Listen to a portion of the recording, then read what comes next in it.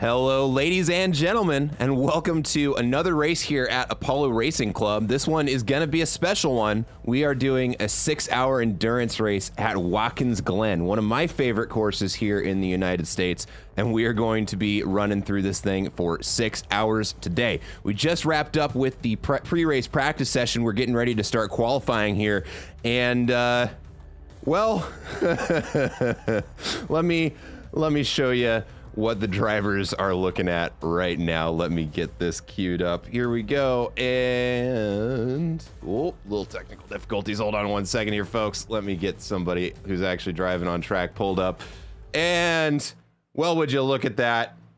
It sure is a wet one out there today, and I'm sure the drivers are not going to be super stoked about that because we just went from a dry practice session to a rainy day here at Watkins Glen, which is going to lead to all sorts of crazy fun here during this qualifying session. So if you're new here, just join us for the first time at Apollo Racing Club. We like to run a split qualifying session. Before the race was ever started, we had all of our drivers run some baseline lap times to determine whether they'd show up in the pro or the amateur group, and we split qualifying up by that. So we usually let our amateurs out onto the track first to set their qualifying times. They'll be spending the first half of qualifying, so the first 15 minutes doing that. Then we'll let the pros out onto the tracks and let them get their laps in. But for right now, we're just getting started. We won't really have any real lap times until about after most drivers have finished their first laps. Although with the wet tire compound, we should see that the fast laps happen pretty quick. The wet tires do get up to their operating temperature just a little bit quicker than the slicks do. So hopefully we'll start having some fast times coming across the line here pretty quick. And I'm going to be trying my best on names today, but we've got a lot of guests here. Ordinarily, I've got about the same 20 people, and those are the only names I'm responsible for. But we've got people from all over today, from a whole bunch of different leagues. We are doing this as a partner event with two of our sister leagues, both Delta Racing League and Zealous Racing League. So we've got a lot of folks here that I'm not familiar with. So I'm going to be butchering their names all day today. It's just my American showing. I'm sorry. I'm going to try my best.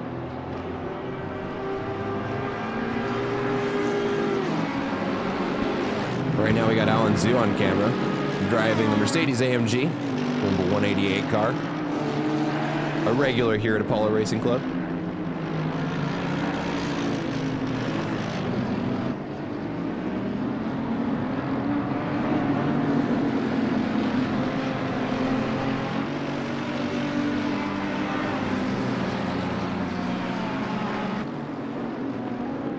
But while we're waiting for the first of the fast laps to come across the line, happy Saturday, everybody. To those of you who are here, thank you for joining me. It is going to be a long one. Feel free to type in chat, because I'm going to need the company. I'm going to be here for the whole 6 hours, save for, I think, maybe a lunch break if I'm lucky. Let's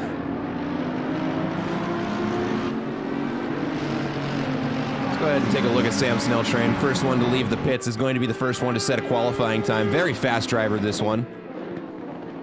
Has rightfully earned the title of an alien. Driving the Audi today, which can be a slippery car to try and get a handle of. Definitely likes going fast, not so much the so much the favor of slow corners, but we'll see what Sam can do with it. Coming into the boot section of Watkins Glen right now. That would make a lot more sense if we were looking at a track map.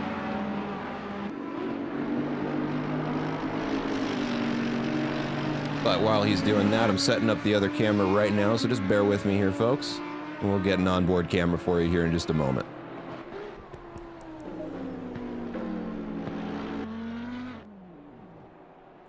Oop, maybe I'll get an onboard camera for you. Oh, and Snelltrain is going to hoop it around the corner, loses the back end, and is going to have to try again on that lap. Commentator's curse is going to strike right there. Let's see if we can find another person who is getting ready to start their lap. Looks like Javier Marquez just crosses the start-finish line. He's going to start their first hot lap of this qualifying session for 333 Racing. Going to be running the McLaren today, one of my favorite cars in the game. Very well-rounded car. So while we're doing that, let's go ahead and pull up Javier Marquez's onboard. Wow, that is loud, but we're gonna suffer through it together. Here we go. There's the onboard of Javier Marquez. We're going to be seeing what he sees from inside the car. Actually, I think I'll grab a slightly better one. There we go.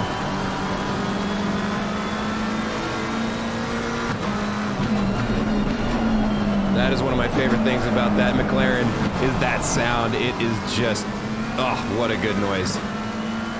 Sam Snelltrain does finish his lap, but that is going to be the fastest of the session because nobody else has finished a clean lap yet. There we go. Now we're going to start seeing the real time. It's going to be coming from Jose Flores with a 159.7 to beat. Looking at the map, it looks like Javier Marquez is going to be the next one to set a fast lap here, unless it is invalid. I can't tell. Does not look like he's invalidated yet.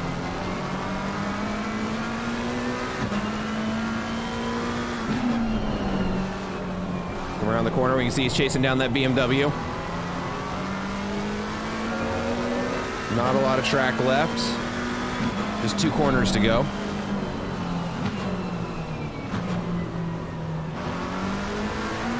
All right, we've got a new fastest lap going to be coming from Kieran Fox with a 159.7, or excuse me, 159.2, beating out the previous best time of Jose Flores by half a second.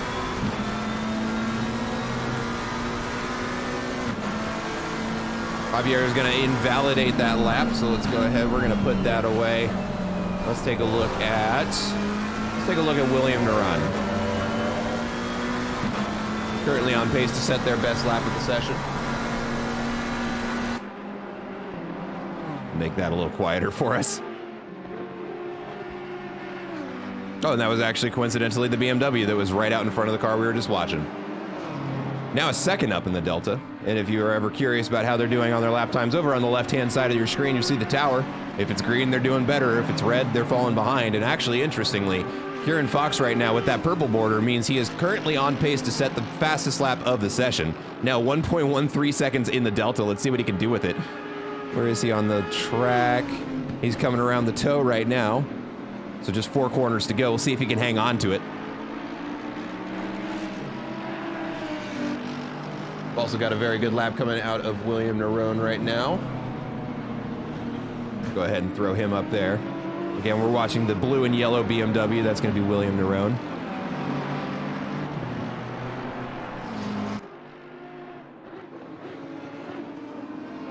Kieran Fox still on pace to set the fastest lap of this session. Manages to find another 0.2 of Delta. And William Naron also, there we go. Okay, so Casey Bennett I can't talk. Bennett gonna cross the line with a new fastest lap.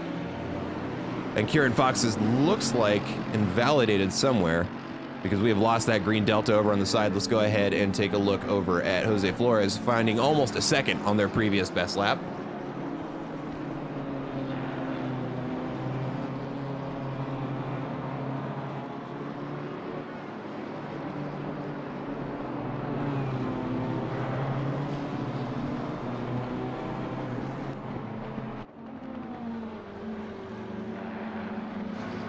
There's going to be a new fastest lap there from the 333 car, and then right across the line, Nathan Tanner with a 156.6. Lap times are getting quicker, folks. Let's go ahead and take a look at what those are looking like over on the tower there. What am I looking for? There we go. There we go. There are personal best lap times for each of the drivers right now. Nathan Tanner in first place with a 156.6, followed by Javier Marquez with a 156.9. Next closest lap, 0.7 down. No, a little more than that, is going to be Casey Bennett with a 157.7, followed by a 159.2. And that is what rain will do to the grid, folks. You're going to find out who actually practiced and who is showing up today, hoping for the best. Right now, those fast times being almost 2 seconds faster than the rest of the pack are showing that they've put the time in today. Now that said, it is just our AM grid that's out right now as Jose Flores crosses the line with a new fastest lap of a 156.5, and Jonathan Seville joining the pack of the 156s with a 156.63, 1/100th of a second faster than Nathan Tanner, and currently on pace to set a faster lap. Let's go ahead and get this back over on our race Delta. There we go. And actually, it is going to be very close between our top 3 right now. Jose Flores and Jonathan Seville really trading that purple border right now, seeing who's going to be the fastest right now. It's looking like it's going to be Jonathan Seville. Now 4/10 in the Delta, looking at a half second coming around this corner.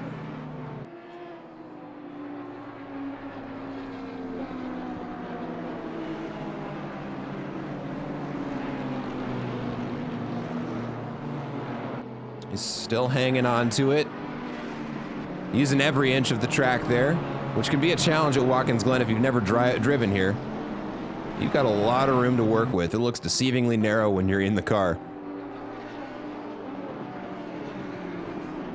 Nathan Tanner comes across the line with a sneaky fastest lap, 156.4.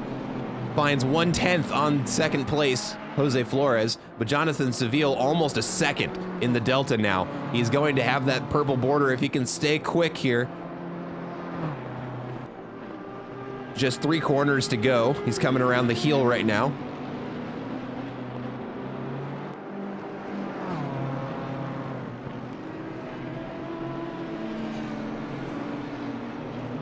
James Riley with a fastest lap, very fast lap, 155.7.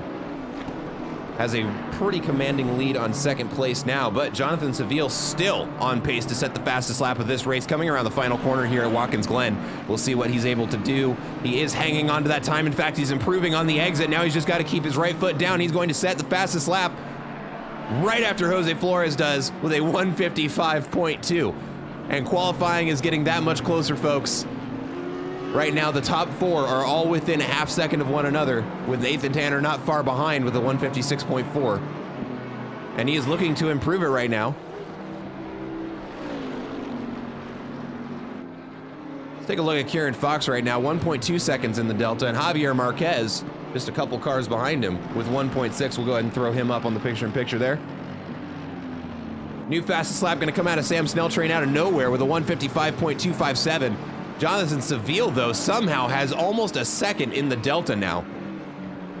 1.2 seconds. As a matter of fact, we're going to hop on board with this because somehow he is going way faster than he ought to. Let's go ahead and throw that up there. There we go. I've still got Javier Marquez over there. There we go. There's the right car. Right car with the steering wheel on the wrong side of the car, but that's going to be the Bentley of Jonathan Seville we've got on camera right now. Ooh, rough corner, misses his braking marker, gonna throw it out wide, still has the Delta to spare to hang on to that purple border though. 1.67 seconds now. He's coming around the heel now. Losing a little bit of time, not sure if that's because he's coming up to traffic or just a rough corner, but we can see there's now a dry line showing up now. Not sure if that's gonna be a problem for those wet weather drivers. James Riley comes across with the new fastest lap of the session. Looks like the drivers are starting to figure out their pace here with a 153.8. Now Jonathan Seville right now on pace to do, looks like it's going to be a 153.5 if I were to guess. But coming around the final corner, we'll have our answer shortly.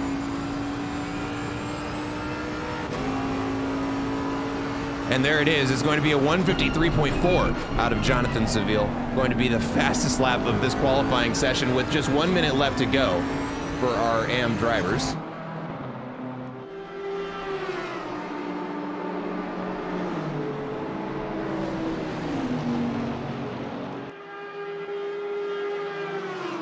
And he is still on pace to set his fastest. Looks like most of the drivers choosing to go ahead and head on into the pits at this point. Anybody who's not set their lap they want to hang on to. Let's go ahead and take a look at Ryan Garrity in the number 23 car for Skid Marks LLC. Right now working his way around the heel, just 3 corners left to go. And if you may notice, it's getting brighter out there, folks. The rain has stopped, the sun is coming out, and the pros are going to have an entirely different qualifying session to what the amateurs have had to deal with.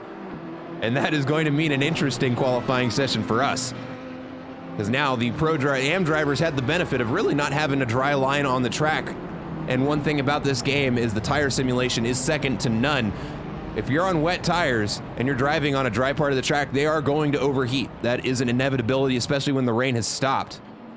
Ryan going to set their best lap, or Ryan Garrity, excuse me, going to set the best lap for their team, 158.2. And I believe at this point we are going to start letting the pros out of the pits here any second.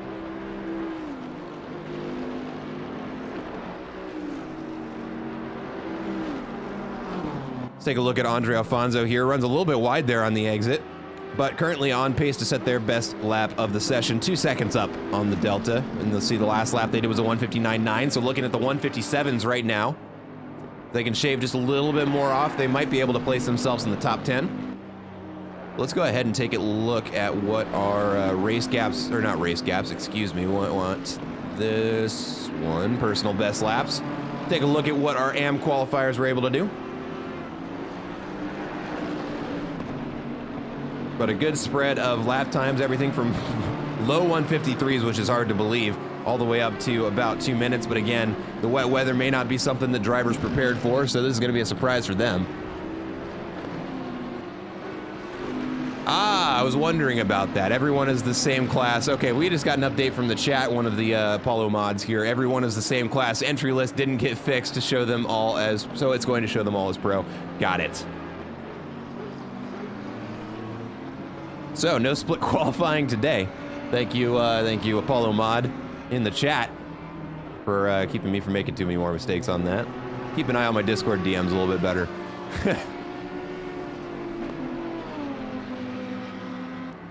But 13 minutes left in this qualifying session. Looks like just everybody's going to get to run.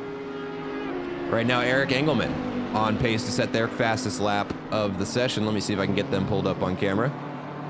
If I can find them. It's weird, I don't see that. There we are. Eric Engelman running the Honda NSX for Jensen Team Rocket Racing in the number 17 Honda NSX. Car we don't see very much of, but starting to become more competitive. Coming around the final corner, we'll see if they're able to hang on to that lap time. It is going to be the fastest one by 2.5 seconds. There we go. That is going to be the fastest lap. That is going to be a tough lap to beat, folks.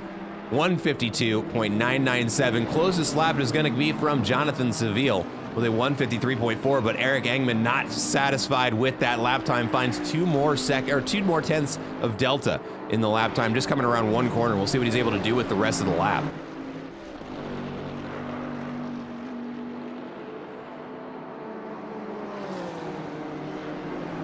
We can see that dry line really starting to show itself now. We're not sure if the drivers are going to switch. No, we can tell actually.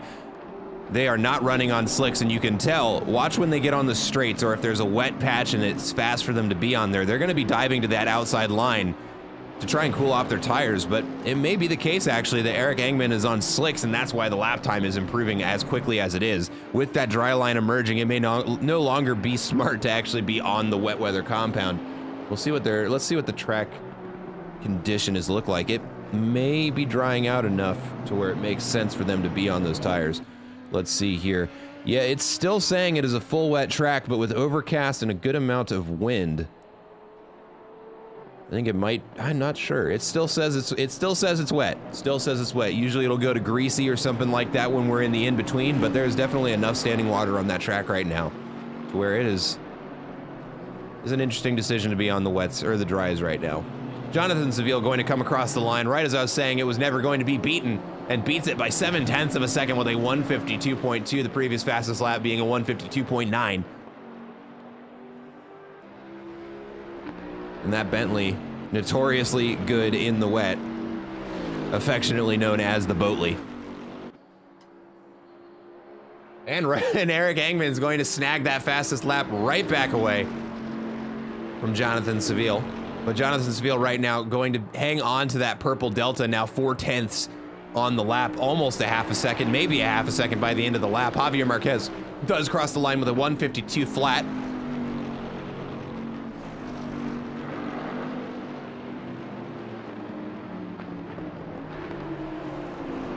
Yep, and the lap times are getting quicker here across the board right now. You can see plenty of green deltas over there on the left-hand side of your screen. That is because the track is getting faster, folks. But Jonathan Seville now almost, loses a little bit coming around that corner, loses almost a half second coming around that corner. Commentator's curse definitely striking true there, but still manages to have enough time up on the previous fastest lap to hang on to that purple border. We may see a fastest lap of the session. There's Sector 2 right now looking very good. That is going to be the fastest Sector 2 of the entire field.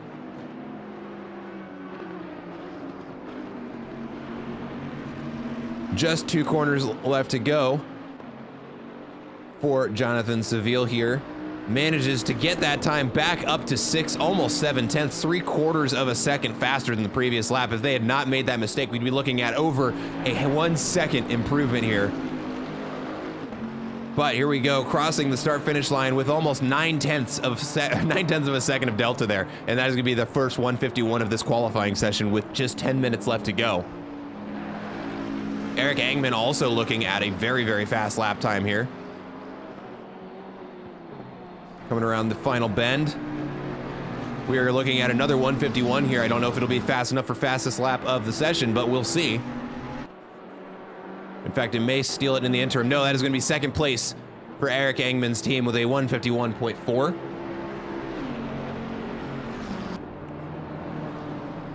And they're going to go ahead and have it towed back to the pits and end their qualifying session most likely. Either that or make some setup changes and get back out on the track. We'll know shortly.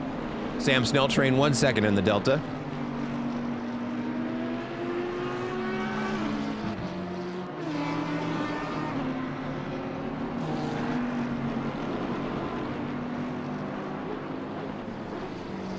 Yeah, and I definitely think right now the track is just getting faster here with 9 minutes left in qualifying.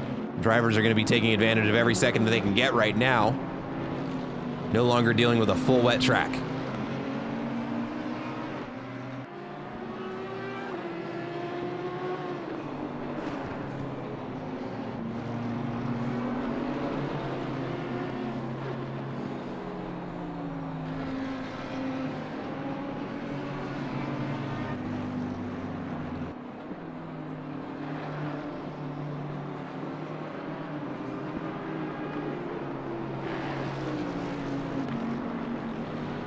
Give me just 1 second, folks. Just sorting out a couple of things while I've got a little bit of time. A Snell train sends it off into the wall.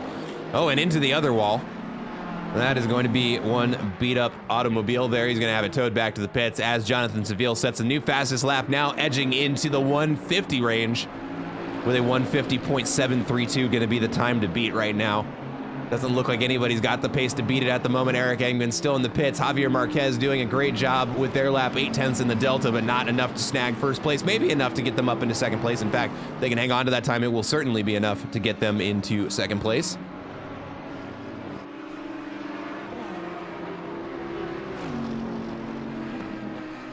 We've got a new improved lap time there from Casey Bennett with a 152.7. Moving them up into 9th place.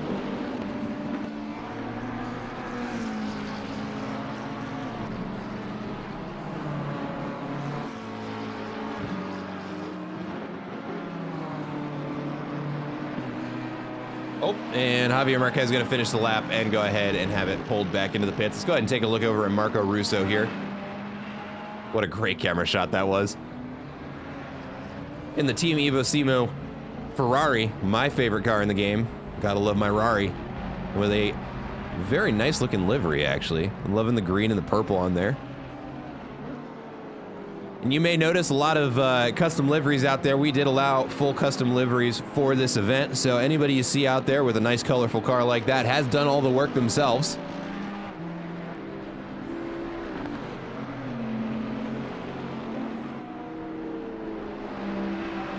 Coming around the final bend with 4/10 of a second. It would be a half second by the time they cross the line. Right now sitting in P8. Moving them up into P5, 3 positions improved there on that lap with a 152.132. Personal best in every sector for Marco Russo there. Great lap, I'm sure they're going to be happy about. Let's go ahead and take a look at Nathan Tanner, half second in the Delta, coming around the toe here at Watkins Glen.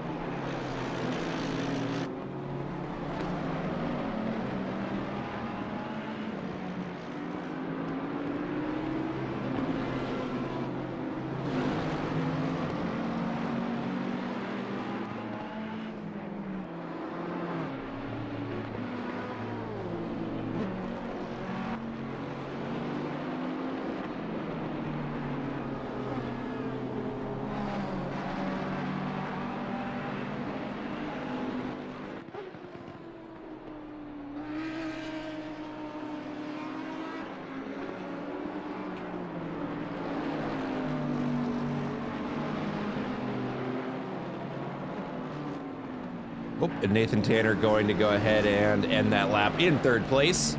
Let's go ahead and take a look back over at Sam Snell Train. Got the car repaired, back out on the track.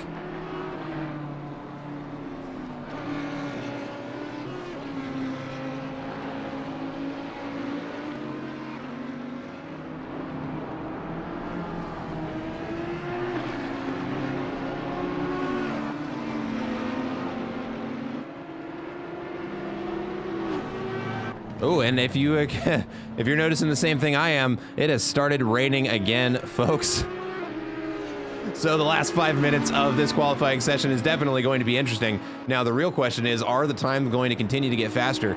Right now, Sam Snell Train continuing to improve on his lap. Let's see, where is he on the track? Coming around the heel right now, just 3 corners left to go. We'll see if he's able to hang on to that positive delta. Might be his last opportunity to do so, as we are now starting to see the first of our red times over on the left-hand side of the screen there on the tower.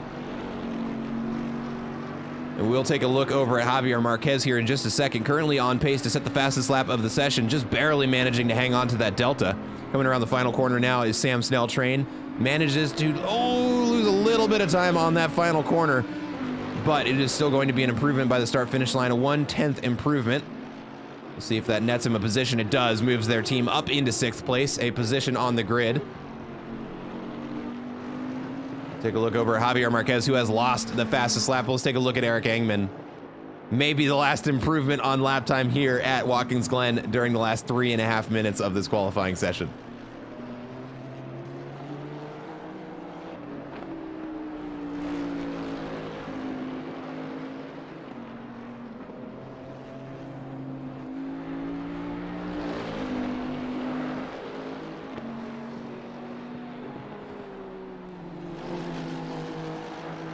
Eric Engman, just 2 corners left to go, runs it a little bit wide. I don't think he invalidated there, but does lose time. Oh! Let's see what time they set here. It's gonna be a 1:51.5, which is not gonna be an improvement for them. Just 1/10 of a second off of posting an improvement on this qualifying session. Let's go ahead and take a look over at James Riley. Let me see if I can find him over here. There we go.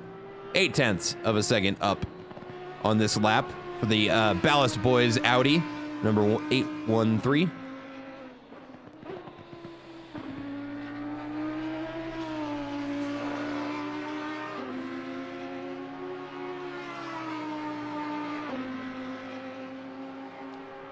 And they are going to cross the line and set a 1:53.127, going to be their best lap of the session. And sends it right into the wall. For shits and gigs. I don't think is anybody else out on the track at the moment. We do have a couple. We've got Sam Snell Train getting ready to finish up another lap. Yeah, we can see just how much wetter that track is now, shaving almost 3 seconds off of his previous best lap at this point. Andrew Jaski out on the track in the Taco Shop BMW.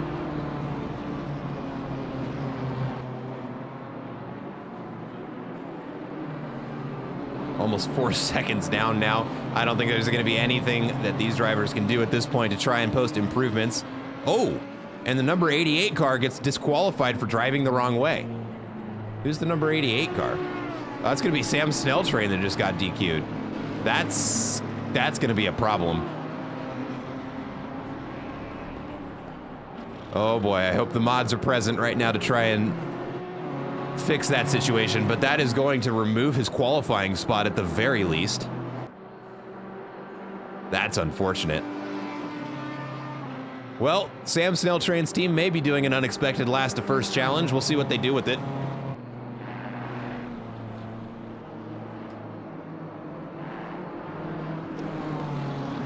And actually, we're about to have an extra commentator here going to be joining me. One of my other commentators. His name is going to be Fred.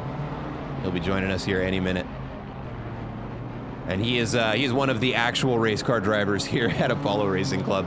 I just like to pretend this man is actually fast and competes in the SRO East series, if I remember correctly. So definitely going to be a treat to have him on here in just a little bit. 20 seconds left in qualifying. I don't think we're going to see anything too much more interesting. So let me go ahead and pull up our leaderboard if I can get that sorted out. 1 second, folks. Let's go ahead and we're just going to do it this way. So this is going to be our leaderboard for qualifying. We've got Jonathan Seville in the Bentley setting the fastest lap of the session for his team to snag first place with a 150.7, followed by Javier Marquez in the McLaren with a 150.9, Nathan Tanner in the Ferrari with a 151.2, followed by Eric Engman with a 151.4. Interestingly, has 2 of the fastest sectors on the track. That's what that purple time means. However, the third sector being run by Jonathan Seville quite a bit quicker. And that's going to sag first place for them. And there we go. That is the qualifying session here. And I'm going to be a little bit careful before I click off of that because it likes to be a little bit fussy if I try and click out too fast. So we're just going to go ahead and take a look at that. But that is going to be our qualifying session here at Watkins Glen. It was definitely an interesting one. Started raining at the beginning, dried out, and then started raining again. And we even had a disqualification for... Oh, yeah, all right. And now we are on the grid. So let me go ahead and do that. And we're going to go ahead and do something I like to do over here because we've got so many folks that like to put some effort into their skins. I like to do a circuit walk once we've gotten out here. So let's go ahead up to the front of the grid. Oh, and lose my camera. There we go. It's because I know what it's doing. I don't want it to do that. Let's get a little bit closer here and take a look at all of these custom liveries that the folks who are taking part in this race have done from scratch, essentially. Most of these are custom made from start to finish in Photoshop. Gotta love the Beans livery right there. But just goes to show how much these drivers really do care about what we're doing here today. It is a 6-hour race. That is not a small commitment. And, you know, a little bit of effort into the car livery. You know, sometimes that's what us car guys need to do. Make things look pretty, even though we might be slow on the track. But that is going to be the cars we are looking at today. 1 minute and 50 seconds until we begin our formation lap here at Watkins Glen. And then this race is going to be underway. Looks like the weather has sorted itself out. We're no longer looking at a wet track. Let's see what the forecast says. Looks like it is going to be at least sunny for the next 15 minutes. Not a lot of wind to throw any variability into that. So we should have a pretty simple start to this race. But you never know. T1 can always be interesting and throw a wrench into the works. We'll see. But joining me in the commentary booth as we're getting ready to start this race here is going to be Fred Fosberg. Fred, welcome to the commentary booth. Thank you for joining us here as we get ready to start the formation lap here. Thank you for having me. And yeah, it's going to be interesting to see how we do, me and my team. First time being in the Bentley, at least for me. I think Johnny drove the Bentley a little over a year ago, but it's mostly just for a comfort pick for our third driver, which is Eric Chang. So yeah, we'll see where we end up being in the end.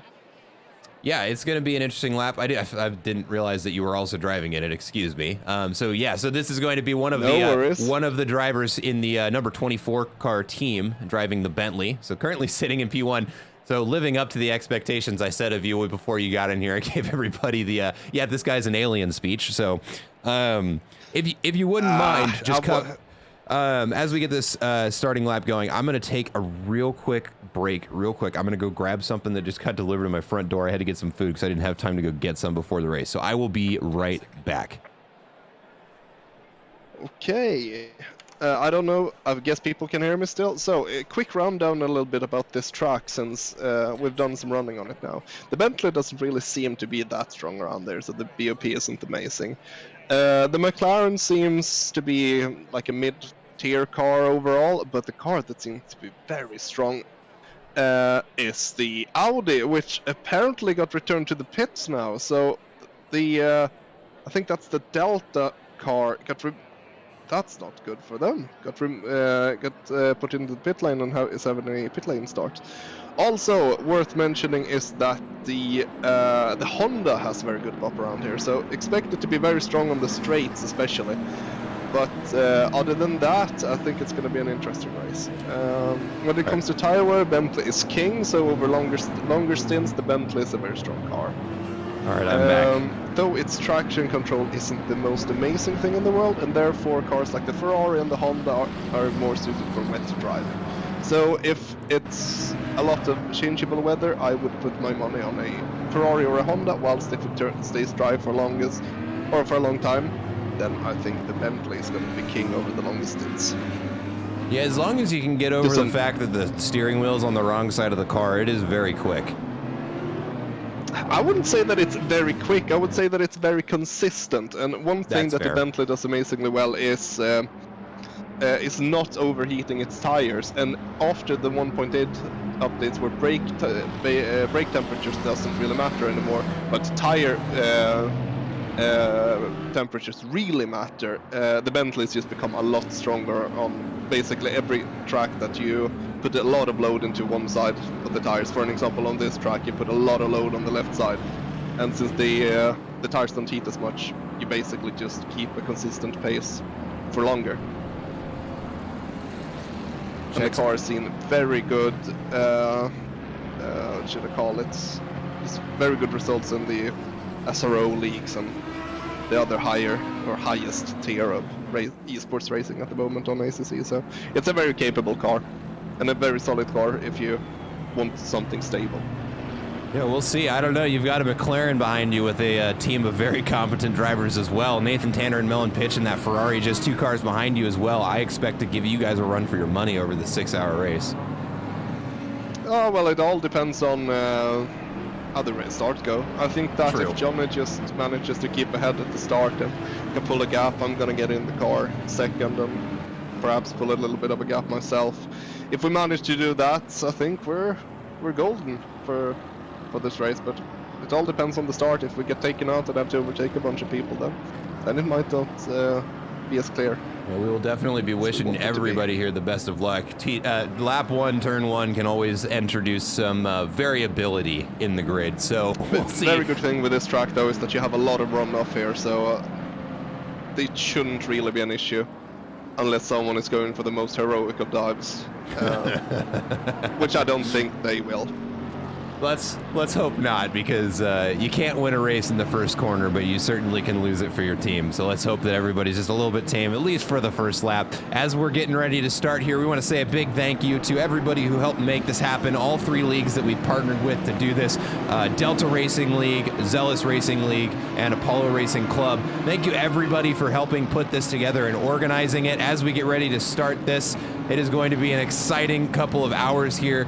If you can't make the whole thing, definitely tune back in at some point, because there's a good chance that the grid's going to look entirely different. The race might even look different. We don't know. But we are getting ready to start, kick off this race here. 6 hours at Watkins Glen. 24 teams, no less than 48 drivers here today. And just any second, we are going to have the green flag wave. There it is. The green flag is going to wave. There's going to be a penalty handed out right at the start for a starting position violation.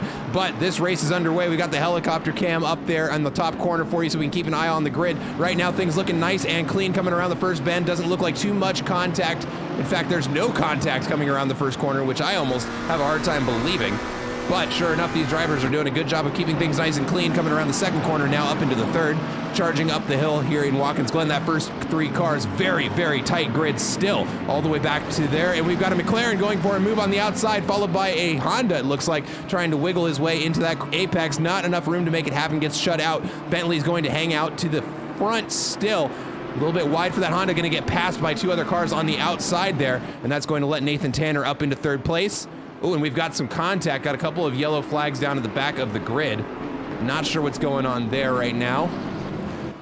Looks like it gets sorted out, but we've got 5 cars included in that little scuffle there. See, it's going to be the number 112 car, number 29 car, number 813 car, 657 car, and the number 25 car going to be involved in that. And it does look like Jonathan Seville pulling a slight gap, or him and Javier Marquez pulling a slight gap to the pack. Yeah, we have purposely set up our car in a little bit different way, basically sacrificing a bit of outright performance for stability, but we've also lowered the wings, so making overtaking a little bit harder for other people. We're not only running 7 out of 10, so about 70% of the wing that you can run with this car. It's certainly going to help, especially on the straights that we've got here at Watkins Glen. Going to keep things Well, like you said, difficult for other people to try and get around you. I like it. Yeah, that is basically our thought process under developing the setup. Though the qualifying setup was completely different, where we just went for outright performance. But yeah, this should be fairly stable and so on. But Javier is doing a very good job here, I'm gonna say. It's keeping it in the toe, and if it keeps it in the toe, it's gonna be difficult to get him off of there. We got Marco Russo right now under fire from, who's that going to be behind him? Jimmy Twice. Just a 1/10 gap. He's going to be looking at the inside, but the Ferrari gets out in front of him before he can do anything with it. And one thing to mention to the folks who are watching at home, we are going to see, it's going to look like cars are jumping around a little bit. That's just the nature of having people racing from kind of all over the world.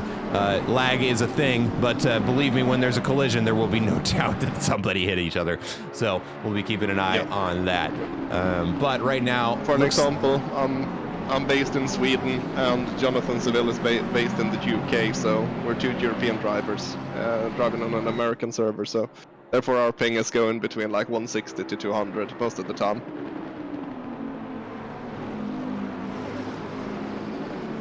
There we go, trying to keep an eye on the action everywhere. So we've got the battle for third right now between Nathan Tanner and Eric Engman right now. 6/10 separate the two of them.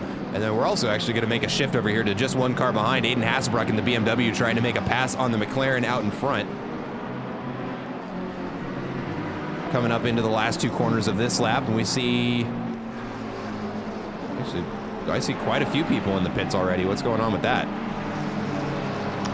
Remember, there was a big that's crash right. There was that big crash. Race, yeah, so they're all fixing their damage. Yep. Yep. So let's see. Actually, we can get a good idea of the teams that were involved in that. So it's going to be Andrew Jaski, Casey Bennett, Ryan Garrity, Alan Zhu, and, well, one of those names I said I wasn't going to get right at the beginning of the stream. The number 729 car just now starting to make their way back out onto the track. 729. Gagliardi. There, yeah. Better chance than I was going to ever have it making that right. Italian.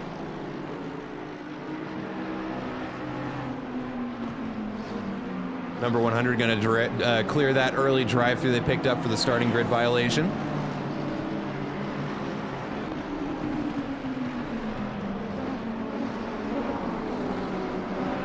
Oh, now that we're going to get a Honda shoved off to the side there.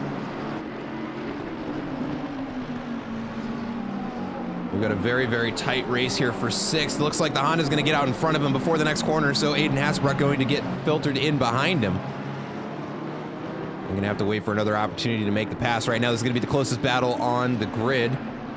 So we're gonna be keeping an eye on this for a little bit. We got a three-car battle for what looks like going to be fifth place with Jimmy Twice out in front of it. An update on the top three right now. If you look over on the side, we've got our timing gaps to each car. So we've got a 1.3 second gap between first and second, and a 3.2 second gap to third place. So Nathan Tanner kind of running his own race right now. Not a bad place to be at the start of a 6-hour race. Give you a little bit of time to just focus on your own lap there as we watch the Honda run a little bit wide there. We've got a new fastest lap of the session going to come from your teammate, Jonathan Seville, with a 146.2. Yep. Almost a 4-second improvement on the wet times. Me and Johnny were into the 44s in practice, so as soon as the track state improves a bit, because we're still on green track, I think that the lap times, at least from our Bentley, is going to come down quite a bit. Yep, and I expect the lap times are going to continue to decrease exactly as we rubber in the track right now. I think it is still green, and it won't be fast here for quite some time. And the temperatures are very low, so I'm not expecting it to be to become optimum for at least another 5 to 10 minutes. Maybe even longer. But it looks like the Bentley is doing well. Gotta say that I'm very impressed by Javier keeping up. So he's doing a very good job. Yeah, we'll see how long your teammate's able to keep it up, because he is going to be coming up against some slower traffic. The individuals who are figuring out pit stops at the beginning of the race now are going to be trying to stay out of the way of our race leader. At least that's how I would be behaving. That's not somewhere I want to be this early into a 6-hour race. It's worth saying that it's the same for everyone. So although we have to negate traffic, so does Javier and Tanner behind. So true. I'm not too concerned. Back markers in these leagues are usually good, so I'm fairly convinced that, or I'm not really concerned about. We're pulling from and we've got a Ferrari spin out, runs a little bit wide, puts the tires on the dirt. That's gonna be the 127 car of Marco Russo. He's going to lose it on the corner. And that looked like a pretty big hit to the front. Jonathan Seville does improve on the lap time again with a 145 now. And this 3-car battle for 5th is still underway. Actually, I believe it's 4th. Yeah, no, that's Jimmy Twice out in front of it for Valkyrie Esport in the McLaren.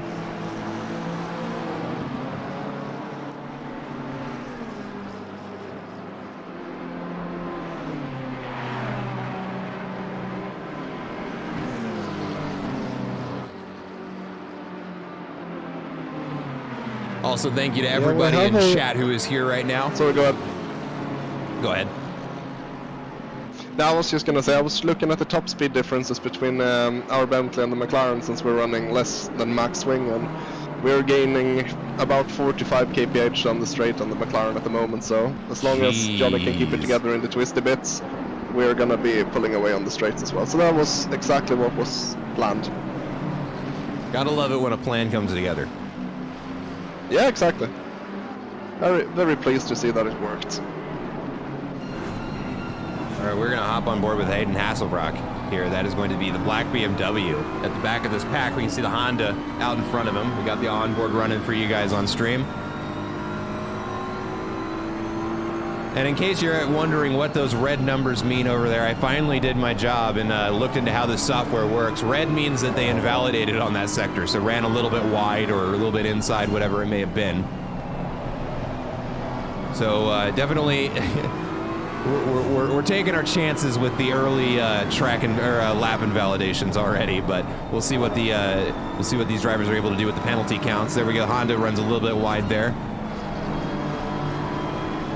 We'll see if the BMW is able to catch him down the straight. It is very close. He is going to have the draft there. We'll see if he's able to get close enough to make a move on the inside by the first corner. It's not looking like it, but he does move inside.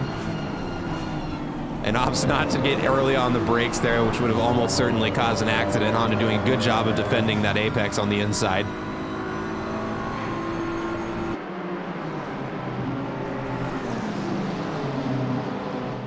We've also got a little bit of a battle starting to emerge a little bit farther back in the pack. Let me get that pulled up here. And right as I say that, it spaces back out. Never mind. But here we go. We got another one. Andre Alfonso looking to make a pass here on that Audi out in front. That's going to be the Audi of James Riley. Being chased down by... Who is that behind him? It looks like another BMW behind them. This is going to be the battle for 7th place.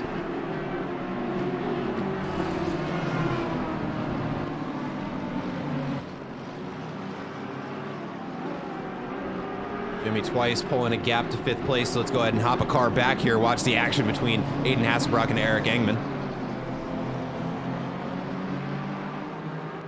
Or is that not who that is? That's not who that is.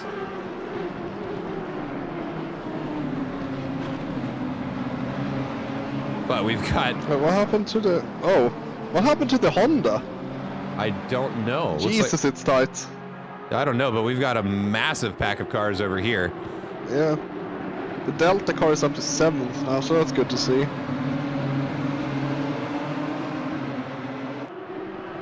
Number 88. Got a new fastest lap out of Jonathan Seville, 145.7, continuing to improve on the lap time, but right now we've got 4 cars trying to get around the same corner at the same time. We're gonna go 2 wide through this one. Audi on the outside, Honda on the inside. Audi's gonna run wide. Not really a lot they can do about that with that line, but get back onto the track to have the inside coming around the final corner. We'll see if they can get on the gas soon enough to get out in front of that Honda. It looks like they're able to pull it off. And there's some interesting driving there. Runs wide, but still manages to get around him by the next corner. Now we've got a 4-car lineup going into the first corner. That Honda very eager to get back around that Audi.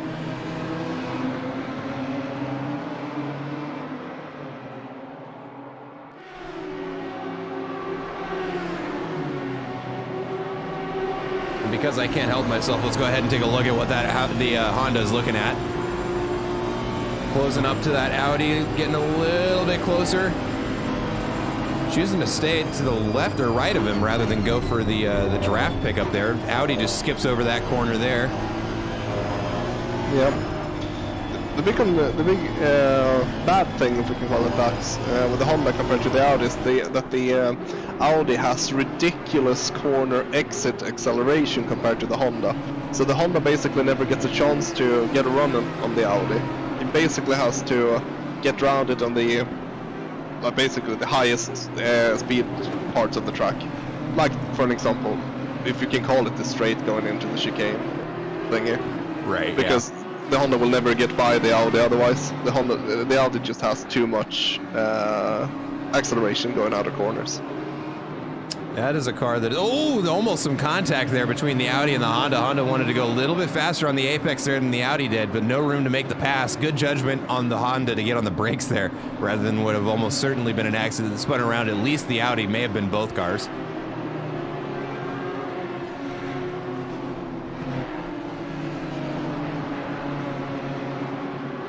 Both cars opting to use the outside of that track there to try and get as much speed coming into this next corner as they can. But it looks like they're going to continue around this lap the same order as they started the previous one.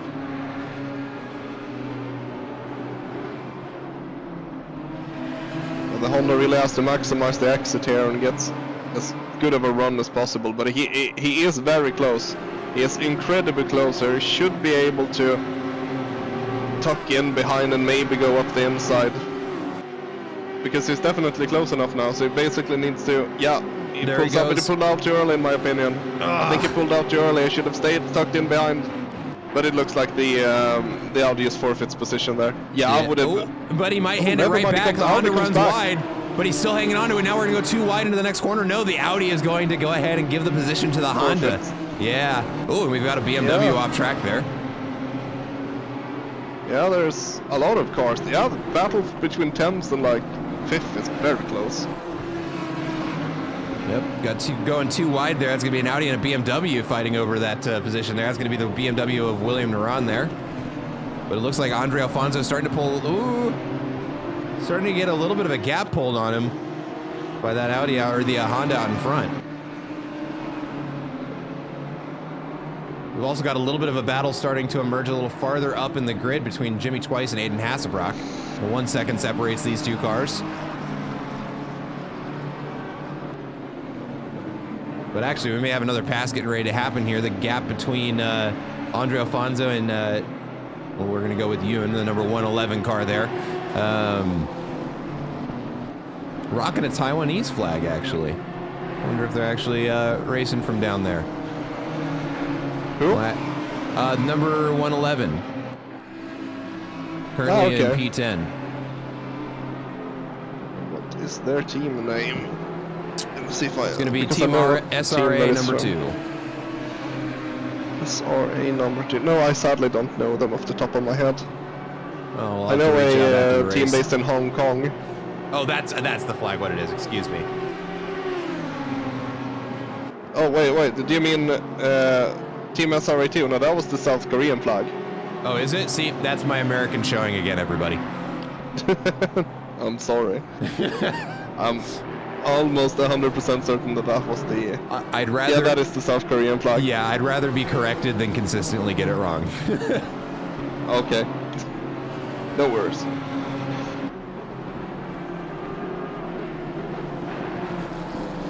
But just 15 minutes into this race, and we've got tight battles all over the grid. In fact, we're going to go ahead and take a look at another one right now. Aiden Hasselbrock and Jimmy Twice trying to battle it out for 4th place.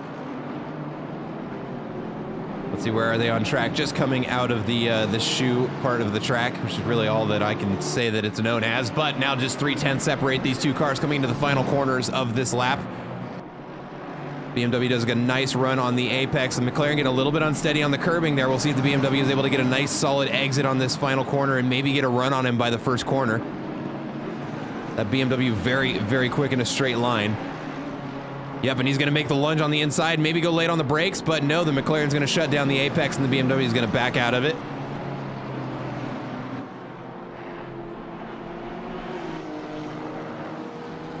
Ooh, we've also almost got a pass about to happen. Oh no, we've got an accident that just happened right in front of Kieran Fox. Let's go ahead and we're going to hop 10 seconds back here, watch what happened. Oh, we've got a Ferrari that flips around, and then the BMW trying to avoid it, clips the inner wall, and just gets collected by the AMG behind. Not a lot that Kieran Fox could do there to prevent that. But it also looks like we've got another big accident. Right in the same corner, going to be Jimmy Twice and Aiden Hasselbrock, just about kissing one another on the track there.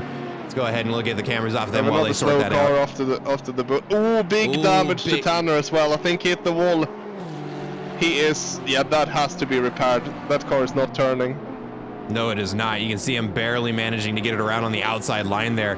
The hood bent up, the aero almost certainly not functional at this point. That team is going to have to put the car into the pits, as right now they're just yielding positions to try and prevent more accidents from happening. Yep. But we've got yellow flags all over the place right now, folks. Aiden Hasselbrock now with a very damaged BMW now. Yikes. Well, right as I was saying, we made it 15 minutes without any major incidents. The commentators got to go and screw it all up for everybody. Yep, half the field is now damaged. Well, yeah, so now that what has happened now to the top three then is that my team is in the lead by about 6 seconds, and then it's a 20-second gap to P3. So, yeah, the field is already very spread out. At this point, it's just staying alive for at least the top 2 teams.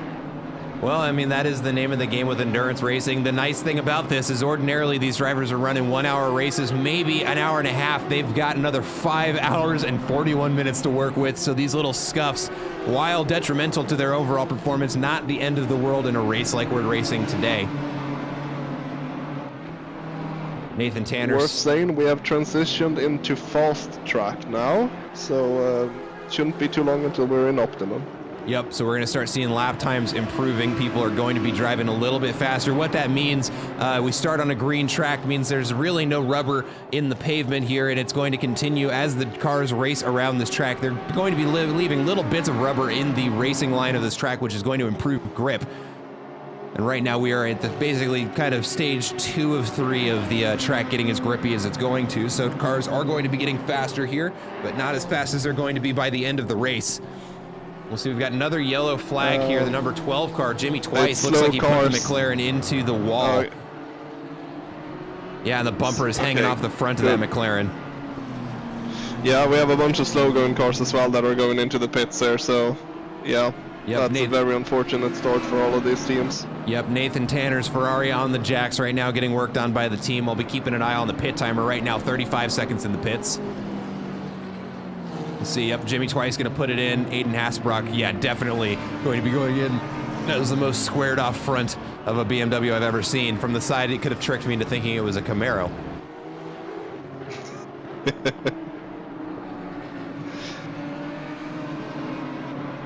But we got another very close race between the South Korean driver and another Audi right in front. Who is that going to be? That is going to be Andre Alfonso's team right in front of them.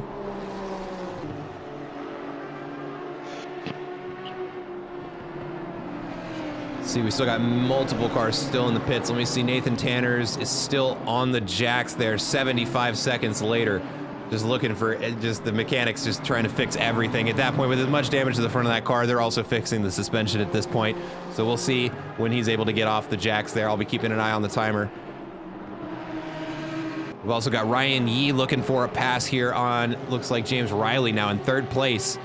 We're gonna make a lunge on the outside. He might have the speed to be able to get it.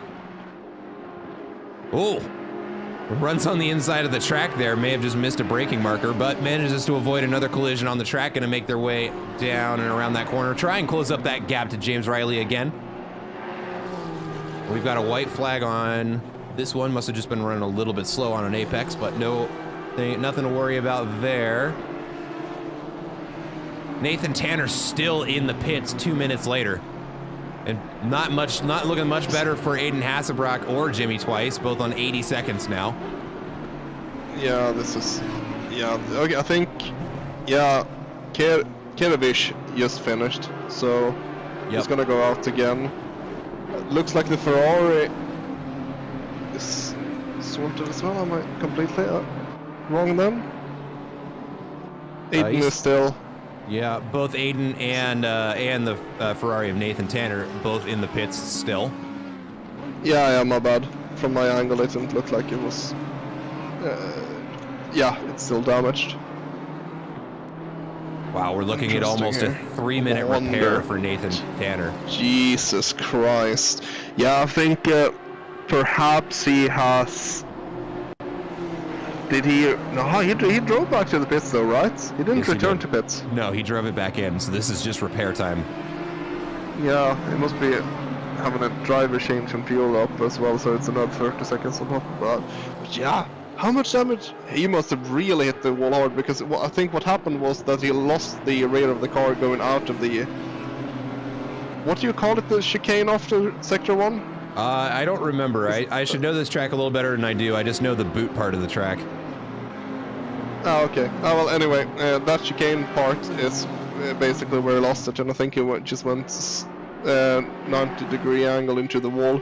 Yeah, I'm gonna pull up the replay on what happened to their car here. So hopefully we'll be able to get a little bit better of a picture of what just happened.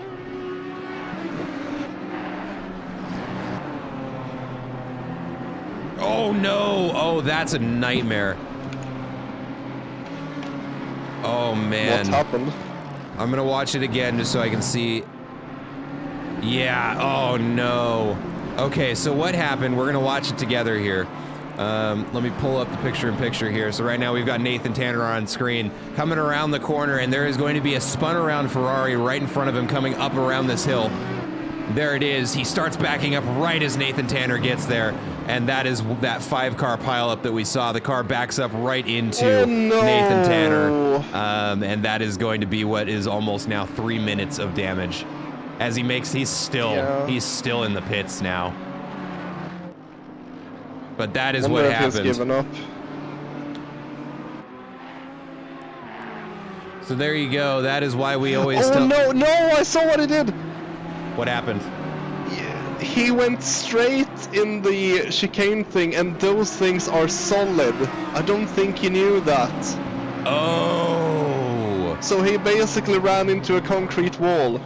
So okay, all right. So and that's okay. Kunos needs to fix that, because that is a complete divergence of expectation there. There's nothing he could have done about that. Rain in 15. Rain in 15. Oh my goodness, this race is just going to continue to get even more hectic, folks. Anybody? Oh, we've got pending penalties were cleared by race control for the number 430 team. Not sure what that was. Oh, that's Nathan Tanner's team. So there were pending penalties they just got cleared of. Maybe speeding into the pits, I don't know. But they are back out on the track now. Nathan Tanner's still in the driver's seat, but a 295-second pit is going to put them almost 3 laps down on the grid. So they've got some work to do. They got plenty of time to do it. If something like that is going to happen, now is the time to have it happen. Although with rain in 15, they may have maybe stayed in the pits a little. I don't know. That's a rough spot for that team to be in. Yeah, you definitely don't take a full tank if you spotted it at least. I think I'm gonna have to bounce back to my my team's Discord chat now to hear if I'm gonna get into the car if John is gonna stay in. Absolutely. So I might be back later though. Yep, and in any event, thanks for joining us just for this little bit. Hopefully we see you a little bit later, but good luck on the rest of your race. Thank you, and hopefully I'll speak to you later. Bye-bye. See ya. All right, and that was Fred Forsberg driving in the same team as Jonathan Seville up here in the Bentley. We'll see him in action maybe here in just a little bit. Let's see. I don't know how many other drivers they got on their team. I'm looking right now. So it's him and Eric Chang. They've got 2 other drivers on the team. We may see Fred out on the track here in just a little bit, but for right now, it's going to be Jonathan Seville. Let's go ahead and take a look over here for the number 111 car. They're going to be the closest battle for position. 1.3 seconds of a gap to close up to Andre Alfonso out in front.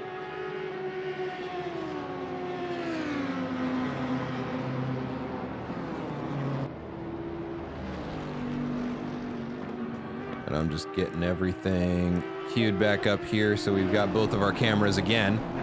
But yeah, we are looking at rain, light rain in the next 15 minutes, and track temps are cooling down because the clouds are out, so oh boy, I'm glad I'm commentating this one and not driving in it, because this would be a stressful race to be a part of. But not even a half hour in, we've already seen a 6-car pile up. Almost every car on the grid's been into the pits at least one time already. And we're about to have some rain, so everybody's gonna have a pit stop here in a little bit. Depending on how much rain there is, they may opt to stay on the slicks, but with it being a fast track, there's already some rubber on the road. Once that rubber gets wet, it's gonna turn into glass, so we might see some folks opting to go in and try and get the wet weather compound tires. Douglas Mitchell, yellow flag, facing the wrong way on the pit straight there. Oh, that's a dangerous idea to try and get into the pits from here. But we'll let them sort that out.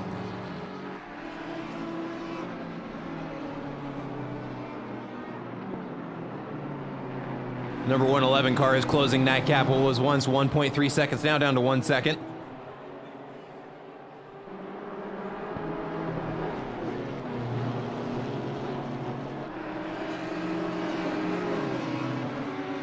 Continuing to close up that gap now, just down to 0.8 seconds.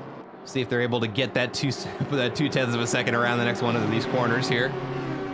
But it looks like right now we've just got a battle of two very equally paced Audis. Hopefully they get on top of one another and we'll have a little bit closer racing. Nathan Tanner does pick up a position on somebody in the pits. Looks like Douglas Mitchell going to be in the pits.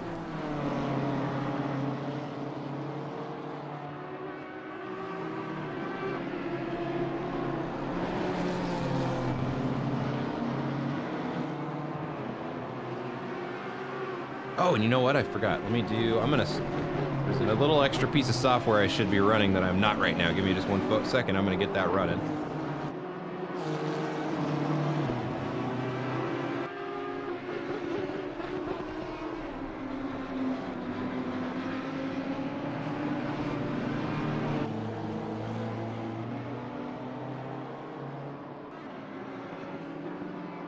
Oh, never mind, it's not set up, so we're not gonna do that. I was gonna try and get live timings working, but it looks like there was a software update and that's broken it, so we're just gonna not worry about that right now. Sword and Keyboard says hello in the chat. What's going on, homie? Got a new fastest lap out of Sam Snelltrain's team. It's gonna be a 1:55. I don't see him on the, where is he on the grid? Sam Snelltrain, where are you, friend?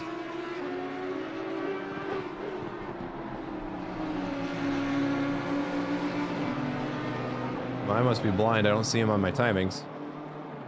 Weird. But gap is closing up between these two Audis here. Now just 0.8 seconds. Number 111 goes for a lunge on the brakes there and does find a little bit of time. Now less than half a second separating these cars.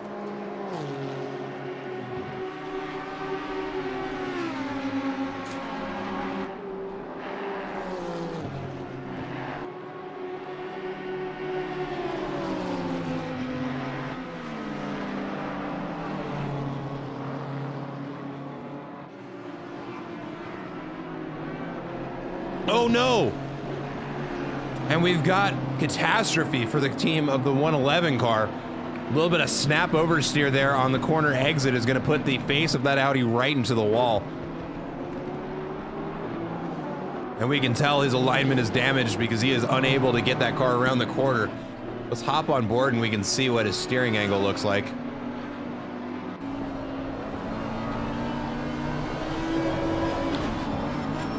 Oh, the alignment's not damaged. He's just got, oh no, the alignment is damaged. As you can see, he's trying to turn right and the car's not doing anything. Oh man. That is unfortunate for the team of the 111 car. There's nothing they can do other than limp that car back to the pits and hopefully not spend as long in there as Nathan Tanner's team did just a little bit ago. Go ahead and take a look at Aiden Hasselbrock. Currently he's 5/10 in the Delta on this lap.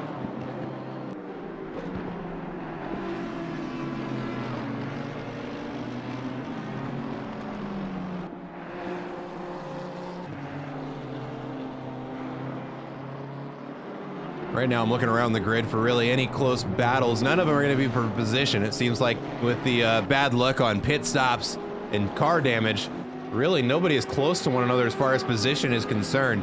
Oh, we've got a yellow flag. Oh, that's just from them because they're going slower than the game expects. Let's go ahead and take a look at Alan Zhu in the AMG. Coming around the second to final corner, now coming around the last corner of the lap. Yep, and we are going to see that 111 Audi up there in front on the cameras there going into the pits to get that damage repaired. And at this point, I almost wonder if it's worth going out on the wets. Let's see here. Whoops. Didn't mean to do that. Let me quiet that back down for us. There we go.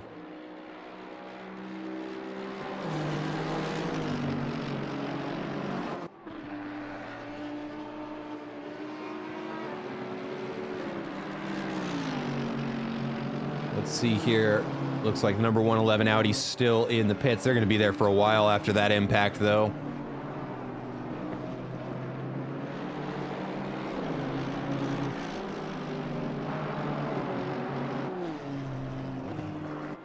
Now, the good news is that we're getting these big pit stops out of the way pretty early on into the race. So even though these drivers are picking up, well, in Nathan Tanner's team's, in their case, losing almost 3 laps worth of time, they've got a lot of race left to make that up. I'd be giving the same encouragement to the team of the number 111 Audi right now, currently in the pits doing, well, just watching their team fix the car.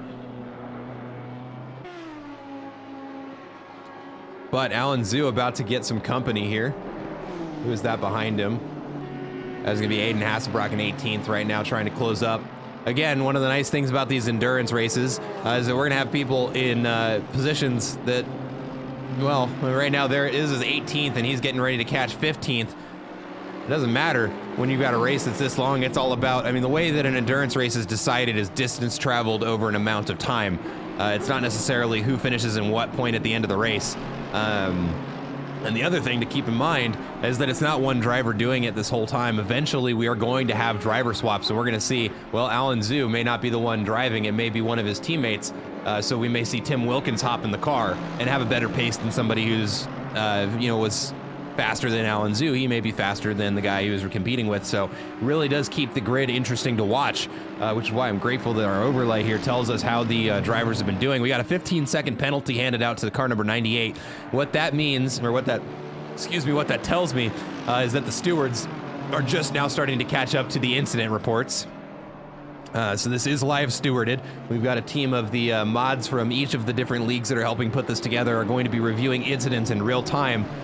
And so it looks like about the 5-hour, 25-minute mark is where we're going to start seeing those penalties getting handed out. So the grid is about to start moving an awful lot as these time penalties get tacked on.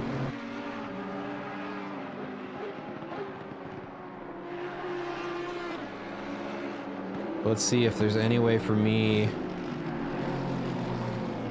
I'm looking to see if there's any way I can show those penalties on the side there. I don't think there's going to be an easy way for me to do it.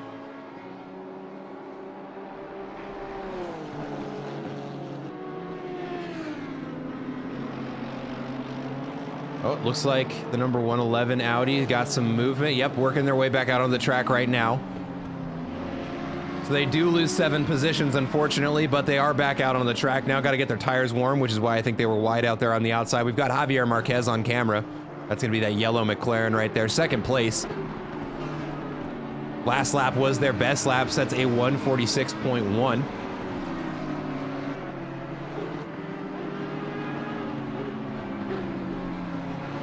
And we will see blue flags waving. If anybody watches F1, the rules here are a little bit different. Actually, they're completely different. Blue flags are not obligated to yield a position to the passing car. They are expected to hold their line, and they cannot defend against the pass. So it's a little bit different than what we see in F1. We won't see cars diving out of the way, but hopefully what we're seeing is we're not seeing too many blue flags holding up faster traffic. We do prefer that they get out of the way, because ultimately both cars end up losing time.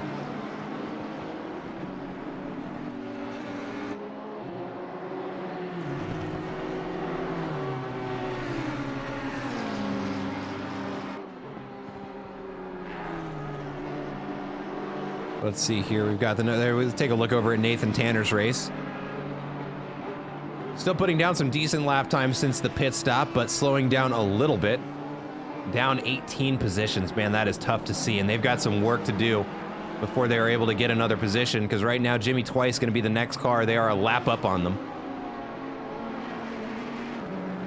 So really right now the name of the game for Nathan Tanner's team in the Ferrari is just penalty avoidance. As long as they serve the fewest number of drive-throughs or stop and goes or whatever else they need to do, or preferably avoid any more damage, they've got a good chance at recovering some of those positions. We know they have the pace. It is going to be on them to try and get back up in the grid.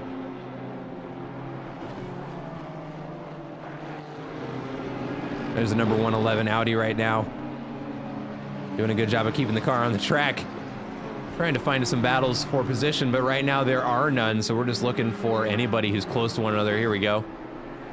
Looks like Jonathan Seville. Oh, they're not going to be very close for very long because they will have just gotten around JP Bellinger there. Here we go. Ryan Garrity's getting pretty close to someone here, and this is going to be a battle for position.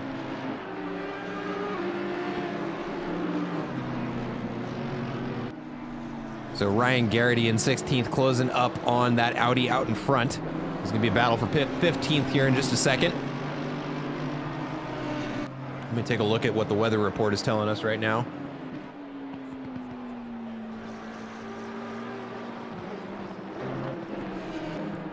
So we are looking at having light rain in the next 5 minutes, and it is expected to stop in the next 10 minutes after that. So it looks like we're gonna get a splash of rain, and then it's going to stop. So I don't think we're going to see too many drivers opting to get in and get on the wet tire compound, but we are going to see lap times slow down pretty drastically.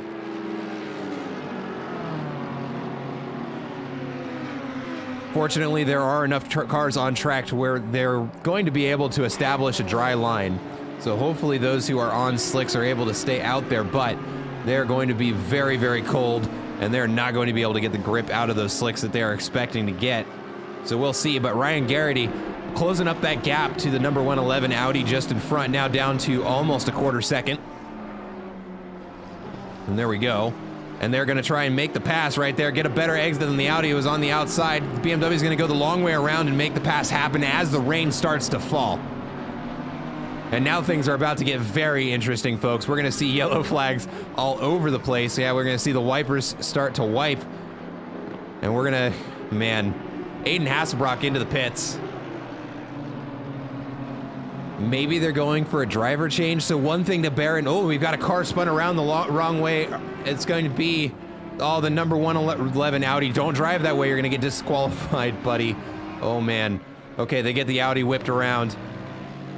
But as soon as the rain starts falling, we start seeing yellow flags all over the track. We see one car get past. Oh man. Yeah, I'm gonna try my hardest to try and keep track of it all here, but there's a lot already happening. Jimmy Twice picks up a position as Aiden Hasselbrock goes into the pits.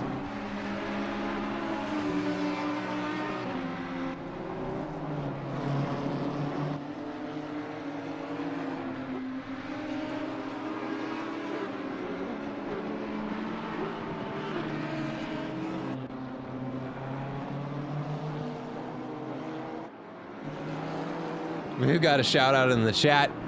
Actually, we got a couple of questions in the chat, so I'm gonna go ahead and try and address those right now. So we've got one from Sword and Keyboard. Oh, he's tweeting. He's tweeted out the link. Thank you, sir. Yeah, anybody in chat who wants more people watching this, get a little bit more active of a chat. It's gonna help everybody in this 6-hour race. Go ahead and share the link. Let's get as many people as we can in here. I already texted my classmates. Everybody's got to do their part. All right, so Enags asking in the chat, what is the ideal aero setup for this track? Are we looking at high tire drag today? You know, I haven't driven enough of this track to know, but ooh, BMW getting a little bit loose there. Yeah, the traction control of these cars starting to struggle a little bit as the track is getting visibly wetter. And really what I'm looking at is lap times. Even the number 1 team of Jonathan Seville is almost a second off of their best lap time right now. Actually, now looking a little bit closer, like 5 seconds off the lap time. Let me throw up the comparison data here so we can see on the side here what we're looking at. Oh, here we go. So instead of race gaps, we're going to be looking at their delta. Yeah, see that? That is everybody going a lot slower.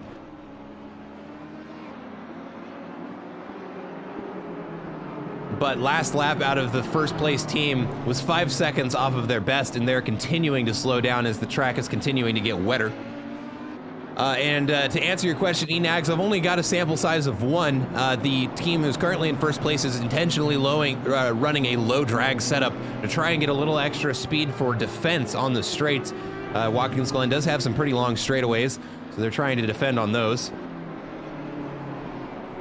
We've got a pass on the inside there by Jose Flores in the Honda. BMW is just not able to keep up right now in these wet weather conditions. Honda's, as Fred was saying a little bit earlier, a bit better in the mixed conditions here than the front-wheel drive cars. And then we've got another message in the chat. This is some good Sunday morning content, coffee and cars from my living room. Yeah, it's hard to beat that. I gotta admit, I'm looking at 5 monitors of cars racing and lap telemetry, and I am in hog heaven right now.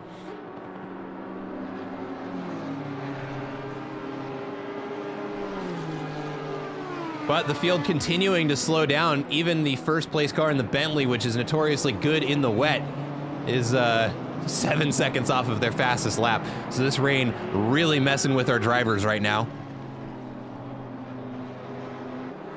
Okay, there's my mouse. I was trying to find it. There we go.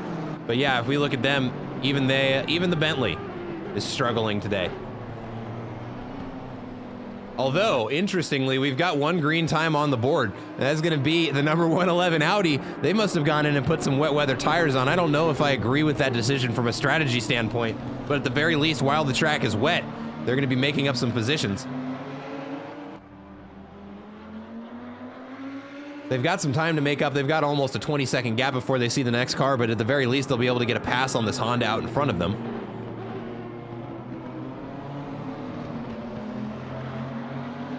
But yeah, those white borders over there is the game saying, wow, they're going a lot slower than they should have. They must be doing something wrong. And that's just decided by math. The game's not actually waving the white slow car flag at them. It's just they've slowed down so much since the previous lap because of the changing weather conditions that the game doesn't know how else to handle the problem.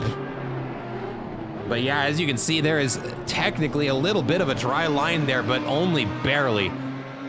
And we know that, yeah, we can see the number 111 Audi diving to the inside of the track. They're doing that because the dry line is going to be overheating those wet tire compounds.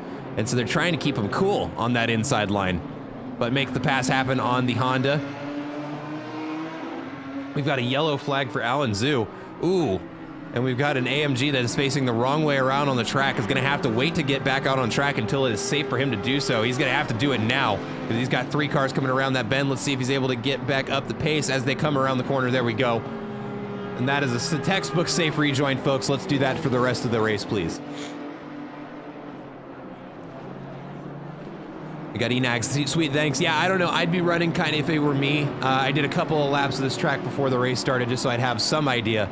Not enough of one for me to speak to it too much, but it seems like a well-rounded drags and mechanical setup is going to be the name of the game here, at least for my driving style. When I was out on the Ferrari, I found that going too aggressive, you know, the too much downforce slows you down on the straights to where if you do have somebody who's close, you're not really losing that much top speed, but it's enough to where it's difficult to defend a pass. But you don't want to go too low downforce because you've got that chicane, you've got some medium speed corners where having that extra aero assistance really does help you get around that corner fast. So I don't know. It really could go to anybody. We've got another yellow flag and a stopped car. It's going to be the number 6 car or 6th position car of Andre Alfonso there. Let's see, getting the car going around again now. But they were just spun around in that corner. Looks like they managed to avoid too much damage. That Audi doesn't look too bad. But the field's still continuing to slow down as lap times continue to plummet. Oh, and another yellow flag of Andrew Jaski. Must have just run a little bit off the track there. I don't see any damage on the car. Gets passed by the car with the wet compound on there. God, and just white flags everywhere as the track condition is continuing to degrade. Let me take a look at the weather forecast here, see if it's going to continue to rain or not. No, but the track is officially damp. It is still raining, and unfortunately, the wind isn't blowing the clouds out of the way, so the track temperature is going to stay where it's at. So even once the rain stops, it is going to be probably another 10-15 minutes until we see a dry track again, or at least anything where the drivers are going to want to put, excuse me, I've got hiccups, are going to want to put dry tires back on the cars. Another thing to mention is that we are rapidly approaching the end of our first driver's stint timer. They have a maximum of 65 minutes they are allowed to be in the car for 1 point, or at any given single stint. So at that point, they either need to run through the pits and reset that timer or swap out drivers. And we are coming up against that point now, just 13 minutes to go until the first hour of this race is over. And that is when I think we're going to see the majority of driver swaps happen. Actually, we just saw a change of position here. Kieran Fox makes a pass on JP Bellinger in the ARC mods car.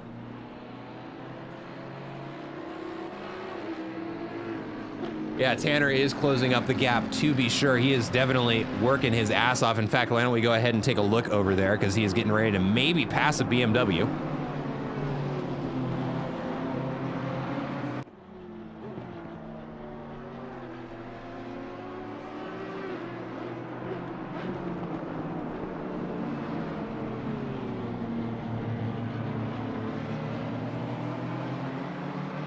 And I can speak from experience, that Ferrari, as long as you are careful with your right foot, can be very, very good in the wet. In fact, one of my best races of my lifetime was done at in Hungary, at the Hungaroring in the Ferrari. This thing is very, very good in the wet if you know what you're doing with it. And me living up in the Pacific Northwest have an advantage on most of the guys who are driving here, because a lot of them live in California or other parts of the country where it doesn't rain all year like it does here. But Nathan Tanner gonna make a move on the inside, opts for the wet line, forces that BMW to the outside. We'll see if he's able to get the grip down. Looks like he's out in front of him, and he is going to gain a position on Eric Gottsacker there in the second to last corner. And now he's going to be setting his sights on the next car, which is almost a minute ahead of him, but we'll see if he's able to continue to whittle down that gap. But he has turned that minus 18 into a minus 17. He's got 5 hours left to go until he is able to make another, well, try and recover his race, really, but already making a dent in that number. We've got a yellow flag right behind him. Eric Gottsacker looks like he may have just got a little bit loose there, because that BMW has seen better days. That hood is bent up, and unfortunately, early on to the lap, he's got a long way to go before he is able to get that fixed. And by the time he gets to the pits, well, the rain has stopped. I was gonna say, if it's still raining, then go put some wets on and at least have the next 30 minutes to catch up to some cars, but the rain has stopped already, folks. So at this point, if you're on slicks, stay on them. If you're on wets, think about changing them.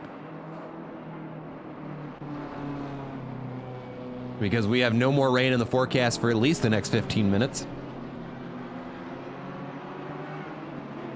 We got a shout out in the chat. Let's go, Nathan Tanner.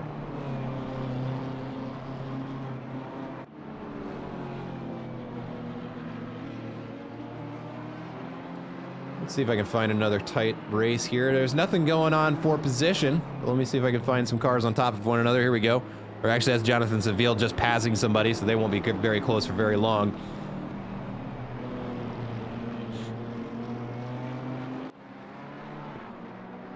But we are coming up on the 1 hour mark. 10 minutes to go until the first hour of this 6 hour race is over. And it's already been an interesting one. Most of the field having already served a pit stop, some of them serving 2 or more. And we've already had it start raining and stop raining, all inside of 50 minutes.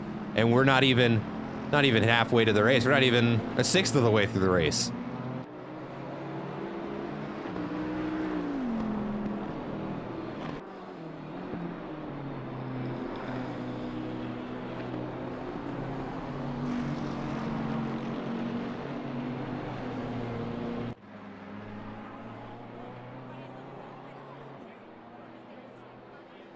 So while this is going on, because we've got a lot of race to go, I am currently trying to fix something. So if I'm getting a little quiet, I apologize. Just yell at me in chat and I'll try and fix the problem. But there's a piece of software I'd like to get running that will give you guys the ability to watch timings in real time rather than just relying on the tower over on the left-hand side of your screen. So I'm trying to get that fixed right now without breaking the stream at the same time. So just bear with me here, folks. And I'm gonna try and get this fixed for everybody.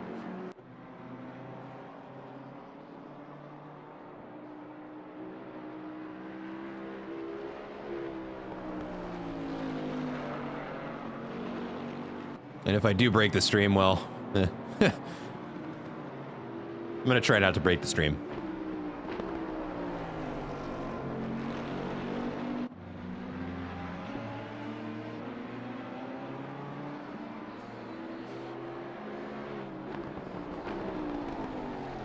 Is the gap at the front closing? If it is, it's not by much. So the last lap out of Jonathan Seville was going to be a 154.9. Last out of Javier Marquez going to be a 150 or one. That can't be right. That's their lap 28. Hold on. I don't want their fastest lap. I want their last lap. There we go. 154.9. So just a couple hundredths of a or thousandths of a second faster. So the gap would be closing, albeit not by much.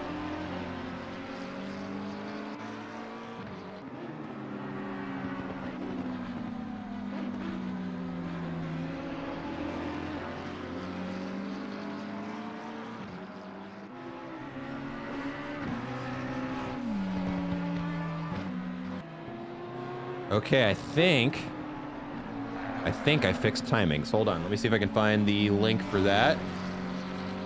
And I'll spam it in chat, and then you guys can have pretty leaderboards to look at with me.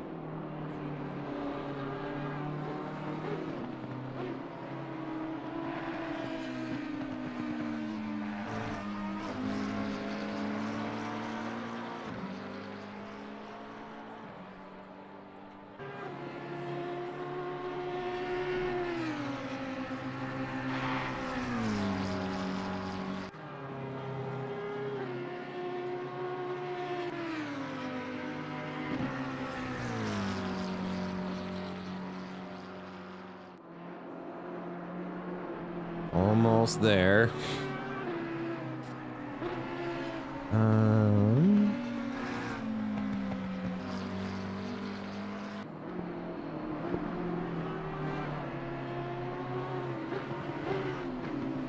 There we go. I think I got it.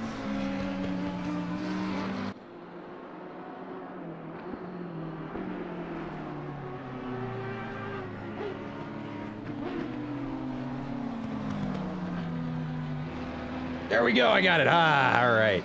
All right, let's go ahead and spam this in the chat. And I'll try and remind myself to do that every now and then.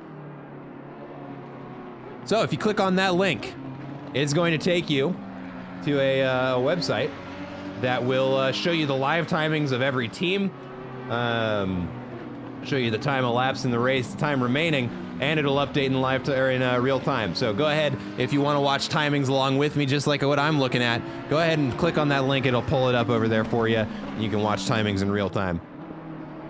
It'll also tell you which driver's driving for which team, how many laps they've completed, all that fun stuff, as well as their gap to the first place. Pretty neat to watch.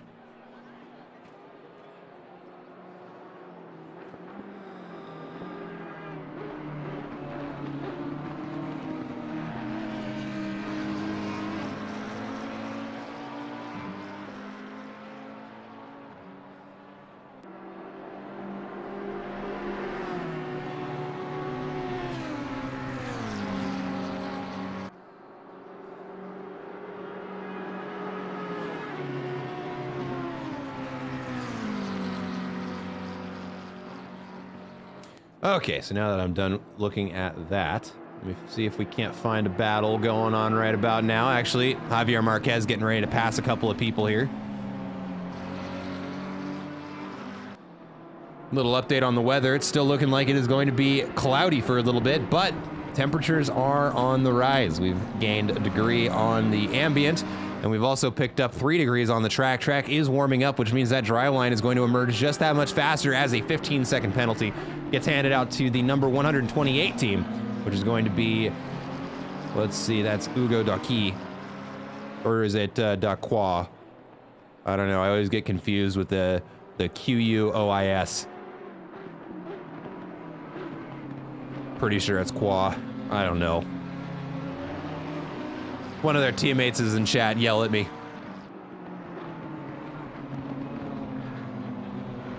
Nathan Tanner is closing the gap to the next car out in front. What used to be a 65-second gap, now down to 57.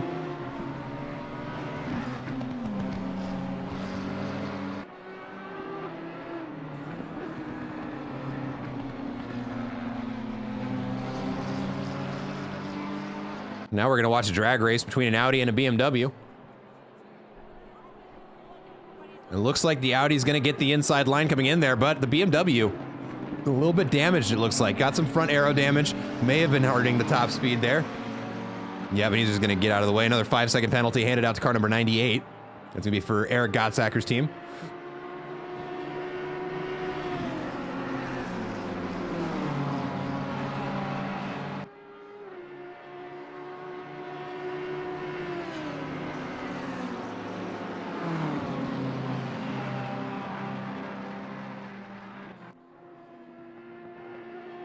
Let me go ahead and let's put this back on race gap.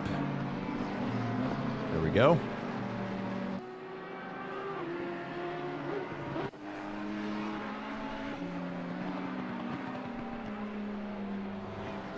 All right, track condition has improved. It has gone from damp to greasy. That sounds like that'd be worse. It is not.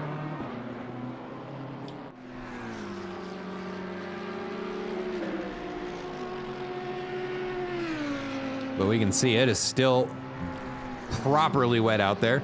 Not so much standing water, but if you look at the headlight reflection off of the track there, you can tell it is still wet out there, which is reflected in our lap times. Hopefully it dries out here soon. Oh, not sure what happened there, but number 111 Audi either misses a braking marker or, well, something happened because they are trying to get back out on the track now. We'll go ahead and let them sort that out on their own. Another 15-second penalty handed out to car number 98.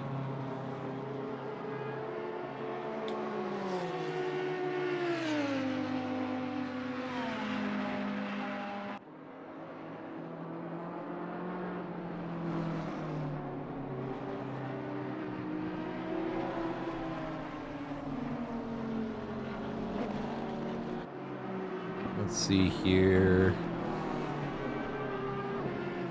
Ooh, looks like we may have our first pit stop of the race leaders. Number 333 car, currently in second place of Javier Marquez, is coming into the pits right on top of the hour mark. We're probably going to see a driver change here, so we'll be keeping an eye on him. Looks like, let's see here, anybody else into the pits? No, I think that is going to be our first driver swap. I'll keep an eye on the timer here, and if we see that name change, we've got a driver change. Looks like James Riley going to pick up a position while Javier is in the pits. Let's see, on Javier's team, who's going to be out next. It could be either Matt Byrne or Andrew Sear. We'll know here in about 20 seconds. Okay, so we've got in the chat, I am Matt, number two, 333 pitting, no driver change. So Javier is going to head back out on the track. And actually, sure enough, yep, nice. We can see him heading out right now.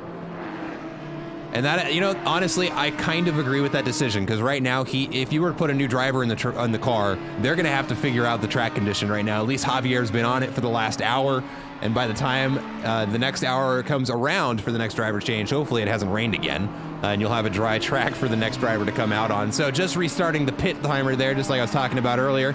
All you got to do is really drive through the pit lane, but probably topped up on fuel and swapped out tires there. Yep, and confirmation in the chat. Yes, Javier did quali in the wet. First stint in the wet. He's our best bet. Yeah, for sure. That's a good strategy call there from their team. You'll love to see it. We're gonna go ahead and key on him. He's got a second and a half here to catch. It looks like, who's that gonna be? Eric Engman out in front of him. We'll see if he's able to do something with it.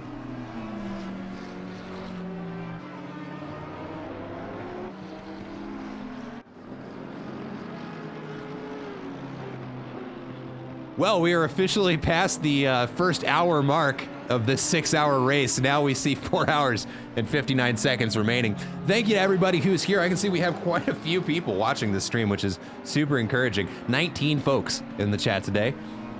How's everybody doing? Happy Saturday. Thanks for joining us. We got a very exciting, interesting race here at Watkins Glen, one of the most famous tracks here in the United States, and definitely an exciting addition to all the drivers here. We just recently got this DLC. We picked up Watkins Glen, Indianapolis Motor Speedway, as well as, what was the other one? Circuit of the Americas, personal favorite of mine. Now, if only they would get Road America, they would have the perfect track in this game. Feel free to argue with me, but just remember, I'm the one with the microphone.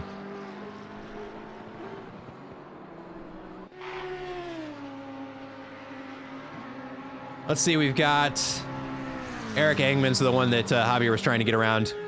It went into the pits. In fact, we're going to start seeing a lot of people coming into the pits as we get ready to approach that stint timer. Let's see, Casey Bennett coming around the third to the last corner here. We might see a driver swap here. Got Eric Engman in the pits, Andrew Jaski in the pits. Do we have anybody else coming in at the moment? Doesn't look like it. But if anybody's going to, it is going to be car in 17th position. So that's going to be Casey Bennett. Yep, into the pits. We've got a couple of other cars coming around the final bend. Looks like those two are going to opt not to. Neither will that Ferrari coming around the corner. Andrew Jaski on his way out.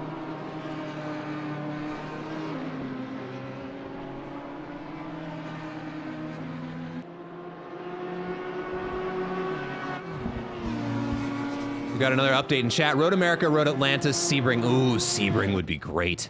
And Daytona. Apparently, they likely won't add any of these due to the license costs. Oh, boo! Goddamn licenses. Yeah, Sebring International would also be an awesome addition to this track. Or to this game, excuse me. Yeah, just copy paste Sebring onto the end of Watkins Glen. Let's see what happens.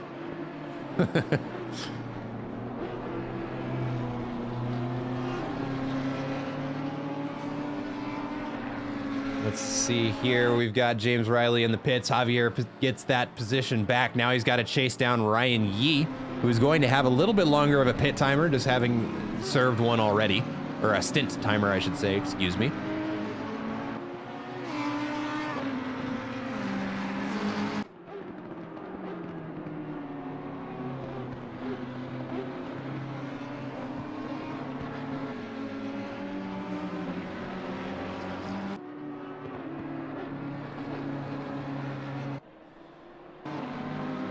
There we go, sort of the cameras out there. We've got Evan Kim under fire from, that looks like, I couldn't get the car number in time. Who'd that be? I don't know, one of the BMW teams.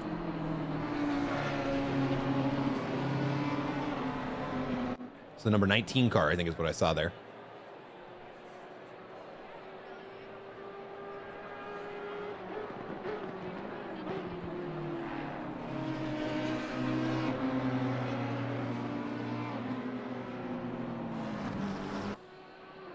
A couple more cars stacked on top of each other. Javier Marquez getting ready to pass some slower traffic here.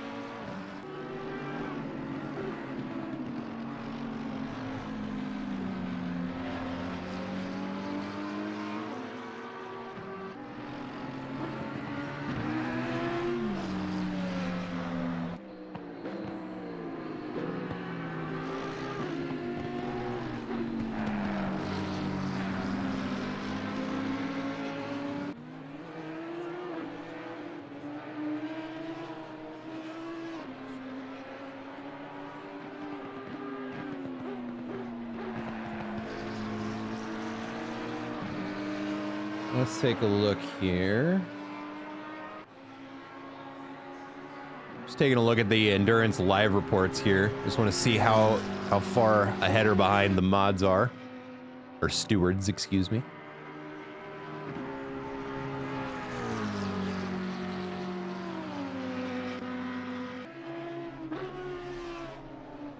Yeah, we got more people go ahead into the pits. We got a lot of people in the pits right now. Got some driver swaps happening here. Looks like the number 7 team going to put Christian in the car. Got a couple of other new names. The number 100 car going to put Daniel Lund in the seat. Number 429 got a driver swap as well. Going to be Matthew Reed in the driver's seat now. And here we go. Matthew Reed going to be battling for position here.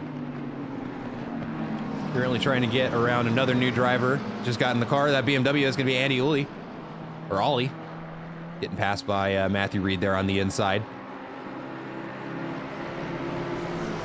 We've got another battle for position. Jimmy Twice right behind Alan Zhu. He's hitting him with the flashers. He's telling him, get out of my way. And it looks like Alan Zhu is going to agree with that and yield the position.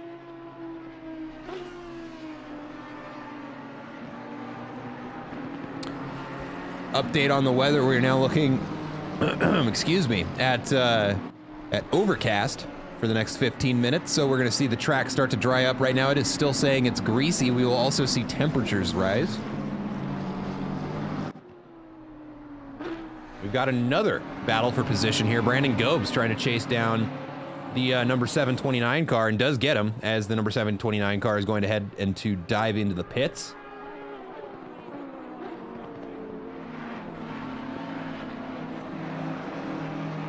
By the end of this, we should see that at least everybody has served one pit stop, and I'm seeing that on my counter right now. I wonder if I can...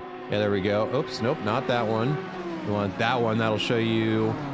Well, it was supposed to show you how many pit stops, but that's not right. How about a little position delta? You see how everybody's doing this race? You can see a lot of mobility so far. Got a couple of people who are, well, down bad because of that big accident early in the race, but... Like as we were saying, plenty of time to make up those positions. Definitely not something I'd be stressing about too bad, but we've also got some pretty big winners right now. James Riley being one of them, up 11 positions on the race so far. Go ahead and put it back to race gaps. Alan Zhu right now looks like going to be battling for a position here in a little bit.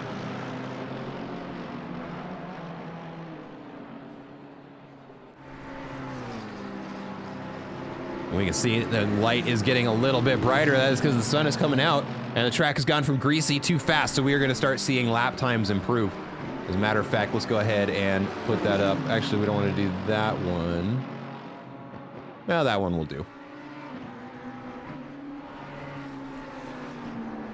But yeah, we're starting to see some green times in the Delta. People are getting faster. And looks like team in first place has done a driver swap, and we have Fred Forsberg in the driver's seat now. He was the one just a little bit ago who was joining me in the commentator's booth.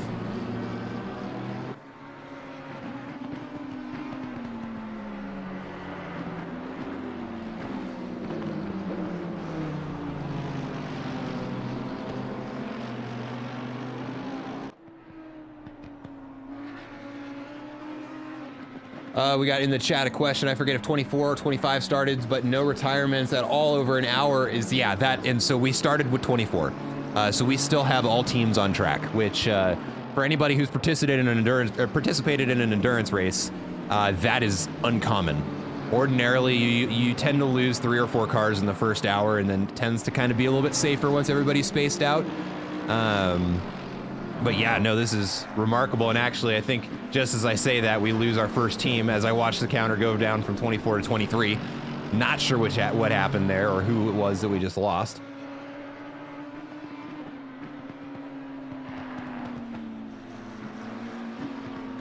It's, oh, yep, and well, yeah, they're back. It just hasn't updated on my side yet.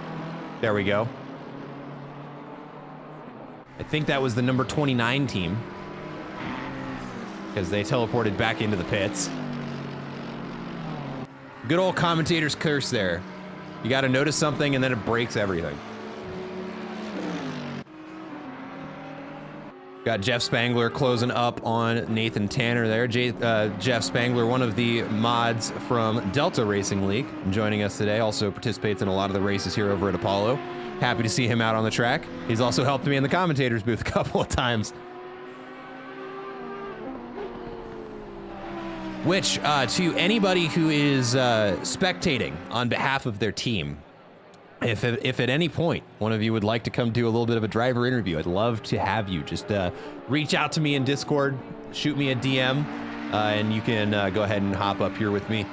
Get a little bit of input from the folks who are actually down on the track. Tell me what it's like out there. That is an open invitation.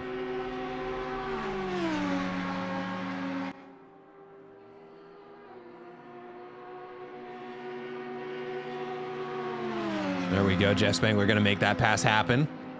Nathan, just go ahead and yield the position, hit him with the blinkers, say, yeah, you're welcome. But Jeff Spangler going to continue his charge in third place, currently hanging on to the session best lap of 147.24. And nobody at the moment on pace to beat it, including Fres Forsberg and Javier Marquez. Another familiar name out on the track, Evan Toth, one of the admins over at Delta Racing League as well. And before anybody tries to correct me, it is Toth. It is not Toth.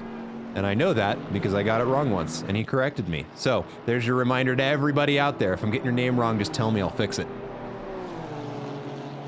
I'm a lot of things, but a smart ma'am, I am not. There we go. That's all that needs to be said. 4 hours and 47 minutes left to go here. It is still anybody's race. And I'm gonna drink my coffee, because apparently I haven't had enough of it yet.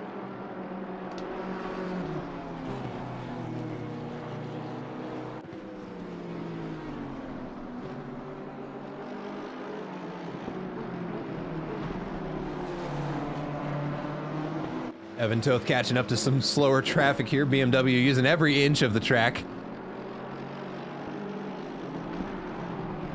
Brandon Gobes picks up a position on somebody in the pits. Actually, I'm going to extend that little timer there. Let's go ahead and make it 6 seconds instead. Yep, gets around him on the corner there. Nice, easy pass. We see the silhouette of that Bentley behind there. That's going to be Fred Forsberg. He's going to be doing some passing here. Let's go ahead and keep an eye on him.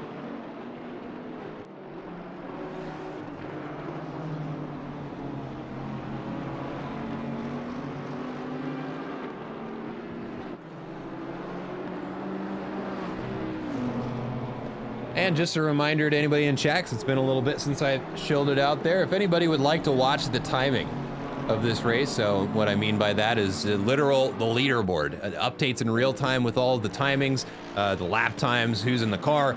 There's the link for you. Go ahead and click on that, throw it up in another monitor or on your phone. You can keep an eye on what's going on the track, and a 30-second stop and go penalty going to be handed out to, what team was that? Let me take a look here over on my other screen.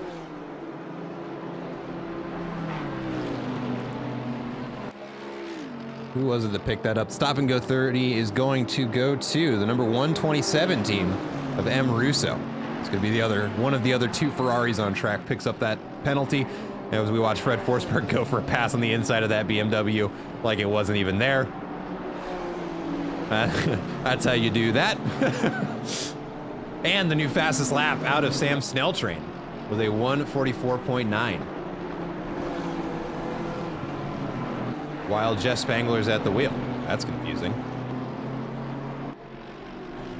Let me check that.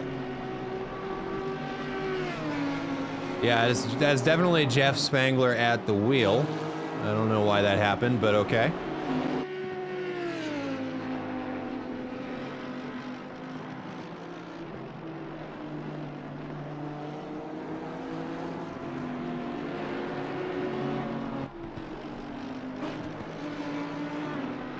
Let's see, we've got some spiciness going on over here. We got a couple of cars piled on top of one another. Here goes. We got Fabio in the number 11 BMW.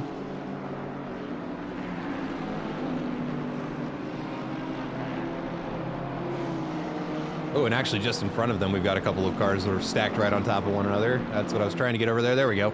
Got a Ferrari and an Audi. There's going to be Pascal in the 127 Ferrari. For Team Ivusimu, going into the pits,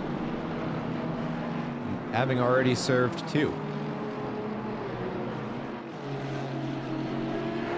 Javier Marquez getting ready to pass a little bit more traffic here. Just behind him, got a little bit of an action.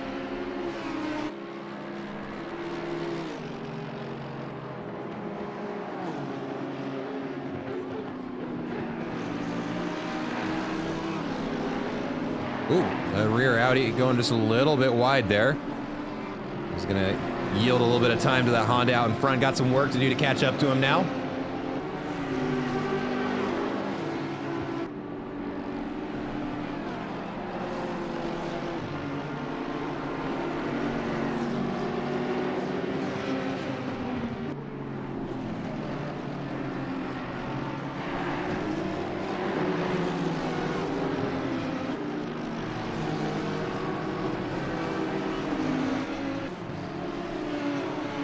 As we can see, the track has dried out completely at this point. And pretty soon here, we're going to be looking at optimum track conditions here. Let me see where the game says it's at right now. Team no, oh, 127, that's right. They had that stop and go 30 they had to clear, so that's why they went to the pits. Here and over on this other monitor, we've got Evan Toth getting ready to pass a, looks like the, not Audi, what am I talking about? AMG.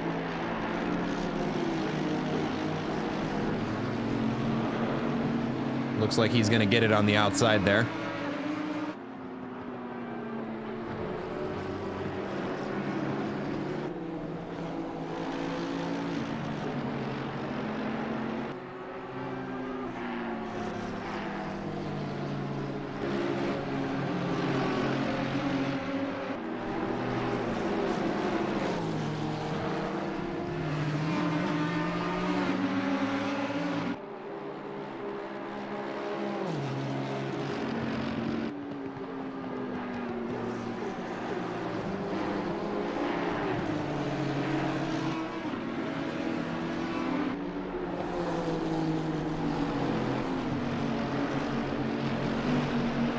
Fred Forsberg taking a very wide line around that corner. I can't tell if that's a livery or if he's got front aero damage. I think it's just a livery.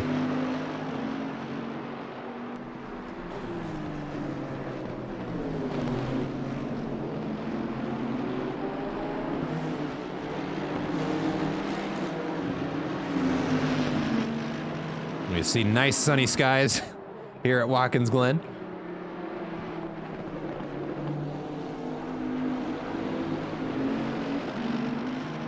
And actually, we have a battle for position starting to evolve here. It's going to be between Moritz Wagner and the number 23 BMW catching up to... Oh, never mind. They were passing somebody in the pits.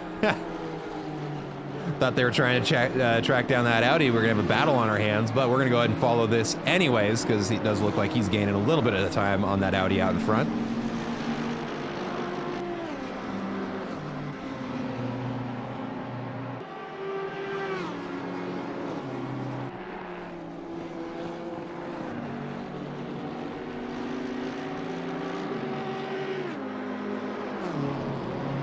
I might be wrong about that, actually. Looks like the Audi's getting a little bit smaller. Oh, yeah, and the BMW, ooh, it almost gets a little bit airborne there, but nice save there. Manages to not spin the car, which can be surprisingly challenging when you've got a car hopping across the track like that. A little bit of white knuckle action there for the BMW driver there, but manages to keep it under control. We are starting to see lap times improve now. In fact, across the board, if I go ahead and throw this up, let me do this. Session best relative. Nope, that's not what we want to do. We want, is it that one? Nope, do what I'm telling you to, please. There we go. You see our timings against their personal bests of the session so far. We are starting to see some lap times improve. And that is because the track is getting a little bit more rubbered in, and the track temperatures are rising as well, which are going to get those tires a little bit closer to their optimum operating temperature. Let's go ahead and take a look at our session best lap times.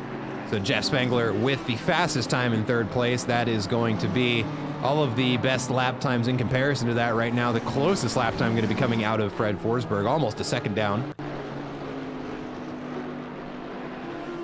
We look at the current lap times there, we can just get an idea. Well, that really doesn't tell us all that much because they're all over the track at this point. I'm gonna take a look at our position delta again. Again, we've got some movement. Javier Marquez and Fred Forsberg team doing an excellent job of hanging on to first and second. Jeff Spangler's team doing a great job of picking up 3 positions, moving up into third place. James Riley's team up 11 positions on the day. As well as Matthew Reed's team, the number 429 car, also got some great upward mobility. Still a lot of time, 4.5 hours left in this race.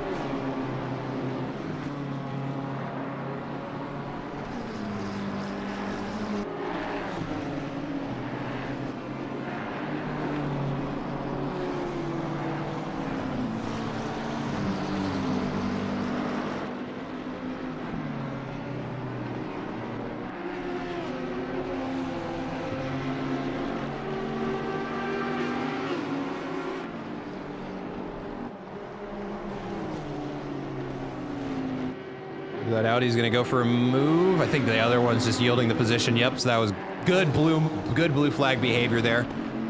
One of the things you learn early on in your sim racing career is how to let people pass you without losing too much time. That's how you do it. You just lift on a straight. Don't try to let them pass on a corner or do weird things like that. That just causes accidents. That's usually what we want to see right there, is pick a straight when you know you got a blue flag and just lift.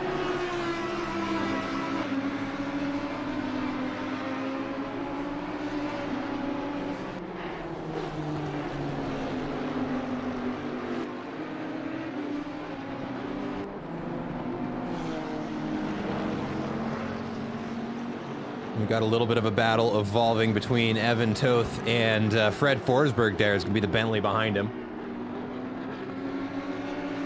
We'll see how long he's able to keep him off his back.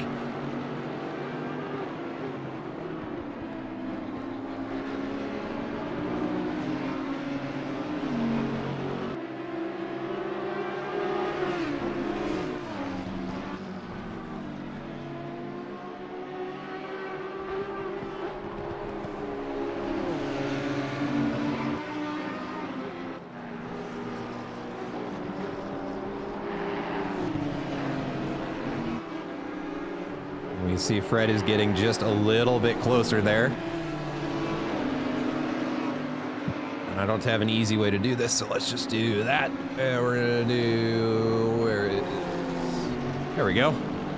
Watch that battle over here. And just because I can, we're gonna throw up the onboard of Fred here. It's gonna get a little loud in here because we are now inside the cabin of that Bentley. He is giving Evan the blinkers, and that is exactly what we were talking about right there, folks. How to let somebody pass without losing much time. Evan Toth just lifts on the straight, allows that Bentley to get around him. That is the best way to do it.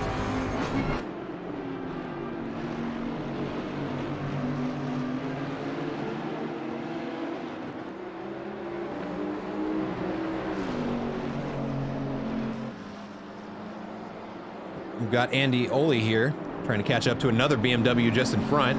That is the number 11 BMW. Let me see who that belongs to. That is going to be Andrew Jaski's team. In the number, wait, no. They're in position 11. I want the number 11 car. Number 11 car, that is going to be Fabio. Oh, that's going to be a tough one to pronounce, but this guy here.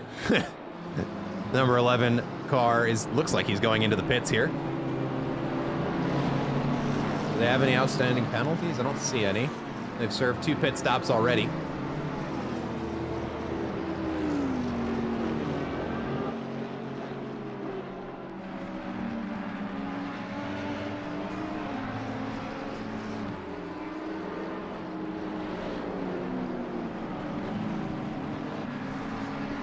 Go ahead and check in with Nathan Tanner here. Still working on making that time back. Doing an excellent job. If I'm reading this correctly, only a 5.2 second gap to the next car. Remember, that was almost a minute about 20 minutes ago.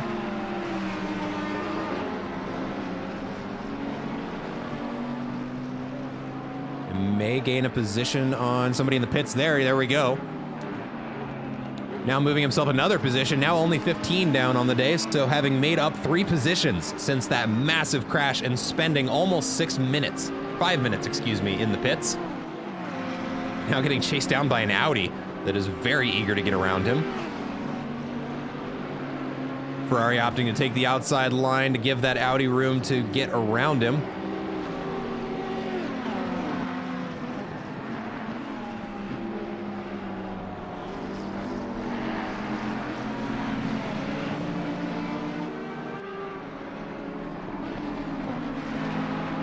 But Nathan Tanner going to be chasing down this driver here is going to be Sedon Pascal, the number 127 Ferrari.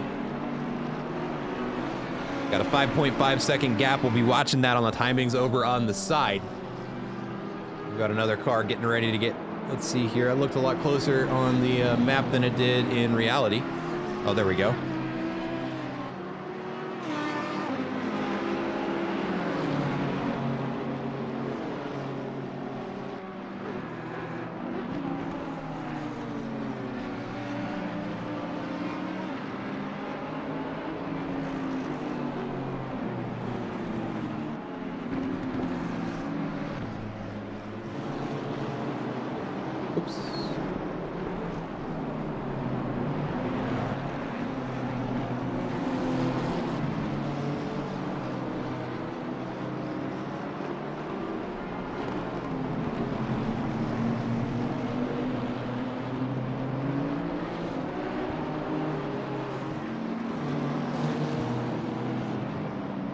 Looks like Nathan Tanner going to pick up another position on our car in the pits, so gains another position on the day.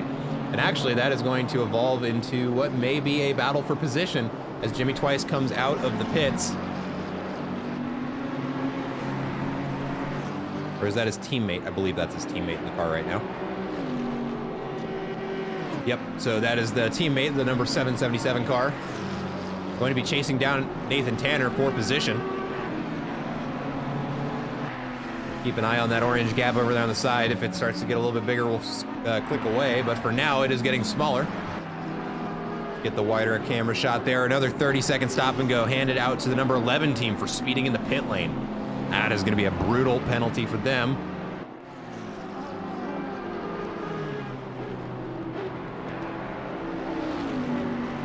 Looks like Nathan Tanner is going to be pulling away from Fabrice here.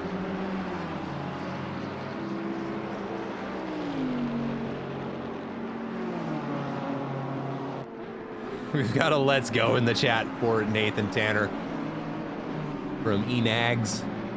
Another friend of mine. Driven many a race together. In fact, I've driven many a race with most of the people out here. I'd say, because I've raced in all three of these leagues. In fact, I technically started my sim racing career with Zealous Racing League. So some of the guys from there recognized a few of the names, and then migrated over to Apollo and Delta about the same time. So these are kind of all my home leagues. So it's awesome to finally get to stream for all three of them at the same time. And Nathan Tanner into the pits at the 4 hour and 30-minute mark, but that may have to do with stint timer at this point. I'm sure there's a way to see. Is there a way for me to see their stint timer? I don't think there is. That would be neat. I'll reach out to the developers of this overlay that I'm using here and see if they can't figure that out.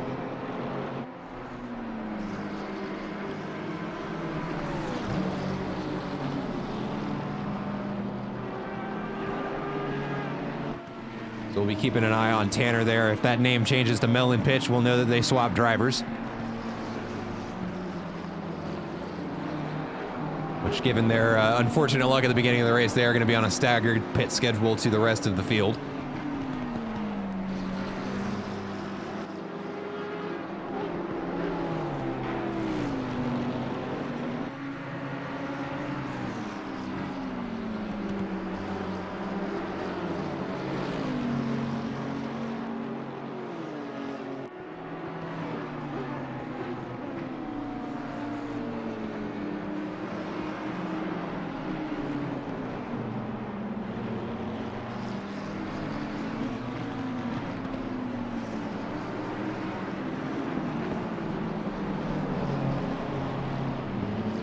Wow, we've got quite the line of cars getting ready to start this lap, so let's go ahead and get over to the front of the field because something is bound to happen over here. We've got Nathan Tanner with a BMW right up his inside. That was almost an accident waiting to happen. We've got an Audi right in the middle trying to get around the outside. Man, we've got cars all over the place now, two wide, two in a row going through that corner now, coming up into the chicane here. This is going to be interesting. Nathan Tanner on the inside is going to be able to hang on to his line. Now the Audi and the BMW fighting. Nathan Tanner has to take the inside runoff, gets bumped on the inside, somehow manages to prevent it from getting spun around. Excuse me, not Nathan Tanner, that is Melon Pitch. They did swap drivers there.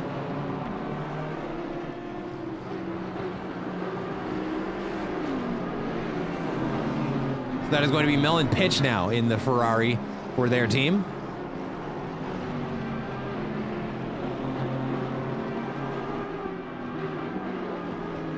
Let me tell you, that boy is deceivingly quick. I'm very interested to see what he's going to do in that Ferrari once he gets everything warmed up and ready to go. But we're going to be watching this pack of four here because this is where the action's at right now, folks. Getting ready to finish another lap here. Let me throw up the picture-in-picture there. Get it on Helicam so we can watch everybody. It's going to be Jeff Spang where we're focused on. That's going to be that green Audi in the back. Let me move the camera forward just a couple of cars. Try and get everybody in frame here.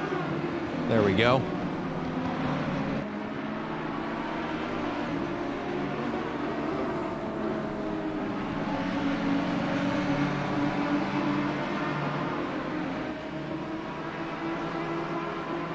Try and not keep it focused on the same car. There we go. We got an Audi making a move on the inside. That is going to be the number 111. Audi goes for the apex.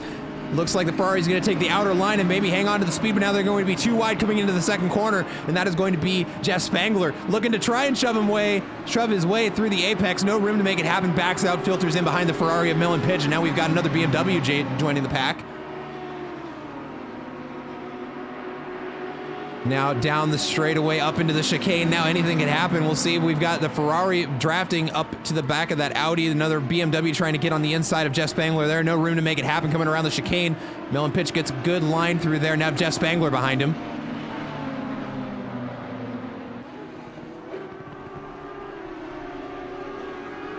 Yep, Millen Pitch is going to go ahead and yield the position. Don't know if he meant to let the BMW around there too. Oh, and there's a contact between the two of them. Just a little bit of a bump, but they're still figuring it out. And Millen Pitch gets spun around. Whoa, that's a really rough spot to get spun around. He's gonna have to wait for one more car to get around him. Let's go ahead and we're gonna move the cameras there. Let's get back over here. And their team just having a rough time with incidents so far.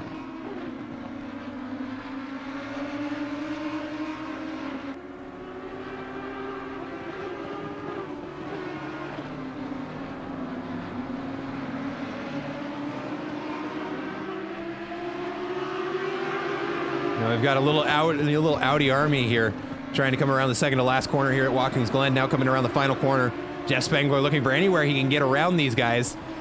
Josh Butler is going to go ahead and let him around.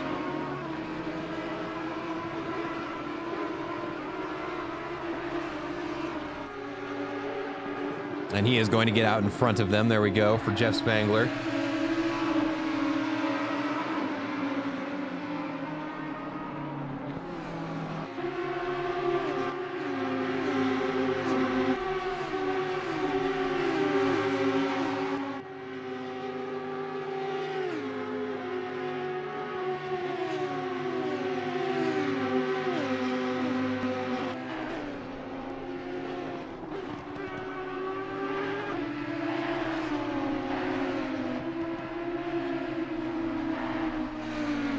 Millen Pitch gains a position on somebody in the pits there.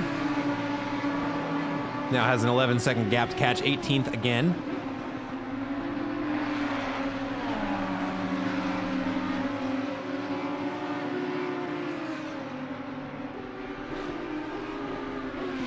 We've got another gap that is closing right now. Joshua Kimball for the ARC Mods AMG here, trying to catch up to Brandon Gobes.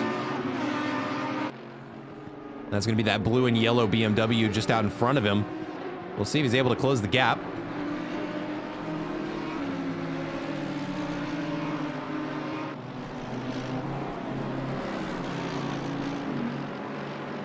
We'll go ahead and watch this battle from both angles here. Brandon Gobes out in front, Joshua Kimball behind. Both of them putting on remarkably strong races so far, with Brandon Gobes up 8 positions, Joshua Kimball's team up 9.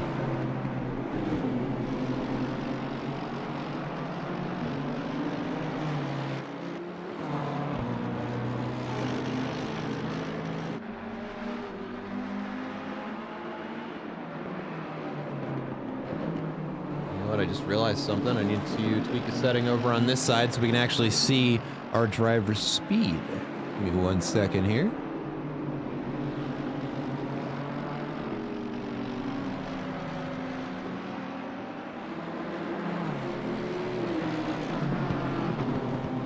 There we go. Oh, and Brandon Gobes loses it. Coming around the corner, got a little bit of oversteer there. And now just trying to get the car back around. Let's go ahead and let's move that somewhere else while he gets that figured out.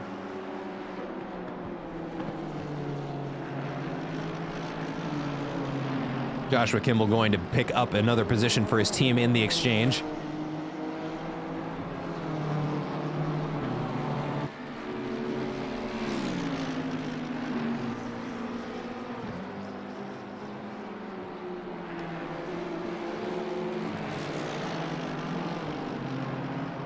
Go ahead and take a look over here. We've got a little train of cars getting ready to finish up a lap right now. Let me get over there. Boom. Gonna be led off by Sedone Pascal. And a number 127 Ferrari.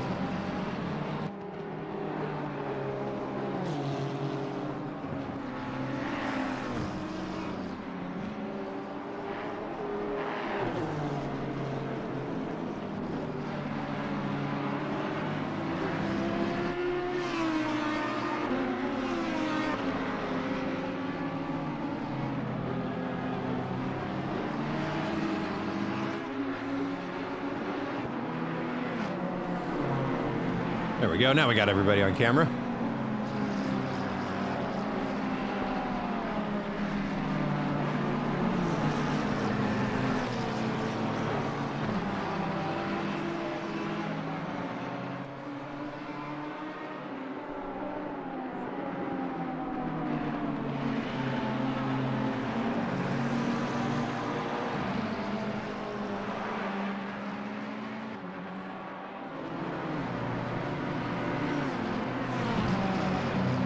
Keeping an eye on the timings over there. Looks like between 9 and 10, just a 3.4 second gap.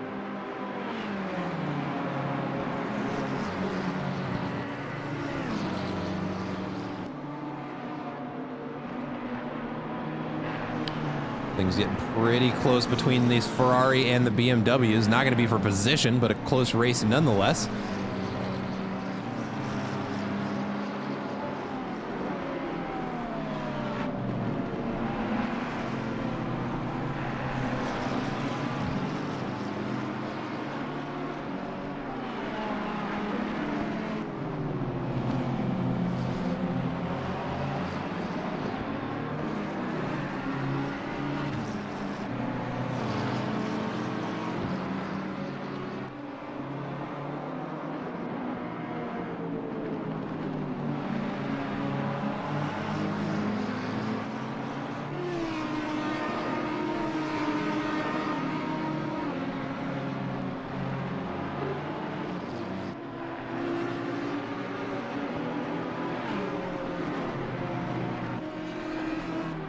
There we go. That's the battle I was trying to find.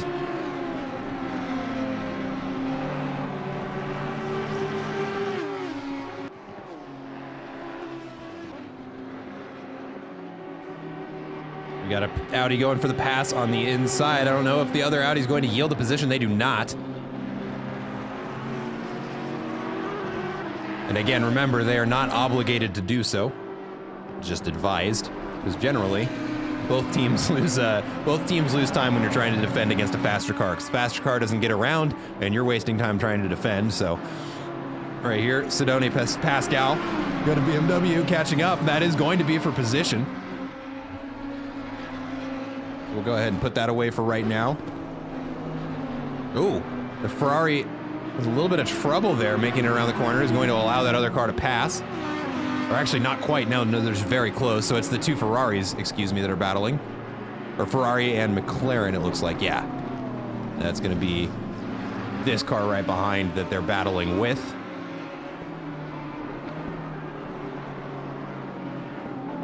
Looking for any way around, just no space to make it happen.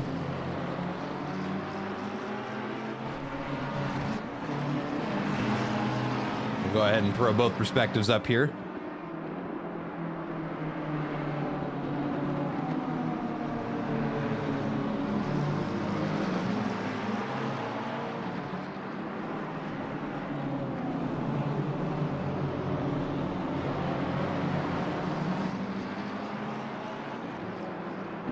McLaren's just looking around, trying to get around this guy. Just no room to make it happen. This is for position too, so no blue flag is going to be waved on this. It is the onus is on that McLaren to get around the Ferrari fair and square at this point. The Ferrari, all they have to do is defend.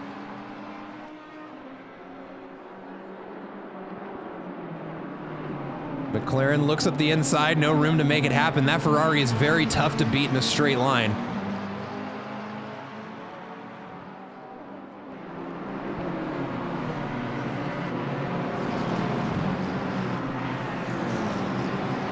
Looks like that gap may be opening up just a little bit.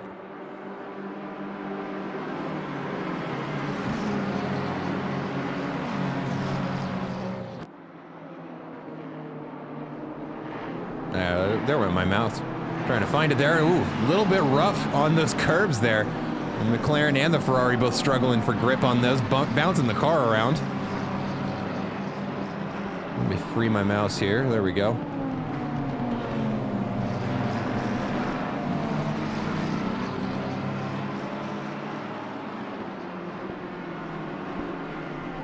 Ooh.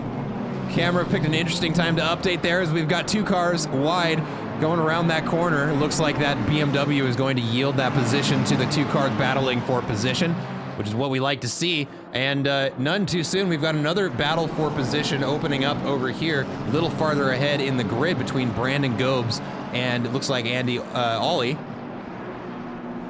Let me go to the wider camera angles there just so we can keep an eye on it. There's going to be the McLaren and the BMW battling it out right now. Or is it the McLaren? Yeah, it is the McLaren and that BMW. It's going to be Matthew Reed on the defense.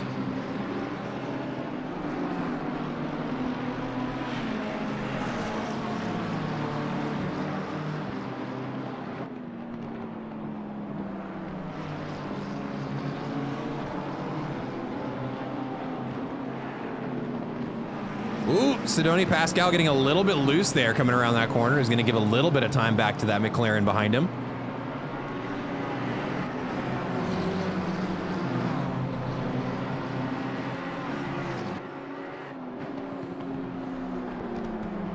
Brandon Gobes having a little bit of a hard time getting passed by that Honda, going to yield some position to the McLaren he was trying to catch up to. We'll see what he's able to do with it here in just a little bit. We'll be keeping an eye on that gap though, but the battle between Sidoni Pascal and Fabrice here, very, very close. As a matter of fact, let's go ahead and we're going to hop on board with the McLaren here, so we can see just how close these two really are in reality. And it is very close, just inches between the 2 cars as the McLaren is going to go for the pass on the inside. We'll see if he's able to hang on to it. Looks like he's going to be able to. And the pass on the inside is going to happen as the Ferrari misses their braking marker and tries to get on the gas too early and spins the car. Almost spun the car. The camera didn't give us enough angle there, but the back end definitely got loose. And that is going to allow that McLaren to get out in front. Let me change the angle there just so we can hear myself think again. Oh, as we say that, we got another Audi facing the wrong way around, the number 112 car. There's going to be Josh Butler in the wheel, or in the seat, excuse me.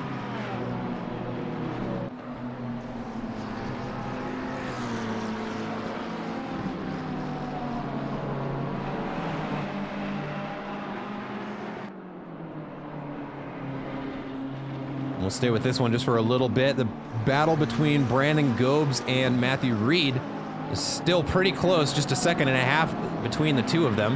If that gets too much closer, we'll take a look. We got a white flag. White flag being waved, but it doesn't look like it was a cause of any accidents or anything like that.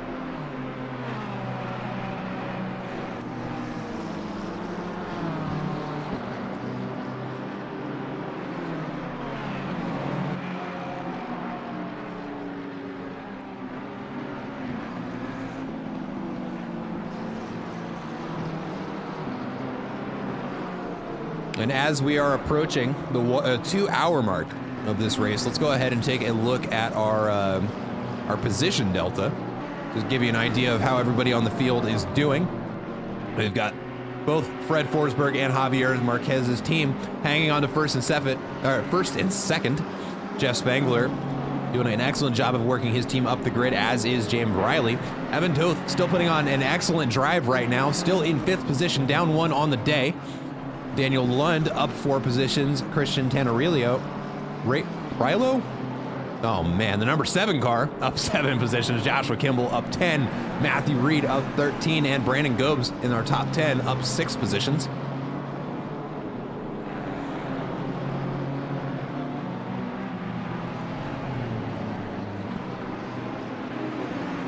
You see the field slowing down just a little bit as we are getting to the end of our stint timers. Tires are going to be kind of getting to the end of their life here. Really pushing as hard as you can. Those tires will really drop off around the 45 to 50 minute mark, and those last 10 minutes are misery.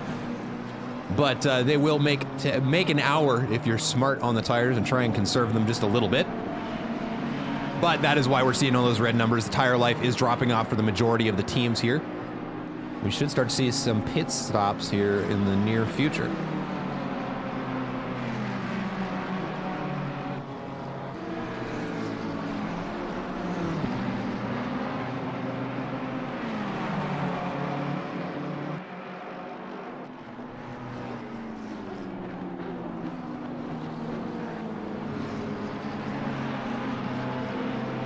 That's going to be Melon Pitch catching up to the back of Sedone Pascal here.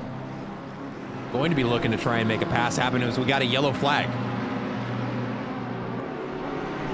for Andy Ollie. Looks like they got it sorted out without losing too much time. Just a 6-second loss there. Doesn't look like it cost him a position.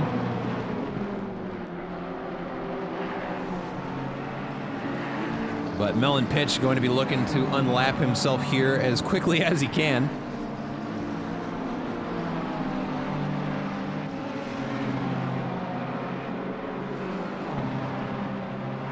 Ooh, that Ferrari getting a little bit loose there on the exit, which is going to allow Melon Pitch to get on the inside of this next corner. Yep, sure enough, there's the pass.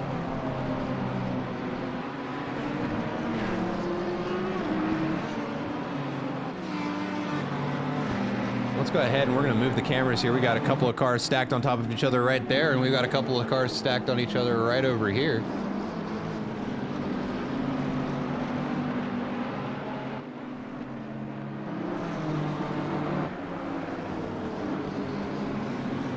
Go ahead and throw up the picture-in-picture here and keep an eye on all the action. We got a very close battle between these three over here. We've got the camera on two different perspectives of this battle. We've got Brandon Gobes in the middle, and we've got Filippo out in front of it, which will not be for position, but this is looking for Brandon Gobes to get around some slower traffic. May be able to make it happen in a drag race down into the first corner. Is not going to be able to. Not enough room for that to happen.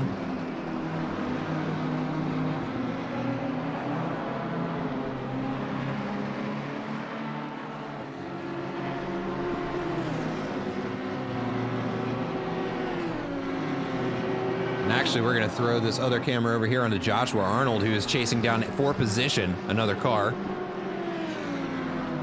There's going to be Eric Gottsacker out in front.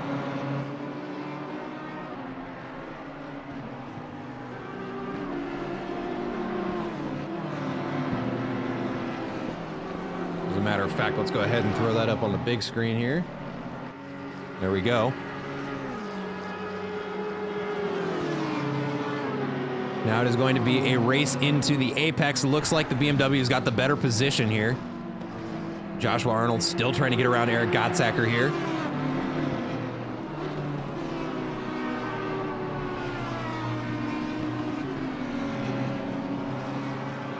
And you know what? I don't think we've been on board an Audi today, so why don't we?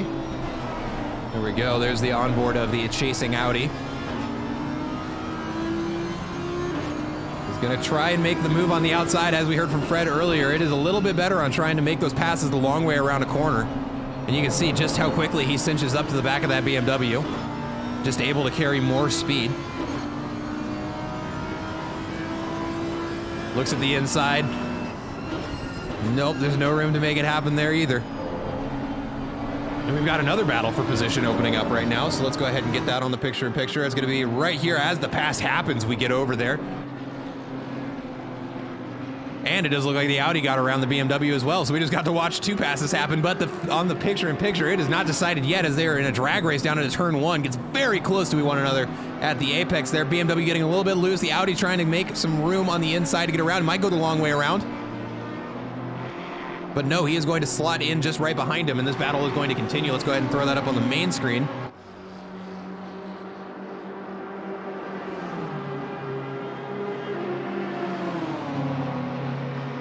We got Tommy Kogan in the chat going, vroom. That is what we are hearing a lot of today.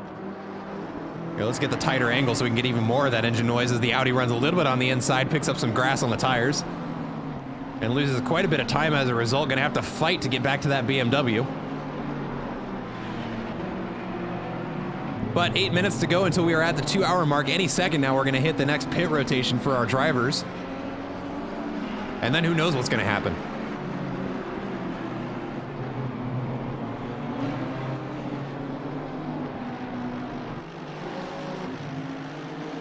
And because it's been a little while since I've done so, if you'd like to watch the pit timings in real time along with me and look at the same screen I am keeping track of this all on, go ahead and click on that link. It's going to take you to our pit walls page, which is where all of those timings are going to be tracked. Every car, every team, you can click on them, see what they're doing, who's driving, what their best laps are. It's pretty cool.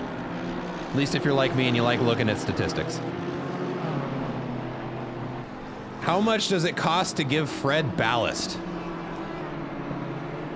Well, I mean, technically, I could do that, but it's gonna cost you. I'd say you gift 100 subs, and I'll go and ballast Fred's team.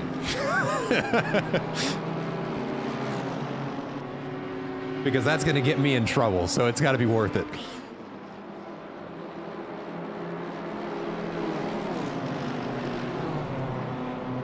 Also, don't do that because I'm not gonna ballast Fred's team. That's not happening. But if you want to donate like $600, go for it.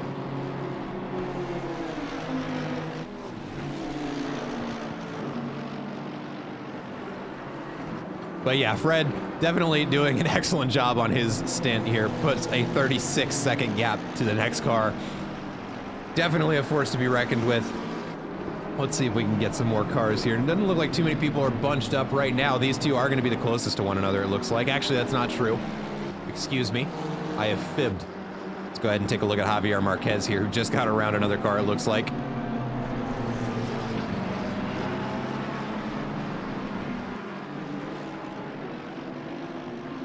You have $3. Okay. So we could, okay, so we've got some room to negotiate. we got to close the gap just a little bit.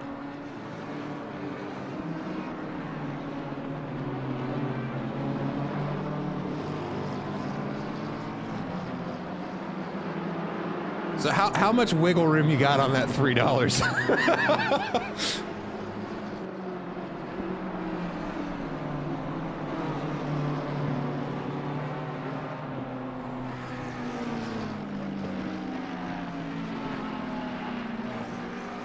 Are you out there racing today, Tommy? I haven't seen you on the track. I'm looking through the sign-up list right now.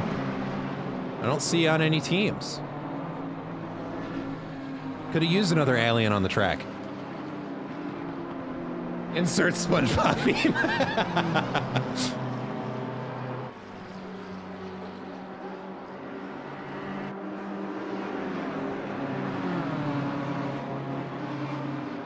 Wow, that Audi really whipping the corner, or whipping that car around the corner there.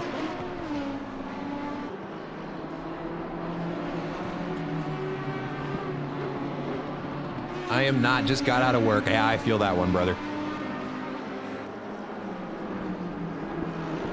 Well, welcome to the stream. Oh, looks like we just lost a car. Why did everybody move up a position there? That was weird. No, there we go, 23. Not sure who just left there, but a lot of people just picked up a position for free. Where that live timing at? Here, let me get you with that. Just 1 second, chat. Here, have a few on the house. There you go. It's that one right there. That'll pull up your live timing.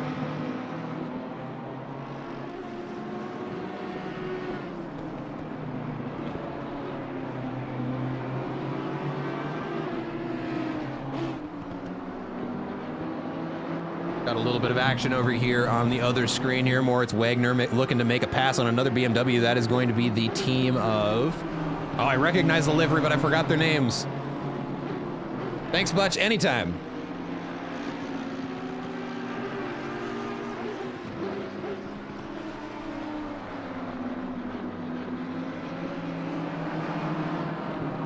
And actually, we are going to move the camera here in just a little bit, maybe, as we've got a battle for position developing between Brandon Gobes and Matthew Reed. Or is that Matthew Reed and Joshua Kimball? It's one of the two.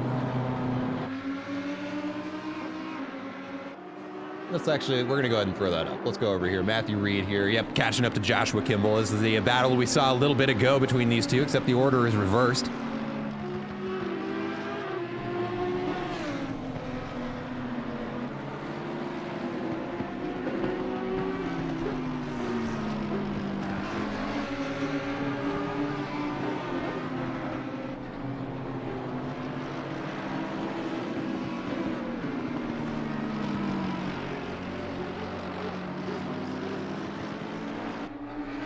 that gap is closing between the two of them, so I'm going to go ahead and try and get this flipped over as gracefully as I can.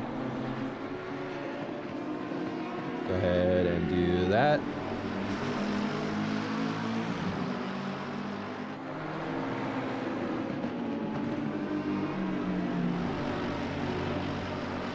We're going to hop on the helmet cam here of Matthew Reed. This is the McLaren trying to pass the BMW of Joshua Kimball. As that gap is getting tighter, we're going to watch this battle all the more closely.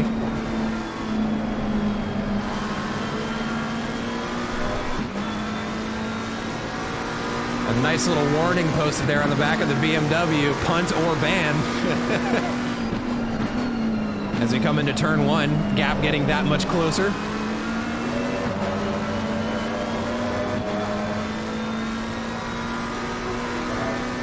I did an entire endurance league stint in that McLaren. Very, very well-rounded car, as we're seeing here. Kind of just tackles everything the track has to throw at it, but that BMW kind of in a league of its own as far as really ease to drive. I love driving that car. If it weren't for the Ferrari, it would be the one I'm in every single time.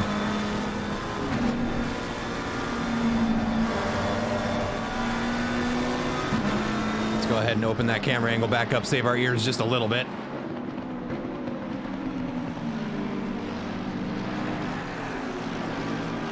I would root for you in this battle, but I would root for you in this battle, Fife, but you chose the Merc. What are you gonna do? I kept saying BMW, wrong German car.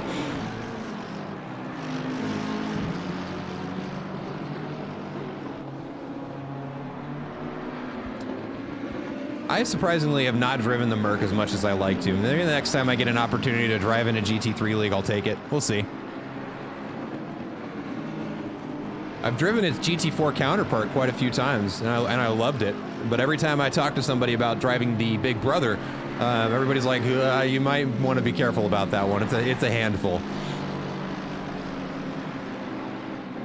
Oh, and Joshua Kimball going to go into the pits now for what I can only imagine is our first pit rotation of the next stint as we approach the 4-hour mark. And there we go. Now just 3 hours and 59 minutes remaining in this race, 2 hours down. Let's go ahead and we're going to put that away. Let's see if we can't find a couple of cars on top of one another. Here's another example here. We got Moritz Wagner trying to catch up to another car here.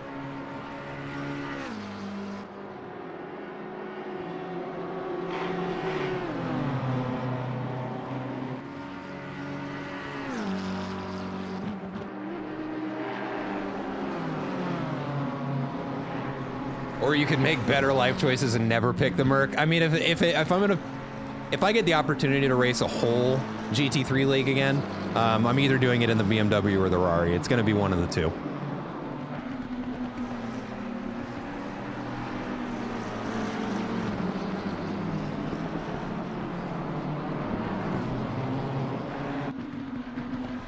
Ooh, we got a BMW off wide there. Going to allow the catching BMW to maybe gain a little ground there. It's not going to be for position, but maybe unlap themselves.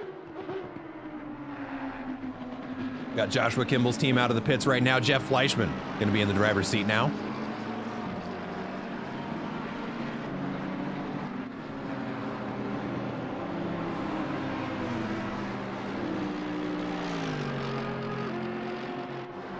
And a 30-second stop and go for speeding into the pit lane going to be handed to team 657. That's going to be Brandon Goeb's team leaving the, so with Billy Carlin in the driver's seat. Now going to have a stop and go 30 to deal with.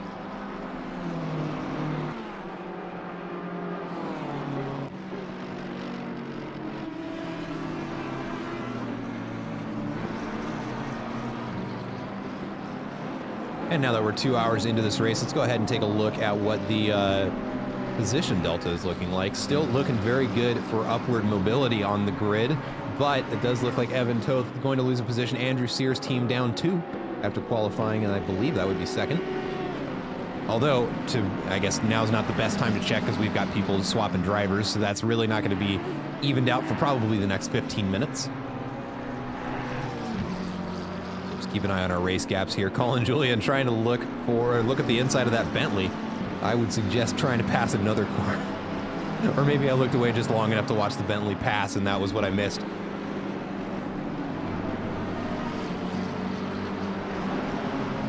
Looks like Matt Byrne making a pass there. Or is that Andrew Sear? I believe that's Andrew Sear actually in the seat. Excuse me. Yep.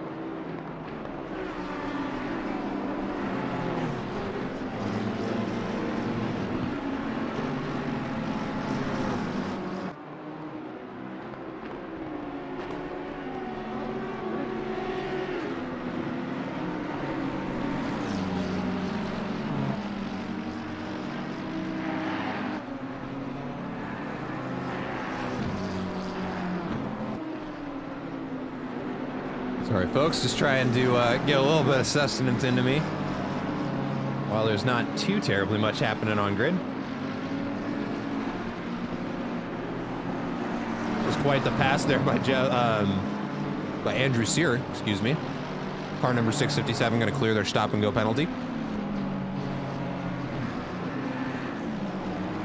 And now we have a battle for position, actually. We've got Alan Zhu trying to get around the car of Billy Carlin.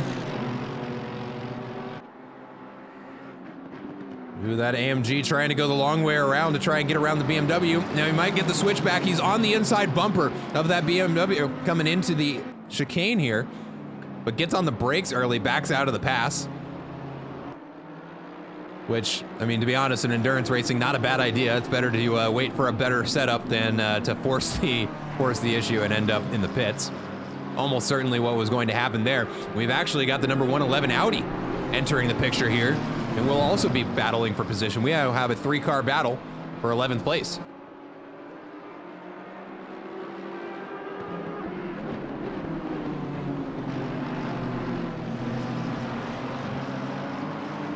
And we've got a shout out in the chat, Valkyrie!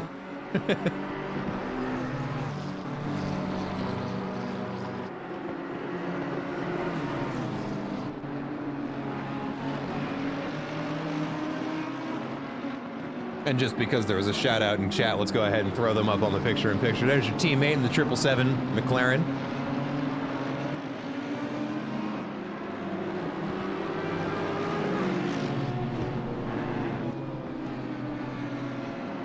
Ooh, Alan Zhu overcooks it a little bit in the second to last corner. Is he heading into the pits? He is heading into the pits.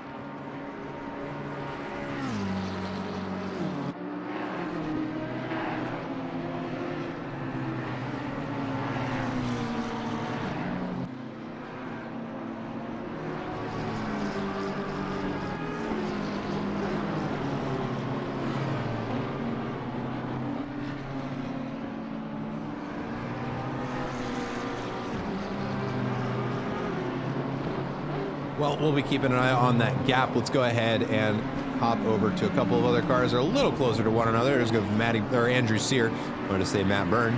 Keep getting the teammate wrong, but Andrew Sear just makes pass over there. Also got some cars stacked on top of each other over here. Man, that front of the Ferrari has seen better days as Aiden Hasselbrock makes a pass on them. And the gap between Daihe Yoon and the other car now, Billy Carlin, getting a little bit tighter. So let's go ahead and take a look over here at this battle again.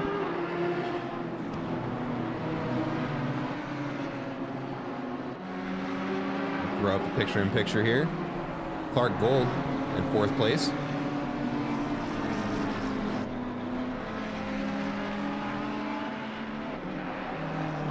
Yeah, we are starting to see more and more drivers into the pits here as their stint timers are getting closer to the end. We're going to start getting some driver rotation up in here. For some reason, every time I bring my mouse back over here, it wants to lock in there. So let's click on a couple things and fix that.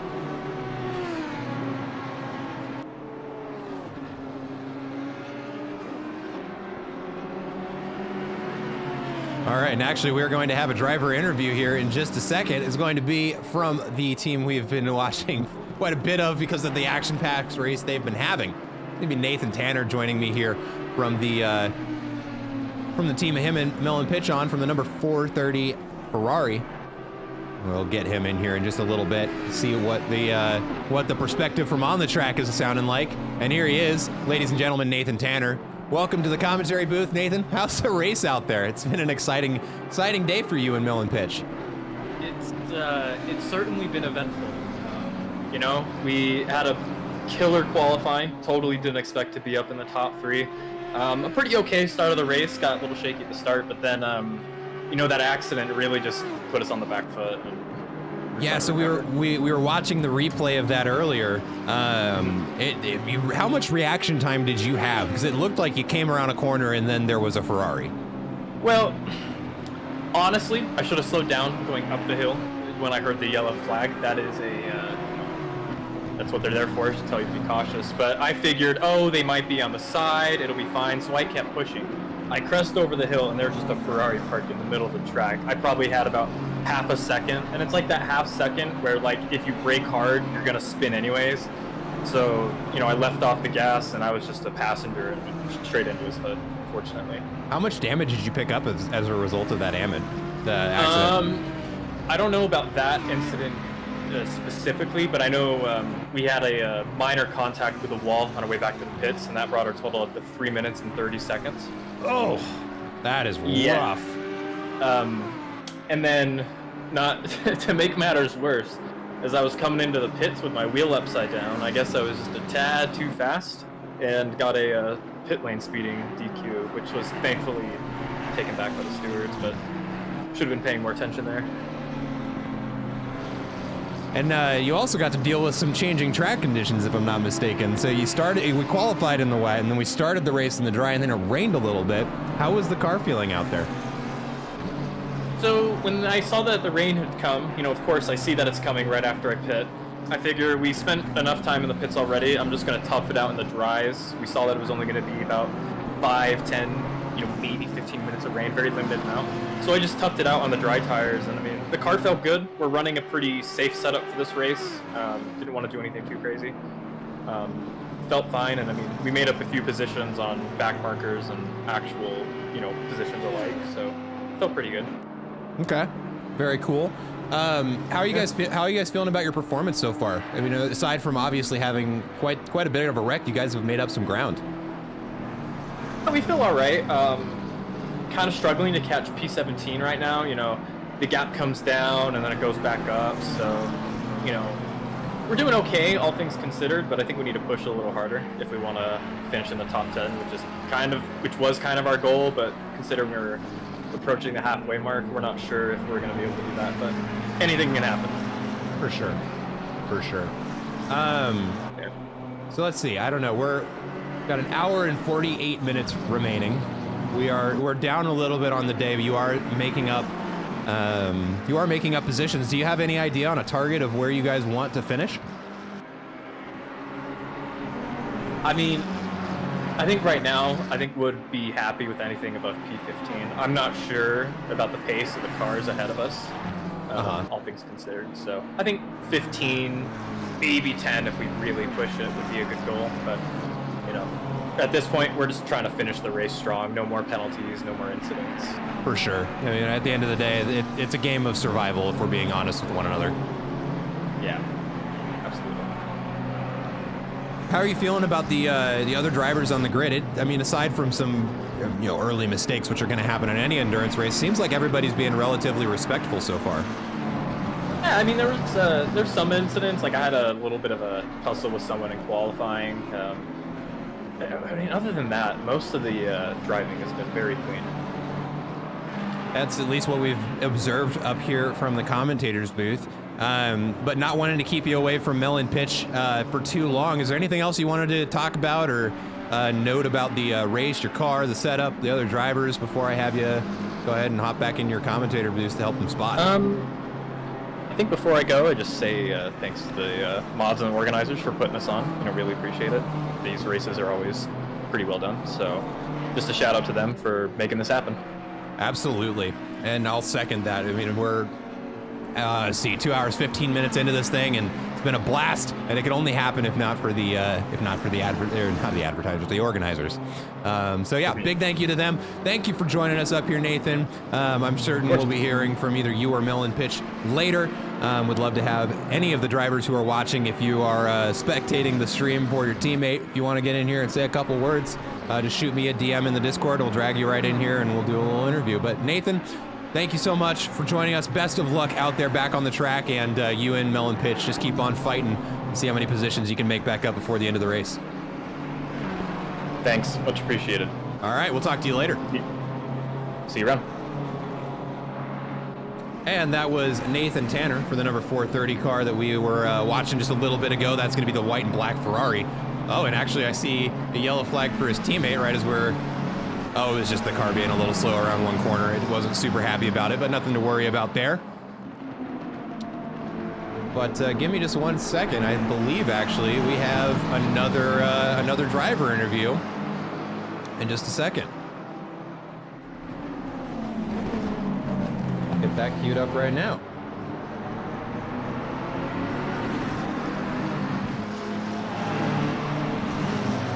Let me do that. And yep, all right, cool. We're ready for him whenever he comes in.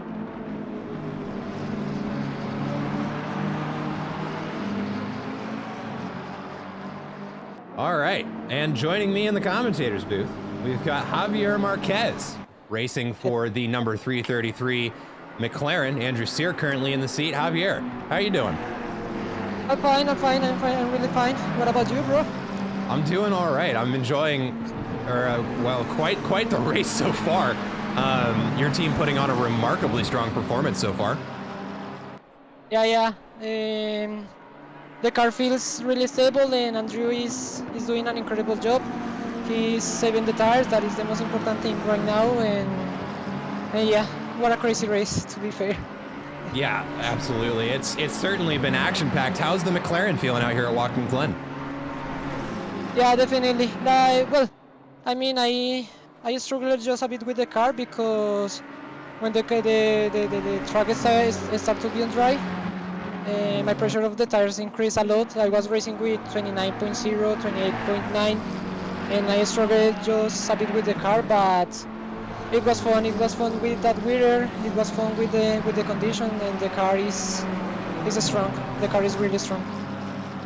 Absolutely. McLaren has a reputation for being relatively well-rounded, good in the corners and fast enough on the straights to be able to at least defend any passing cars. How was driving in the changing road conditions?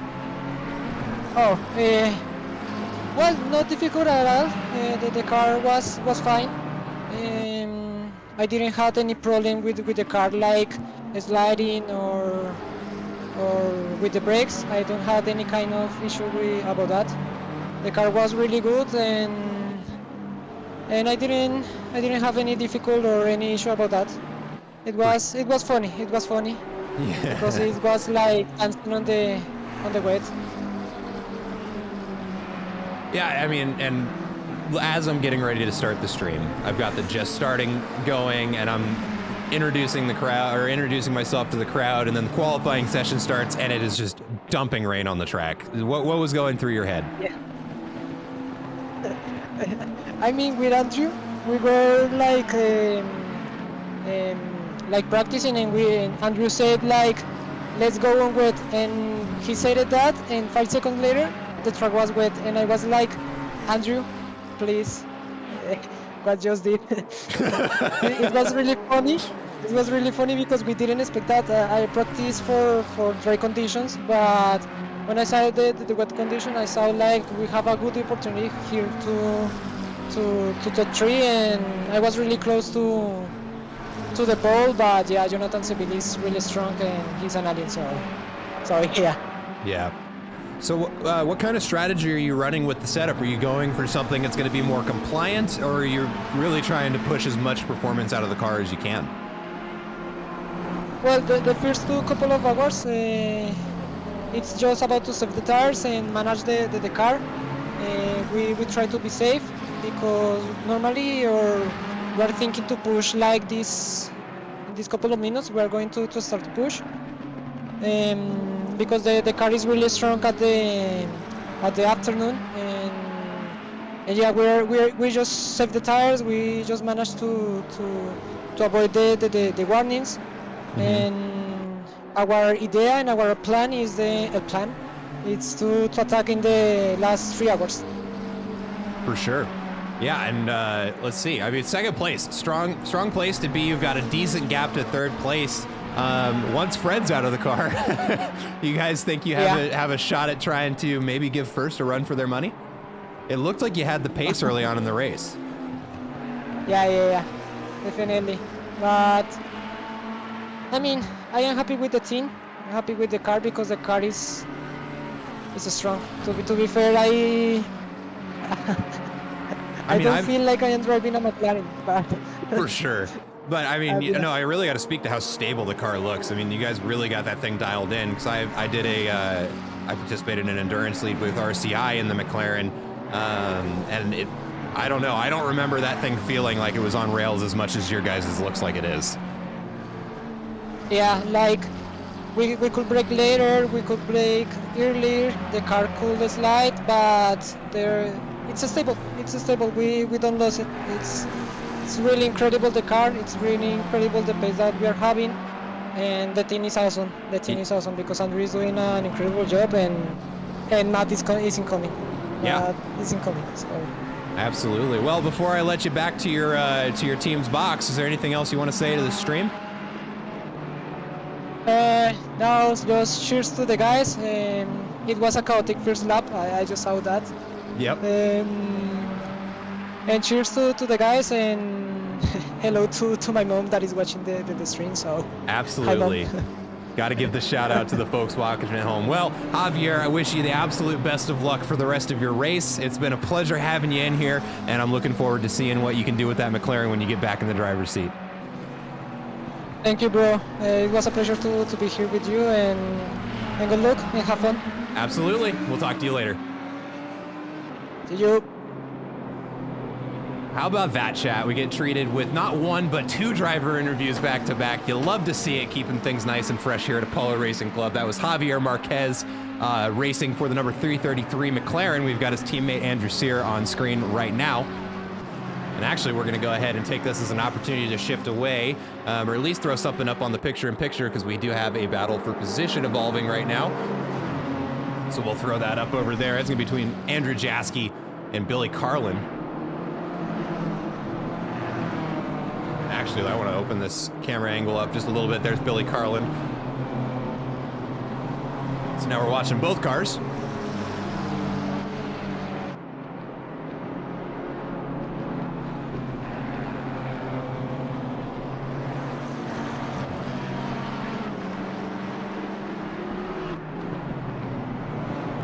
Got a shout out in the chat. Thanks, Javier, doing an awesome job. They really are. They're putting on a strong performance. It'll be interesting to see how the rest of the race evolves. I'm watching the gap to Andrew and Snell Train getting just a little bit smaller by the lap, but he's got a healthy gap there. Got 3 hours and 37 minutes remaining in this race. It is I don't know about y'all, but I haven't been bored yet. It's I was kind of expecting by about the 2.5 hour mark that things was going to start getting a little bit dull, but that certainly is not the case. Got a shout out from a first-time viewer in the chat, Go GTMR Factory. What car number are you? Let me see. I don't remember the team name super well. Let me see if I can find them.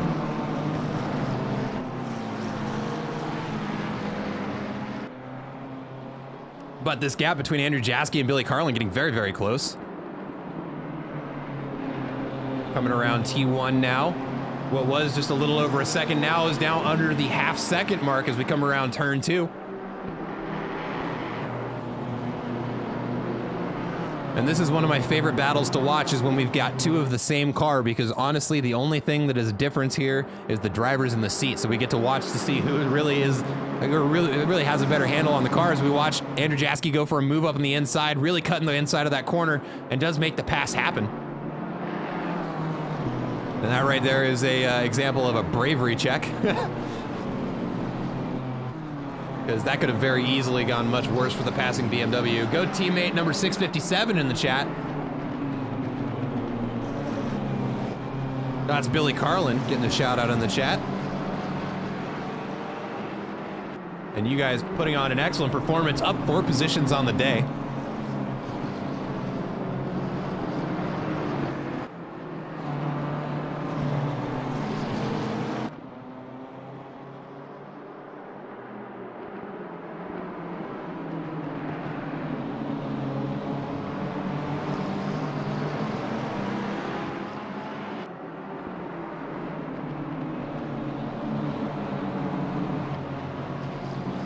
And just another reminder for you guys, if anybody is looking to watch the timings, to see everybody's lap times, their positions, everything updating in real time, you can go ahead and click on that link. It'll take you over to Pit Wall. You can watch all of that in real time along with me.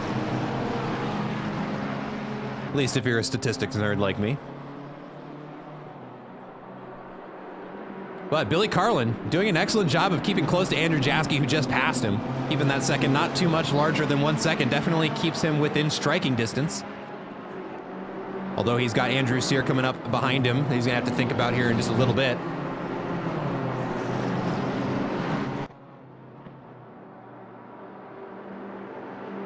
We've got a yellow flag, the number 111 car. We've got an Audi, an Audi facing the wrong way around, is gonna have to wait for a little bit before they're able to get back on top of the track. Wow, Andrew Sear taking a very exciting line around that corner.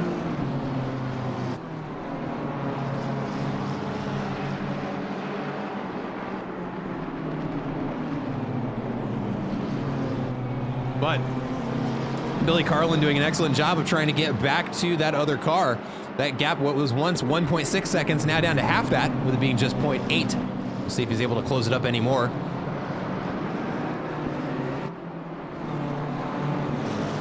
Hasselbrock chipping away at the gap. No, he is 100%.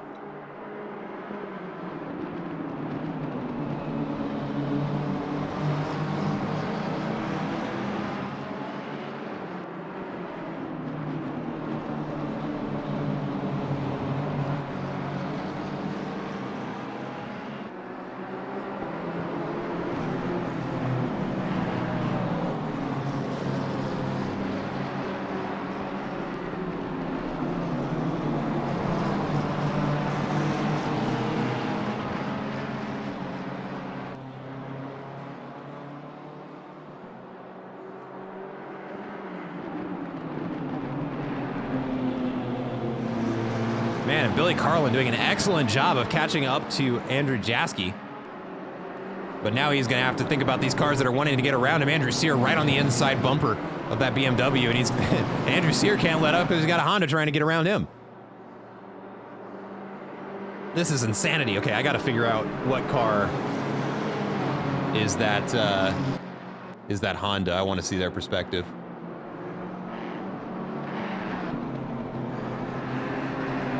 Ooh, Andrew Sear does get a pass on the inside there.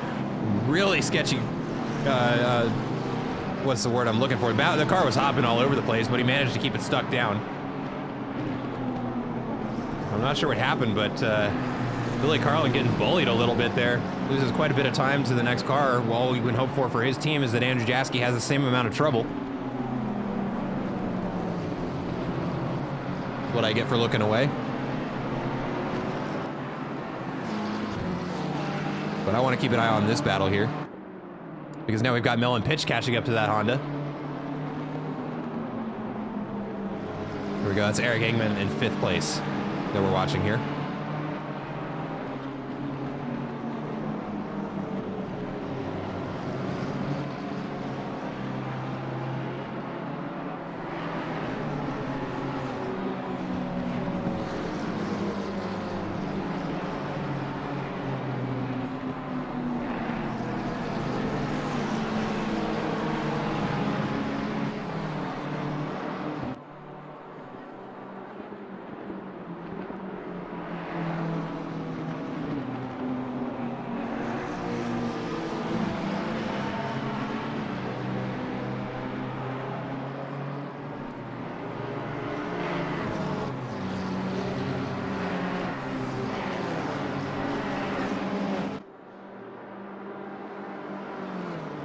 Let's take a look around the field because we've got quite a lot of cars stacked up on each other back over here behind Aiden Hasselbrock.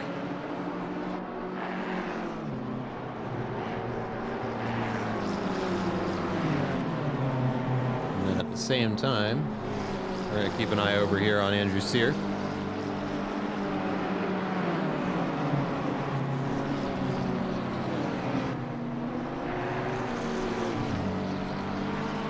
Actually, what I really want to see, here's what I really want to see. I want to see what Eric Engman's looking at. We're going to go grab onto his helmet cam.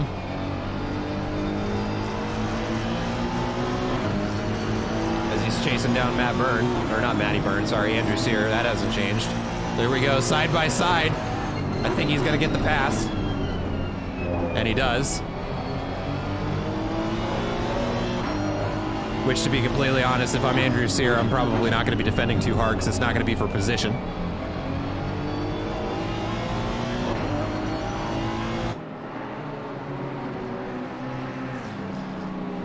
But Eric Engman getting away now. With Mel and Pitch now catching up to Andrew. But we do have a battle for position here starting to develop between Marco Russo and Lucas Clenziris. That was my best guess.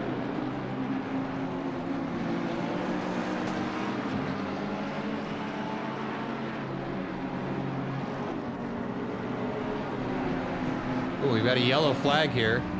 Jeff Fleischman getting the car back on the track. We got another yellow flag, Alan Zhu. I have no idea where he is. Oh, he's kissing the wall right now. Yikes. So hopefully he's able to get that turned around. There goes Jeff Fleischman now. Yep, he's going to back out onto the track and get going again. Good news for him. Doesn't look like the damage was too bad.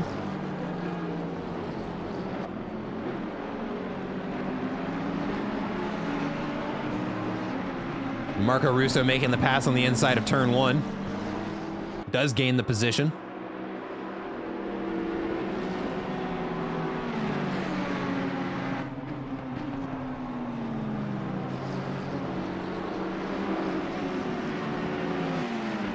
Hey, Common Cold. Sorry I looked away from chat for a second, but good to see ya.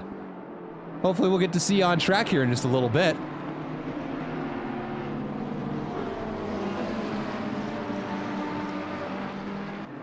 We've got Gerard in the chat saying good work to the number 777 car. Hey, I don't know about that. If I've come to learn anything about you, Common Cold, it is that when you practice, you are a very consistent driver.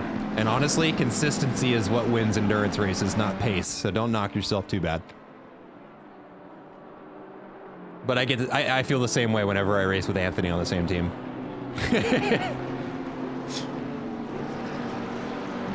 So I get it, I do.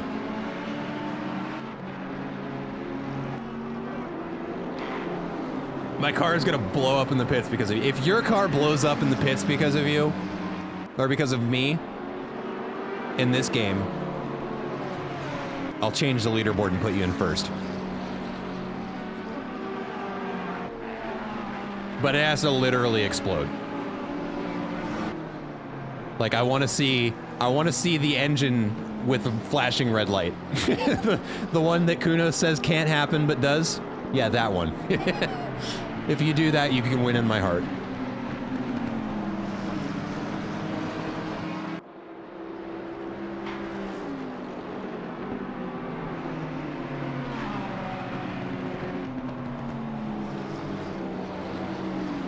But let's take a look over here. We got some cars stacked on top of one another right behind Jose Flores. Oh, we got an Audi running very wide there.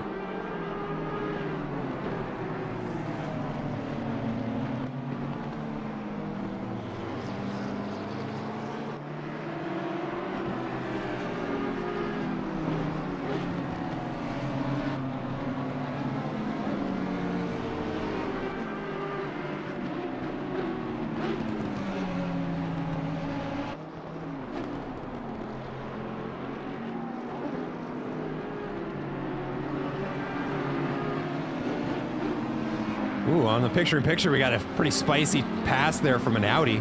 Makes a lunge on the inside and gets it to stick.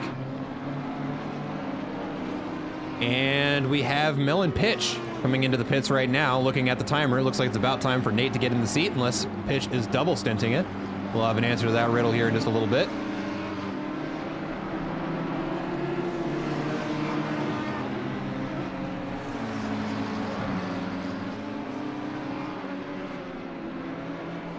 Got another yellow flag. Looks like Alan Zhu takes a little bit of front end damage.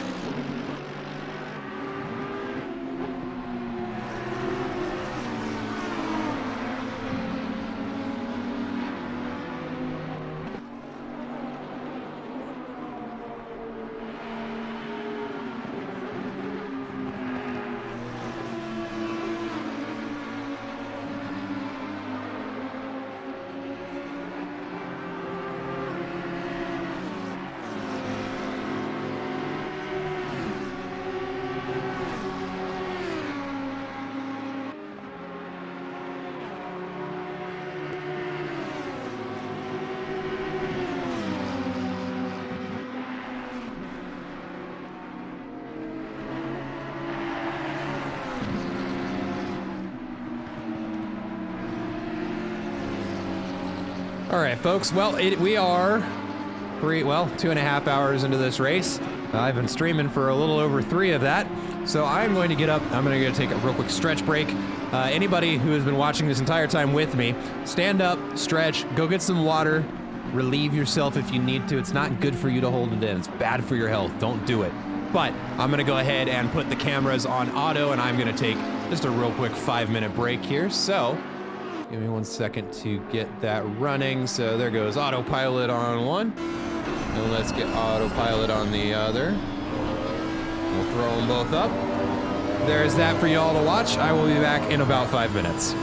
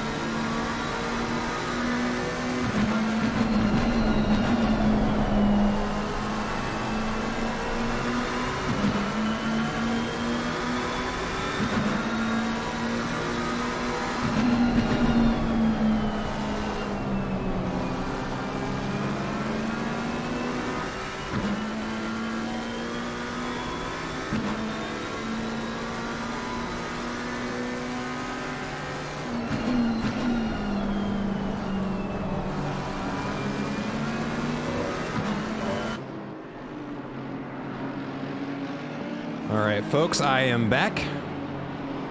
We just, I'm glad I had it on autopilot because it did catch a pretty big incident right at the pit entry. Somebody got spun around. I wasn't able to make out who it was, but F in the chat for that team. Let's go ahead and stop the autopilot there. Stop the autopilot there. Let's take a look over here. Let's find some cars stacked on top of one another. There we go.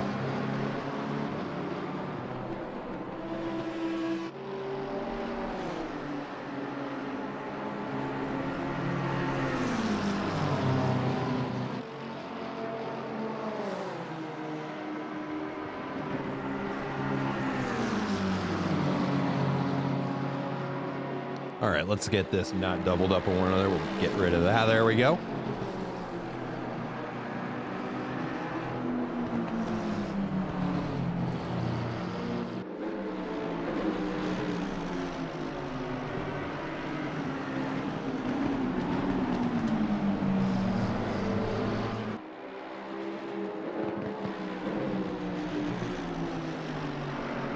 Okay, so there we go. Here we go. There's a couple cars battling it out. Nothing for position right now. I've missed some of the pit stops, but I'm looking around at names just to see who's done driver swaps. Looks like Fred's still driving. Andrew's still driving.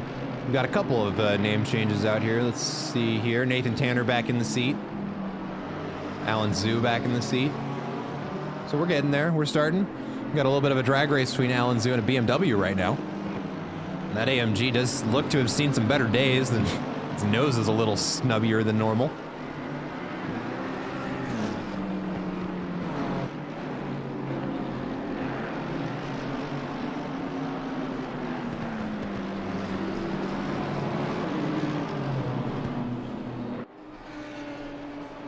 But despite that damage, still managing to keep that AMG pretty quick. Is he going to take it into the pits here? It looks like the BMW wants to.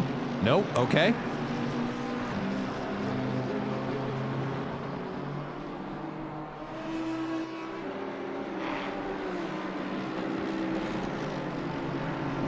But that pass is bound to happen with front aero damage. Not a lot you can do there. Take a look over here.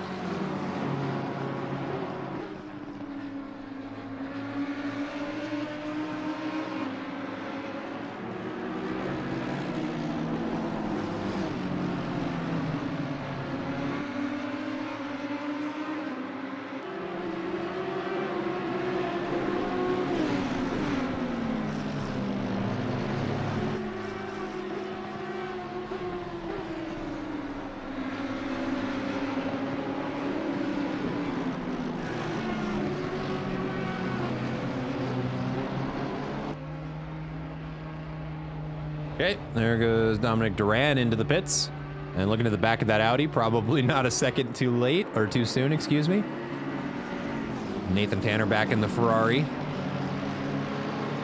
And actually we've got, I'm going to pull us right away because we've got a bit of a battle for position starting to evolve. And here we actually got them both up on screen right here. So we got Andrew Sear up in the front of that, but Andrew Jaski trying to catch a car in the middle of that pack. And I believe that's actually, no, it's going to be the car out in front of the pack. It's going to be Jeff Fleischman in the AMG, the red AMG right there. That is who we're watching. So why don't I go ahead and do that.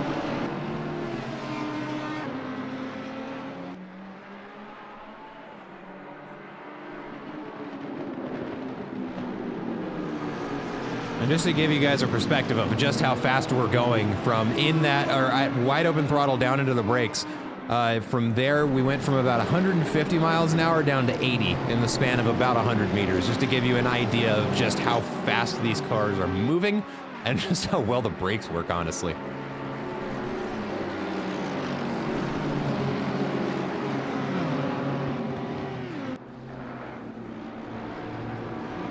Andrew Jaski closing up on the competition, but there is a Honda in the way right now that is very eager to get around Jeff Fleischman at the moment. as that gap is continuing to be whittled down. And we get a stop and go handed out to the number 112 team for speeding in the pit lane. That is a rough one.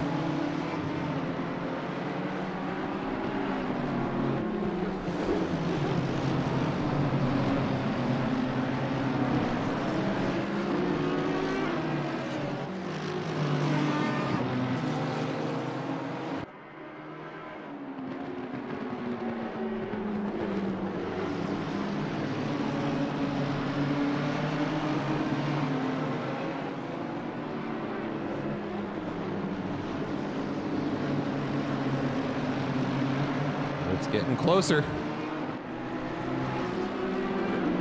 Now Andrew Jaski right behind him.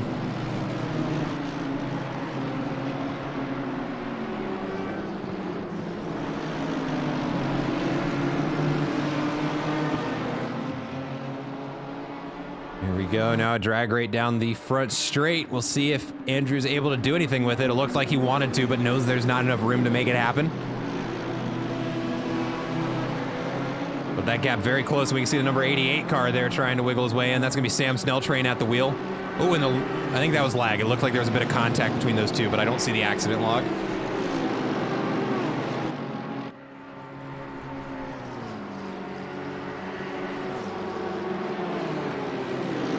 Okay, Sam Snelltrain makes his way around.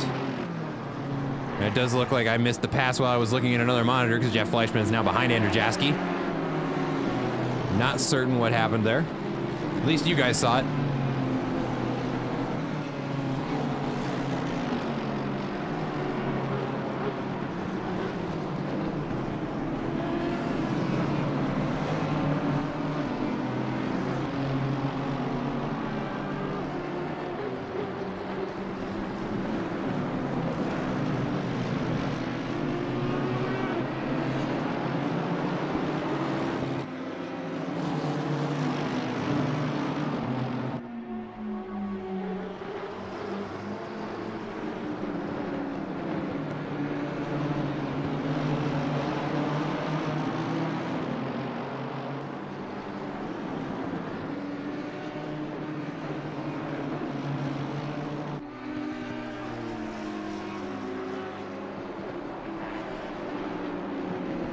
Jeff Fleischman is doing an excellent job of working his way back up towards Andrew Jaski. We're watching, he has gotten around one car. Now he just has to close the gap. Or rather, the Honda that was between them is out of the way now. And who is that behind them? Can't tell.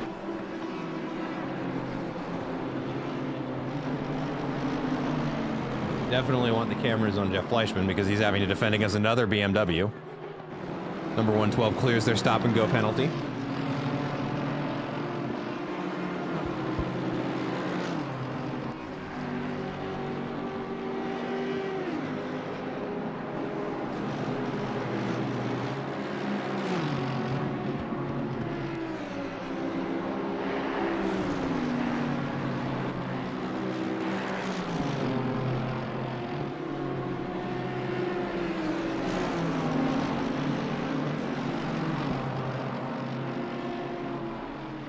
We've got a yellow flag, but that was just the game doing Kunos things. No yellow flag, everybody's alive.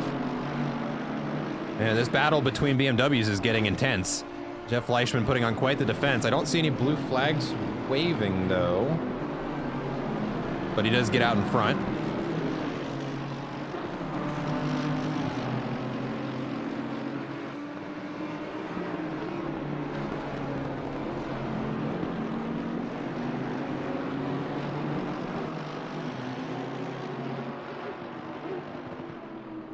All right, let's take a look up over here. We've got some action happening just a little bit farther up in the grid. Got some cars that look like they were stacked on top of each other, but decent spacing.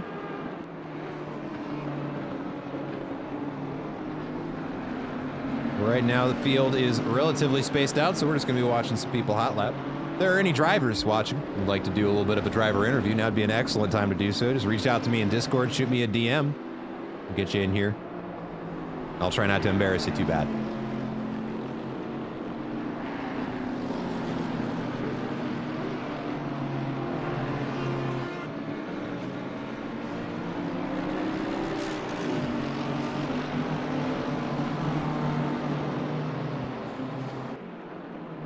But in about 10 minutes, we will be approaching the halfway mark. We have almost elapsed 3 hours here. 94 laps have been completed by the race leader.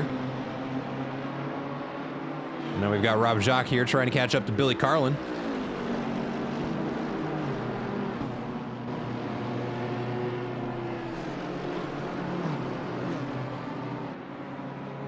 Take a look at our position delta. We haven't looked in a little while. So Sam Snell train up 3 positions. Clark Gould's team in the 813 up 11 positions. An absolutely monstrous drive.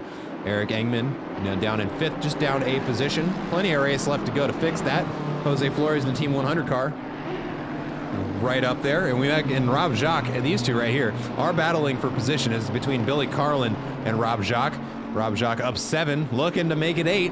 We'll see if he's able to do it.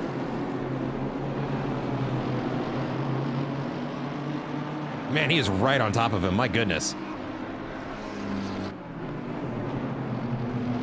The gap between 2 and 3 is coming down. Thank you for the shout out. I had missed that.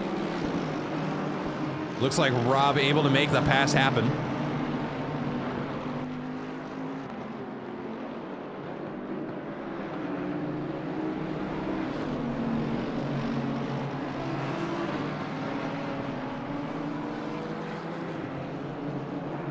Billy Carlin not getting left behind, though. Still keeping within 1 second of the AMG that just passed him.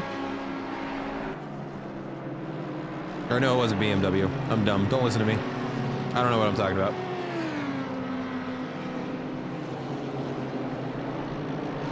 Yeah, and actually on the note of the gap between 2 and 3 getting closer, they are actually in the same camera shot now. Once it opens up, there we go. So we will be keeping an eye on Sam Snell train, see what he's able to do with this. And the battle between Rob Jacques and Billy Carlin definitely not decided yet. We're watching these two duke it out still. And actually, what car is it driving? Let's see here. So yeah, it is. Let's see here. Yeah, 2 BMWs duking it out.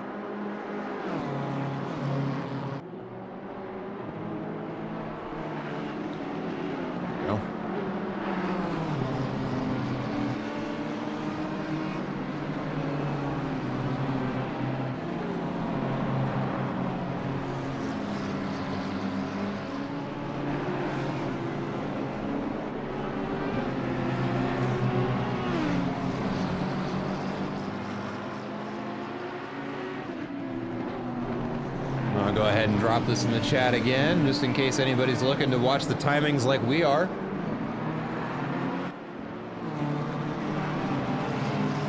Click on that link, it'll take you over to Pit Wall. You'll be able to watch in real time all of the gaps change, positions change, who's doing what lap times, it's all there. That's where you're gonna see it. And actually, just behind Rob Jacques, we've got a battle for position evolving a little bit as Billy Carlin gets passed by Jimmy twice.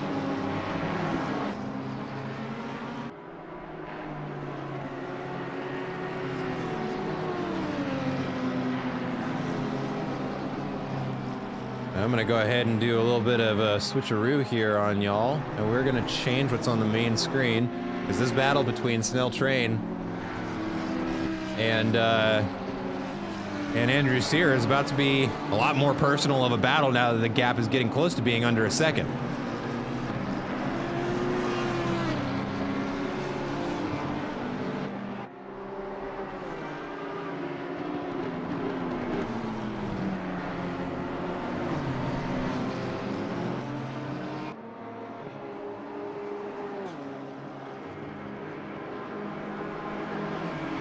Now under a second, these two are going to be getting very close, and we are coming up on an hour mark too, so we may actually see a driver change here.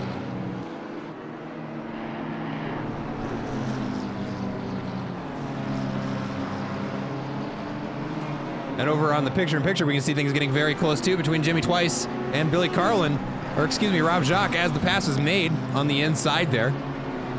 And Jimmy Twice does move himself up another position.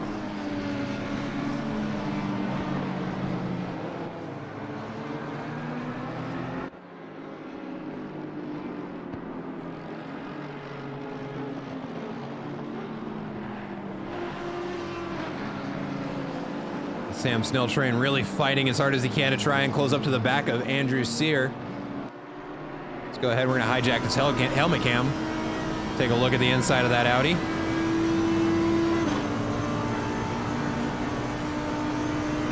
Oh, he has the legs. Can he make the pass on the outside? It's looking like he might be able to, but that McLaren perfectly positioned, but the Audi is able to make the pass on the outside. Like the McLaren wasn't even there, just rockets past him. Like I almost went, we're gonna watch that again. Here we go, here goes the pass out on the outside. Sam Snell Train makes the pass. Through that chicane, just handled beautifully, really taking advantage of the arrow that we were getting a little bit of a lesson from Fred Fosberg earlier in the race, and does make that pass happen.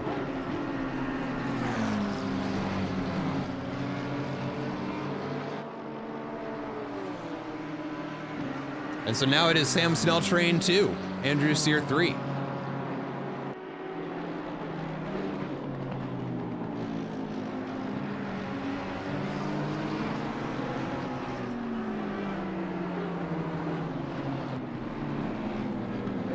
Looks like stewards are handing out a 15-second penalty to the car number 111. That is going to be Lucas Klensiris at the wheel right now.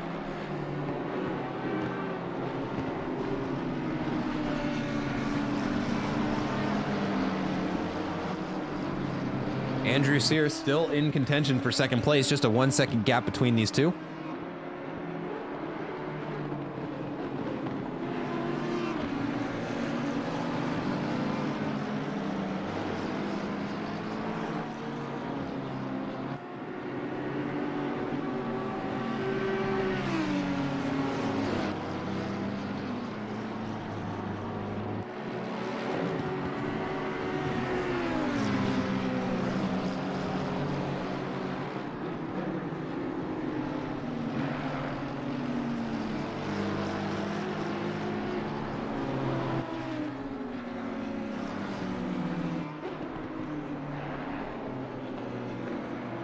Here's what we're gonna do. I'm gonna throw this battle between Snell Train and Sear up over here. Let's go ahead. We're gonna hop around the track and see if we can't find something else going on here. Let's see here. Actually, just behind Andrew Sear is kind of what to watch. We've got that Honda catching up to him.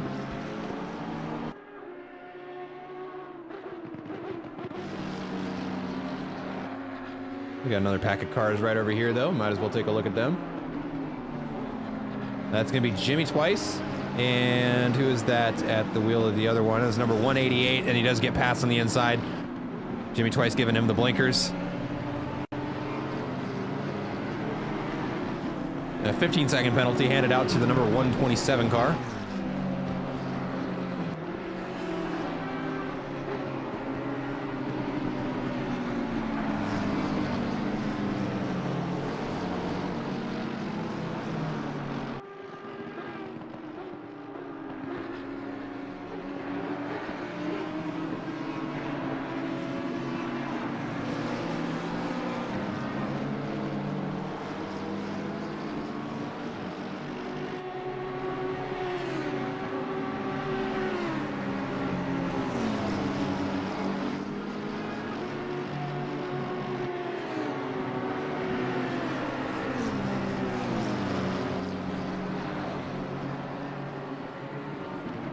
All right, and as we get ready to approach the halfway mark, just a reminder to everybody in chat that we got still 3 more hours to go.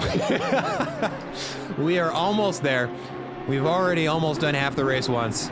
And we actually see, okay, we've got people coming into the pits now, which means it must be about time for stint rotations. And actually, if I'm not mistaken, I see the track getting a little bit darker. So let me put that away, and I'm gonna check the weather.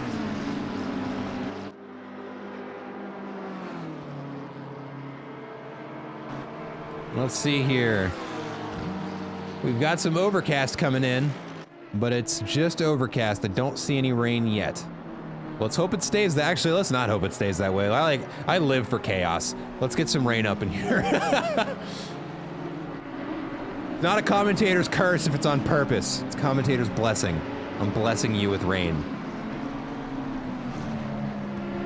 Maybe.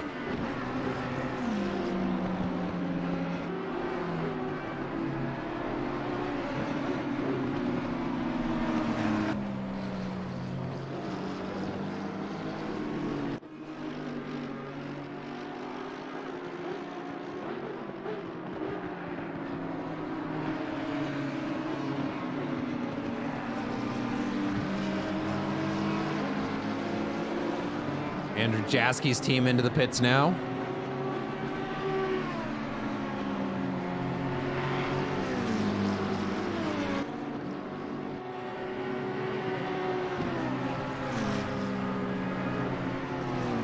We got Jimmy Twice trying to get around this Honda. It looks like it's going to happen this corner. Yep, excellent pass on the inside.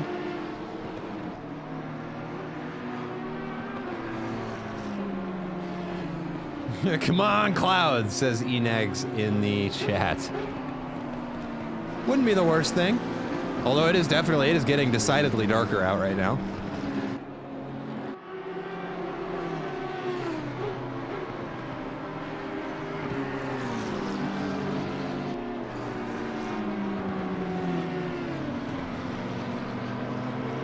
Wow, these two getting very, very close to one another as the Honda wants another piece of that McLaren, looking to go on the outside. Gets on the brakes a little early, though. Thinks better of trying to make two cars fit in that chicane at the same time.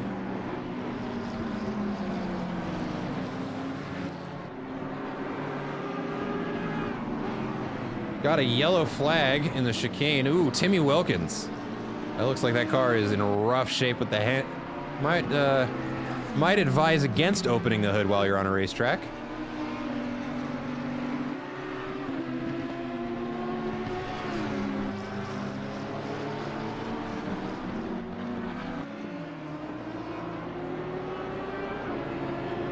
Andrew Sear into the pits now. That's our third place driver.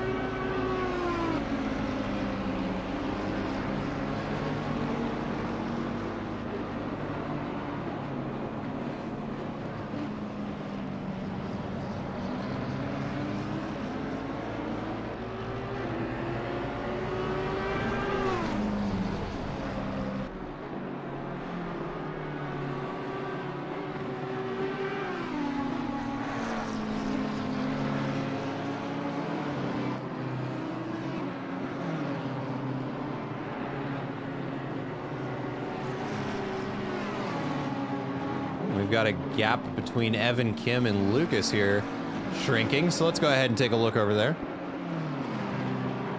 There's going to be another battle between Audis. A lot of Audis on the field today. Yep, and Nathan Tanner does get an overtake. Now up in P17. Matt Byrne is now going to be in the seat of the number 333 McLaren.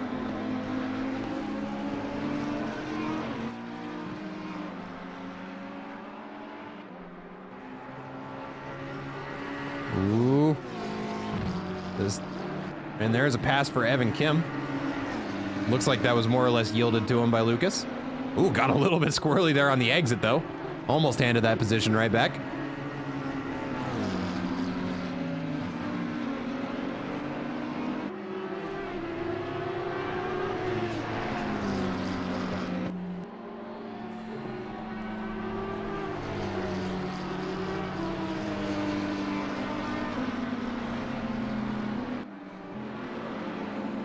Got Fred Forsberg here now.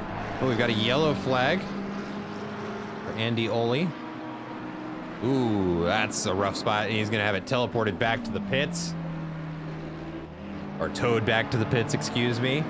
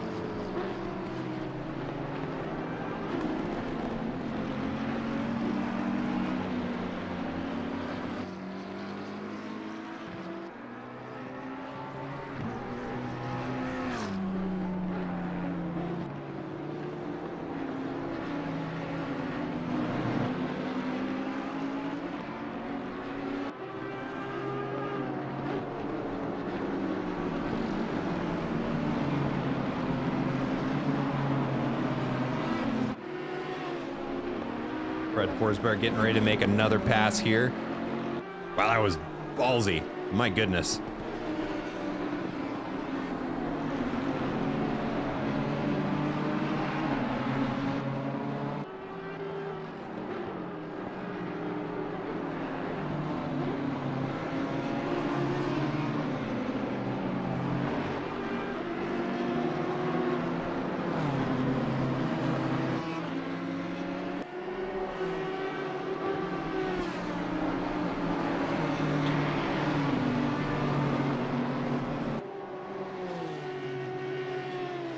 Let's see here. Let's see what we can get on camera here. There's a couple cars pretty close to one another. Matt Byrne and Timmy Wilkins. Now that we're about halfway through the race, let's go ahead and take a look at our position delta, see how everybody's doing. Sam Snelltrain's team doing a remarkably good job. Still holding on to the fastest lap of the race here, up in second, starting in sixth. That's 4 positions gained for them.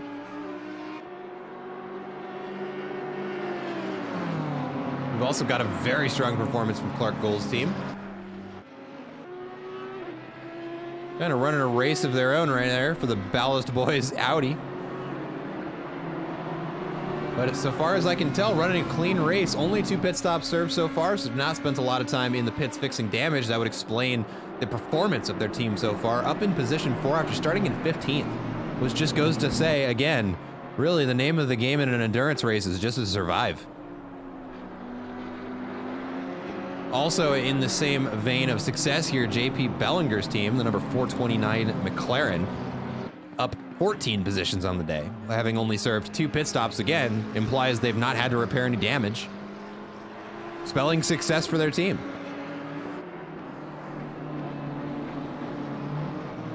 We'll hop just a little bit farther up in the grid here to Rob Jacques, also putting on a phenomenal drive, up 7 positions on the day.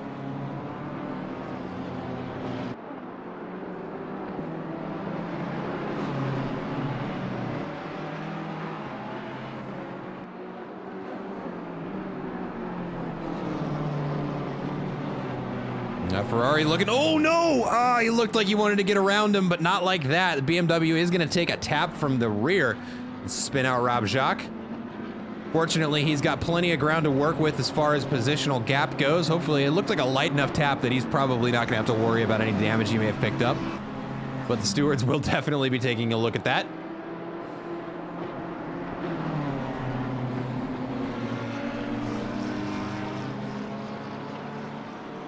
There's Matt Byrne in the 333 McLaren there, giving him the blinkers.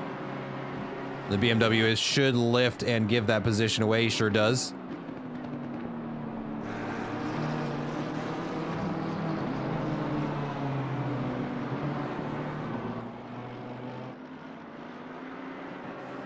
Ooh, and we've got a yellow flag for JP Bellinger. Looks like he got spun around in the same corner. Hopefully not as a result of contact. Let's go back 10 seconds and see what happened here. Nope. Just overcooked it a little bit and lost the back end. A little bit of oversteer. Will end that corner for you, but does not lose any positions in the interim.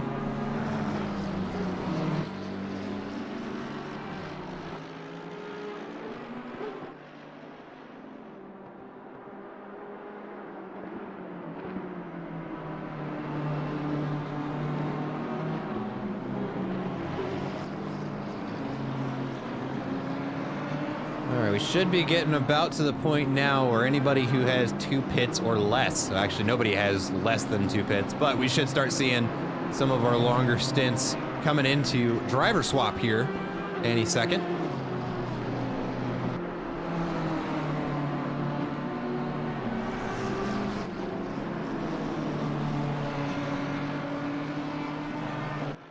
We've got a yellow flag in the chicane now. I'm just watching the track map. Looks like everybody gets around it just fine.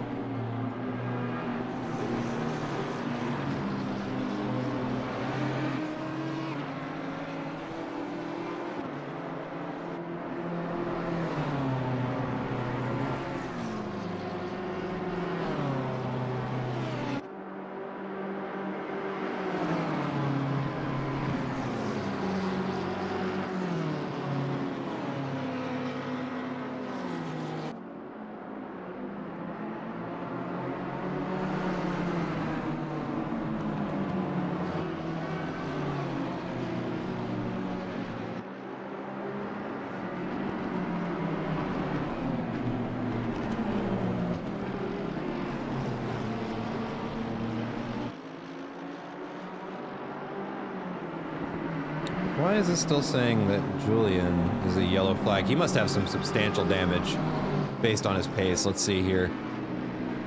Once the camera flips around, we'll see what the front of that Ferrari looks like. Whoa, that's not fun for him. But yeah, he's just got a heavily damaged Ferrari, it looks like. Let's see what it looks like inside the car. Yeah, his alignment's all shot. Oh no. Yeah, you see how his wheel is straight, but the car is turning right? That right there is an alignment problem.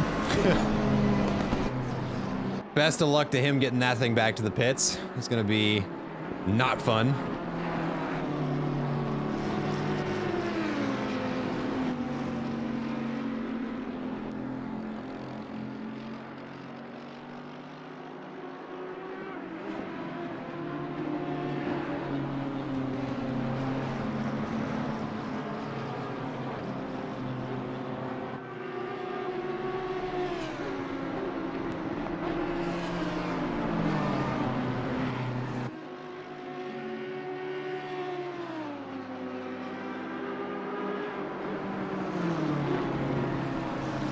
Doesn't look like too many close battles for position at this stage of the race. We do have some folks in the pits right now. Looks like we've got some driver swaps going on.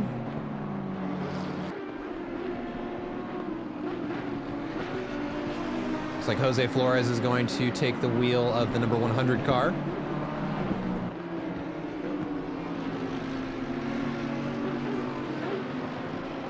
Okay. Looks like the Ferrari we were seeing just a little bit ago with the alignment out of whack is in the pits now getting that repaired.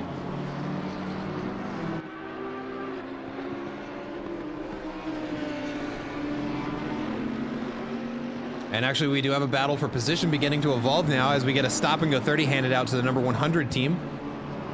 There's going to be Jose Flores at the wheel is going to have to deal with that penalty. We've got another yellow flag. We've got an Audi with a crushed front end and... oh! Now probably a broken wing. Oh! As some cars have to kind of dive around him. Not a lot he can do about that there. Let's go ahead and get back over to Matthew Reed, who is closing up on Rob Jacques now for a position.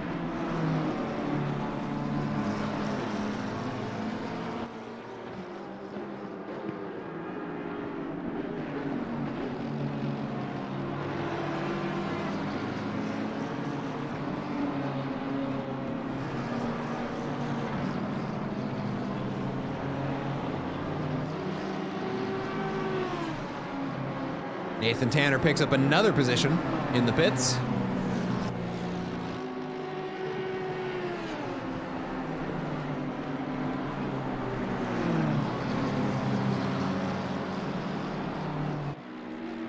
Matthew Reed getting very close to that BMW now.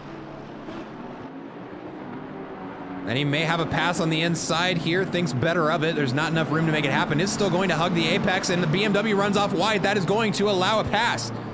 Matthew Reed does an excellent job there of intimidating the competition a little bit. We'll see if he's able to do anything about that now.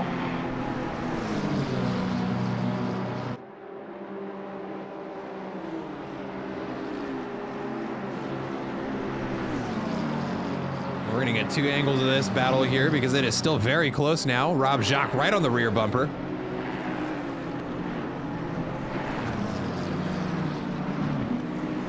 But it looks like a good exit there for the McLaren is going to widen out that gap.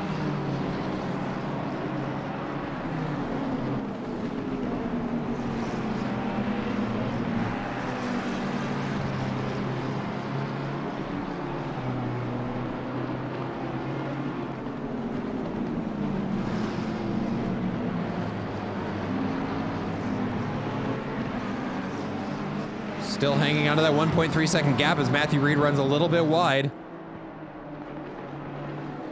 But still just has enough pace to be able to stay out in front of that BMW.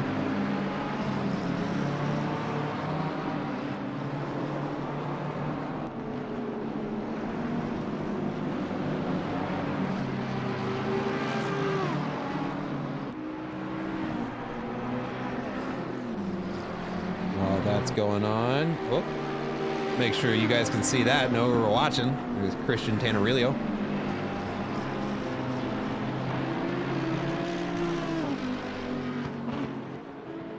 Going for a pass on that AMG, not for position, but a pass nonetheless. Nice and safe for both drivers. And actually, we've got another very, very close gap now here. Let's go ahead and pull up Chris Plaff. Or is it Pfaff? It's Pfaff, Chris Pfaff.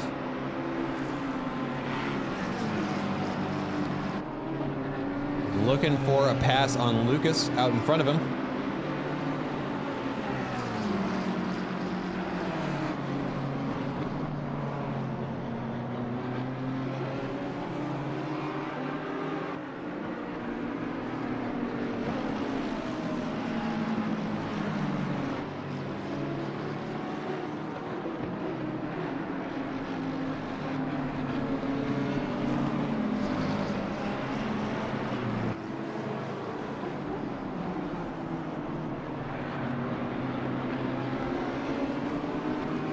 Chris Pfaff now getting very close to the back of that Audi, hitting him with the blinkers. Basically saying, hey, I've got the pace to get around you, might as well just let me have the position. But that Audi has no obligation to do so. In fact, I would say he's obligated not to give that position up, but we'll see if the BMW from behind can make the pass happen. Audi's running him right into the side there. We'll see who gets the better line as a result. Does look like the BMW's got it. And that is going to be a pass for Chris Pfaff there. To move them up into 17th place, 6 positions up on the day.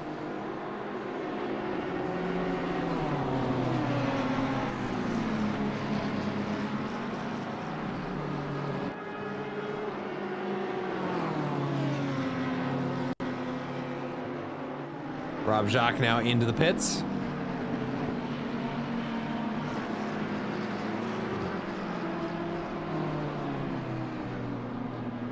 A 15-second penalty is going to get handed out to car number 11.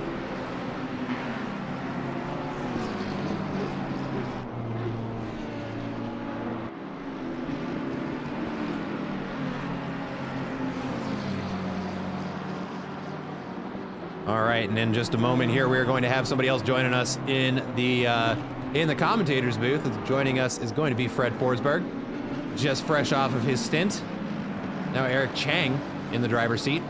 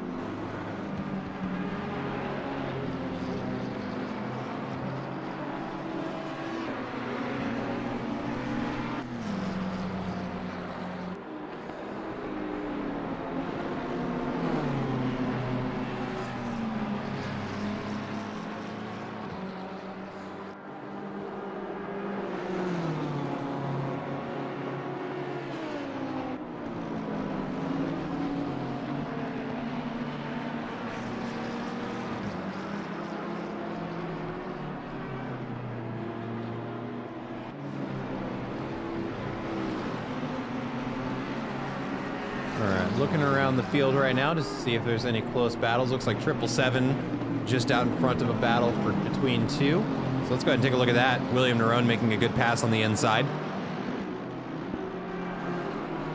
And joining me in the commentators booth is going to be Fred Forsberg. Back again, fresh off his stint.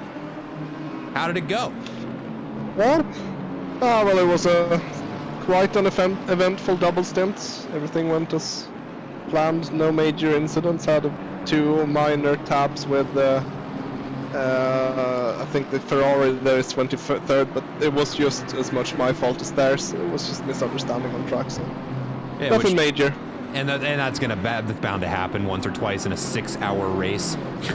Yeah. There's gonna be some small taps. It wasn't anything devastating. Maybe I got 1 second of damage per tap basically, so it wasn't anything major at all. Maybe I got a little bit front end limited, which means I was understeering towards the end of the stint because of damage and worn tires. But overall, the setup is so solid and nice and easy to drive. So I'm very happy with preparation that everyone's done, and it's looking good thus far. But still, 2.5 hours left. A lot can happen.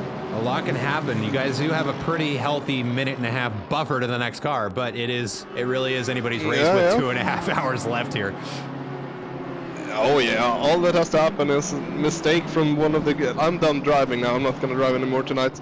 But all it takes is one major mistake that ends up killing the car, or a stop and go 30, and yeah, they are right back in it. So, yeah. And it looks good. We only have 2 track limit warnings, so we have 1 more to play with. And yeah, it's overall it's just looking good. It's feeling fairly solid. Eric is doing a good job in his debut and driving with us little quicker guys. No, and I was telling him in chat earlier that it has been my experience with him that when he is prepared, he is consistent, and that's all he needs to be tonight. So. Yeah, and another thing, he's good when no one's talking to him at the same time, so that's why Johnny has gone to do something and I jumped in here, because he drives better when there isn't a lot of noise around him. So yeah, I'm gonna join in when it's about focused. Yeah, exactly. And he's doing a splendid job. He is lapping around the same time as he said he was able to do before, so he wasn't sandbagging or hyping up his lap. So he's doing a very good job at the moment. Yep. And very nice to see him back in racing again, because he has been away for a bit. For sure. Yeah, and summertime does that. You know, everybody's got different schedules. Maybe a little bit more sporadic, because you don't have, unless you're working full time, the same schedule if you're a student or anything like that. So definitely good to have him back on the track, back in the driver's seat.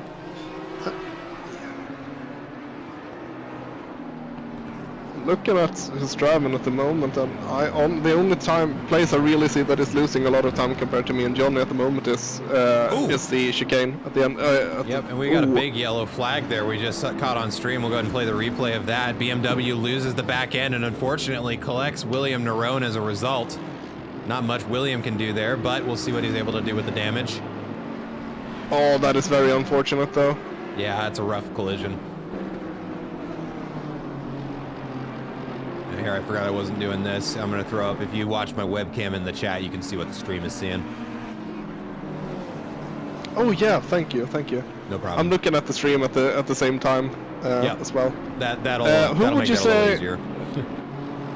Yeah, okay. Yeah, I won't have delay then. That's actually smart. I gotta say, you've done an amazing job with the stream overlay. It looks really good. I haven't seen it before. Much. Yeah, no. Very good job.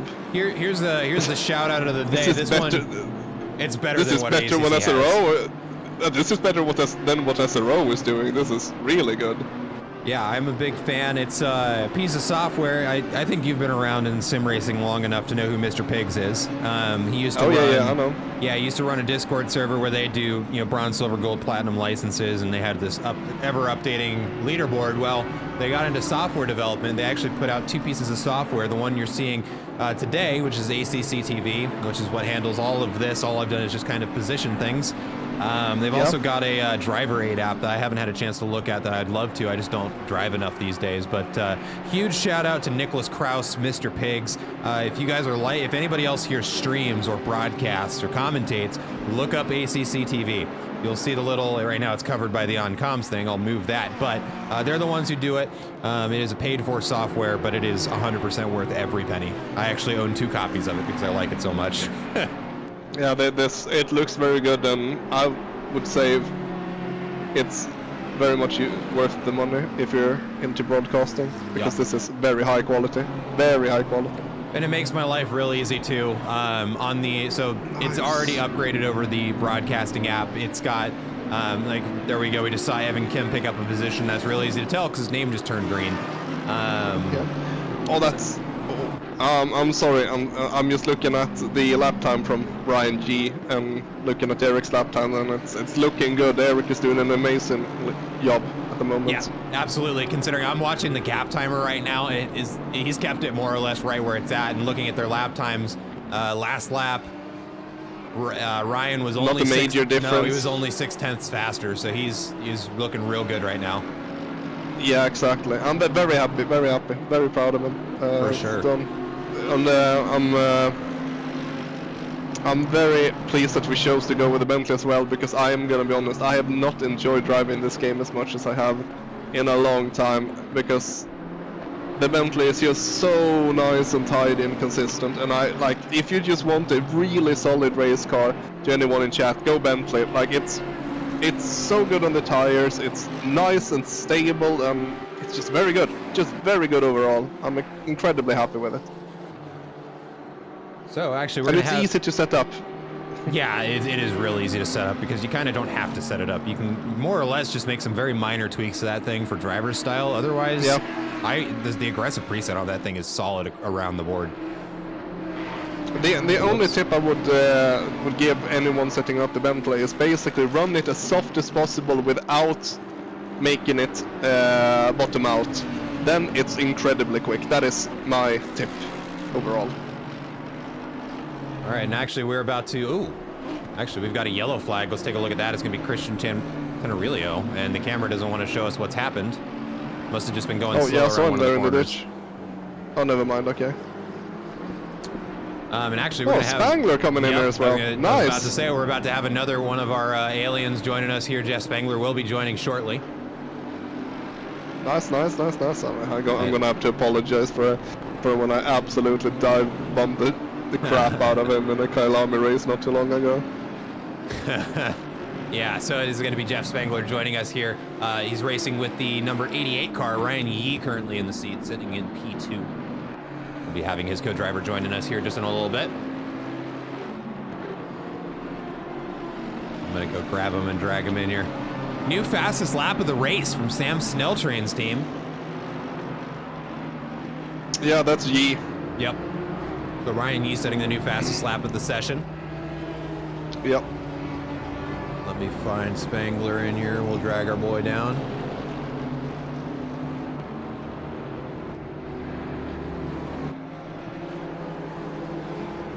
Maybe?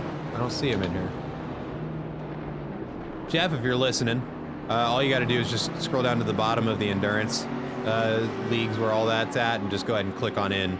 It's not locked. Oh wait, there are returns. Sorry, reports. Gotta see if we've been reported.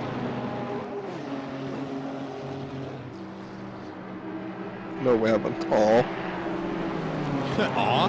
That sounds like a good thing to me. Nah, a bit of drama is always fun.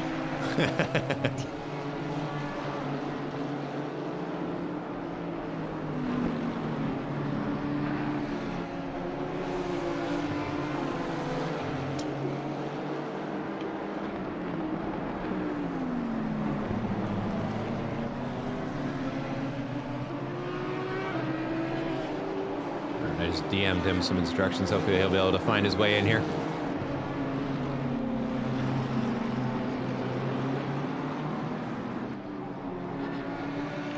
But right now, got Evan Toth on camera, slowly closing the gap to 4th place, 2.5 between him and Curtis Larade. Oops, as I accidentally typed number 2. Let's go ahead and get that off there. There we go.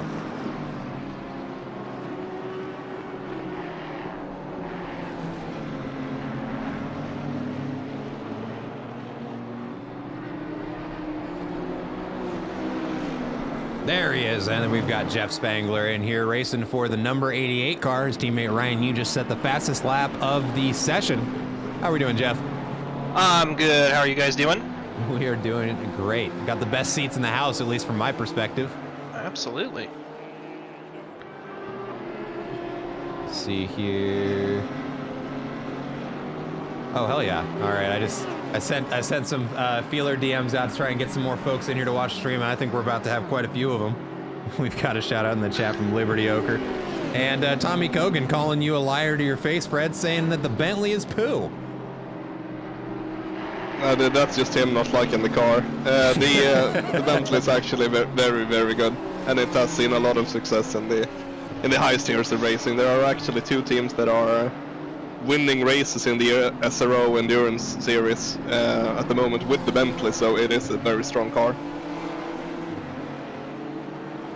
Yeah, I mean, the only thing I can really maybe complain not about around it, there though. It's not really that good around there. It's just very consistent.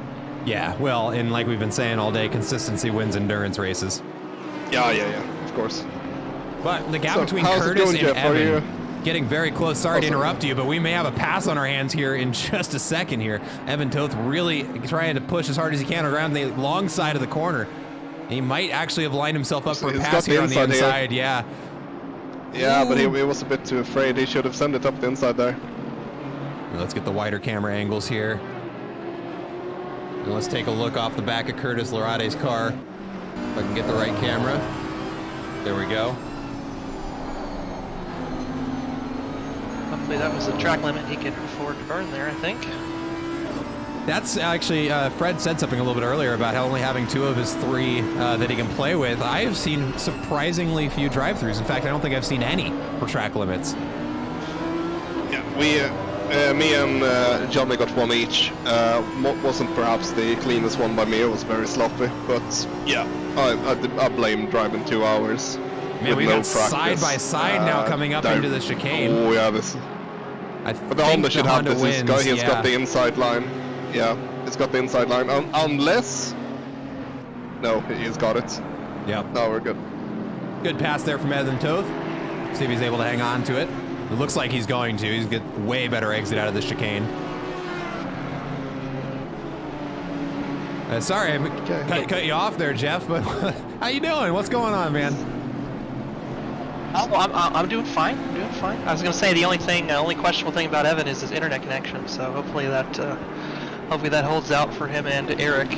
But yeah, looks like they're having a good solid race. Yeah, no, things are going good for us. Had a good stint. I'm sure Ryan is happy. Order has been restored. He has a faster lap than me, so I'm sure he's very pleased with himself. But no, we're doing good. Unfortunately, I caught up some traffic through the bus stop and aborted the second half, and then kind of bounced back on the track and touched the wall a little bit. So I had about 8 seconds damage for half of my stint. So hopefully, get out there and keep it clean for the. Oh, no, that didn't look great. That was Tim Wilkins. Yeah, that's Tim Wilkins is going to have to. Well, fortunately, it happened right in front of pit lane, so he's going to be able to get right in there and fix that damage. That is the flappiest bonnet I have ever seen. I mean, that thing is wow.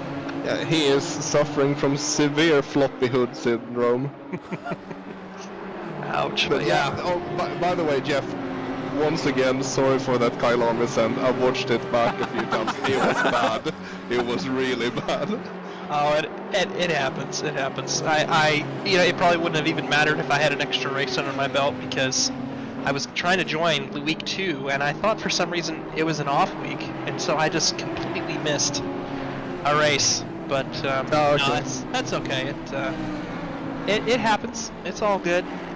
Yeah, it caused a bit of a European invasion. That race, 2 guys from my team joined in, so that was fun. Always a fun track. Kyalami used to be kind of my boogeyman, and I think I finally put it behind me. Had some good races there recently. My absolute best track, in my opinion. But I gotta say, I'm really enjoying Watkins. This is a really good track. Really, really good track. With all the banking and just how it's just kind of fast and pretty smooth, the surface is smooth. It reminds me of those really old original PlayStation games. Oh, you know what? I brought it up and now I can't remember the name of it. Where it was you were racing a really fast hover vehicles through these tunnely kind of tracks. Not Ridge Racer. No, I'll have to look it up. But it's almost like you're going through this big fast tube, at sometimes. So at least it makes me feel that way. You thinking about F-Zero? Oh, maybe. The Captain Falcon? No. Oh crap! Sorry, forgot my keyboard. I'll look it up. Yeah.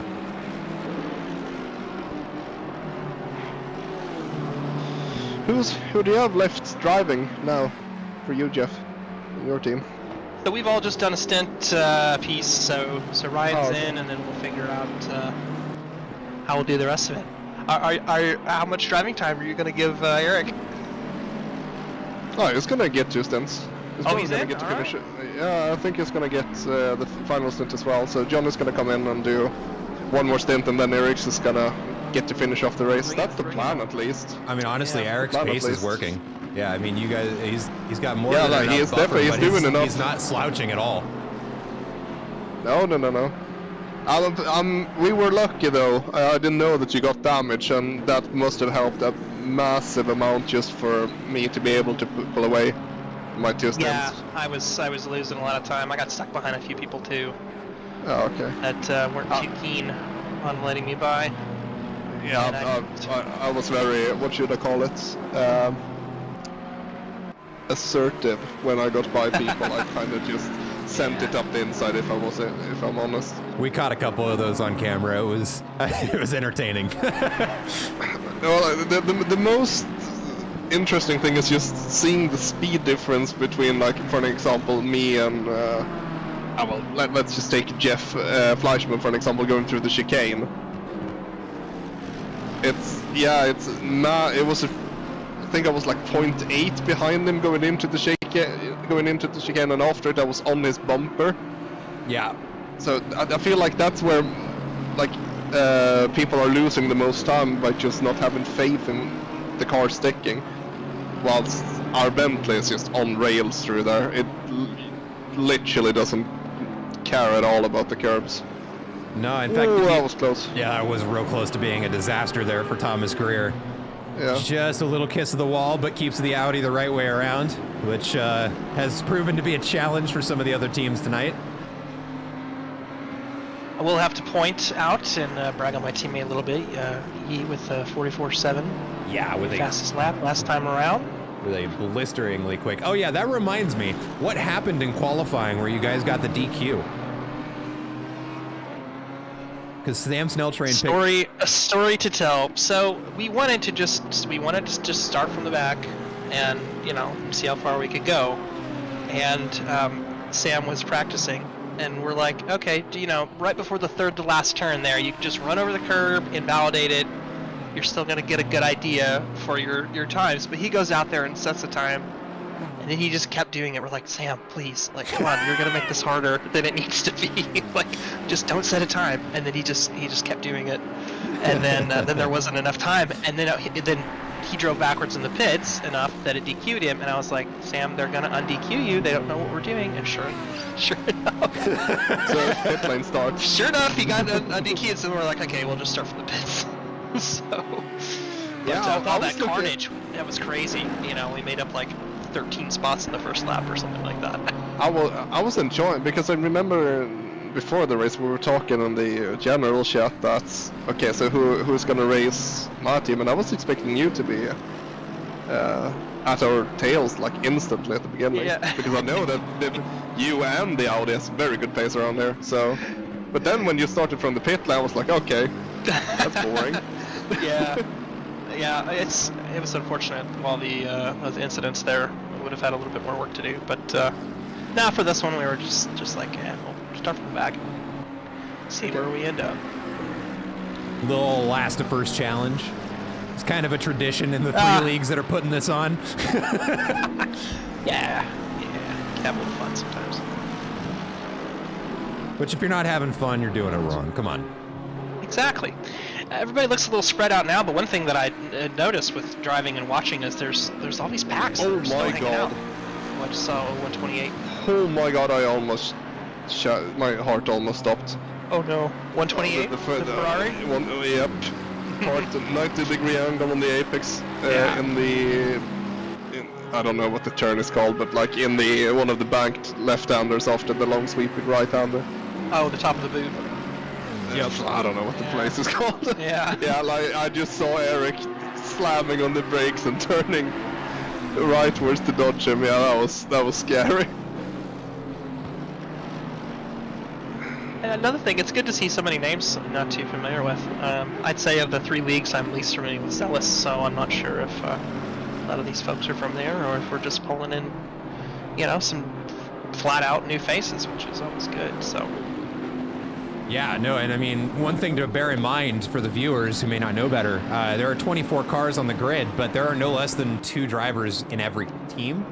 So realistically, we've got that times 2. Really, it's kind of closer to that times 3 people participating in this. So we have almost 60 people show up for this thing, which is absolutely insane. Yeah, that is good. It's very good. Especially for... well, we are 3 communities doing it, but at the same time, they're not the largest community, so to have this good of a reach and been able to pull in almost 30 cars is... how many cars did we have in the sign-up? I think it was 28 or something like that. Yeah, we have really high turnout. There's only a couple teams that didn't show out. Also, you got a shout out in the chat from Johnny Seville. Hi, Fred, you pufferfish-obsessed weirdo. Yeah, hi, Bish. That's just what me and... Is your Bentley supposed to be a pufferfish? If you zoom in on the Bentley, you'll see, you know, the Mad Panda Motorsports, basically that, but with a pufferfish that I had a friend of mine make because, well, I don't know, it was just, I had like a phase in life where I liked pufferfish. I ended up buying one, so I have one now. Do you really? In real life, so. Oh, I see your Discord. Your Discord. Yeah. So it's basically that logo. Yeah, it's basically. Are you able to zoom in on the car so people can see? Yeah, I can. Here, I'm gonna. Give me just 1 second here. We're gonna be clever about it. Yeah, no worries. I'm gonna throw us back on Kieran Fox, and then. So the fact that it's a pufferfish was lost on me. It looked like scales, so I thought it was exactly. like a dragon or something. I was like, that's no, it's way weirder. Trust me, it's way weirder. I was running a pufferfish slip. It's everywhere. No, but for real, like, if you the whole thing. It's over the whole thing. Basically, the green part is just a ton of pufferfishes, with a big one on the roof. I'm trying to get the camera to behave, but it doesn't really want to. Okay, yeah, it doesn't want to behave. It's fine. Doesn't matter. I can link a picture. Ooh, Kieran Fox drifting around the second to final corner there. It's still can you see what managing not to traction lose control much is time. using? Oh!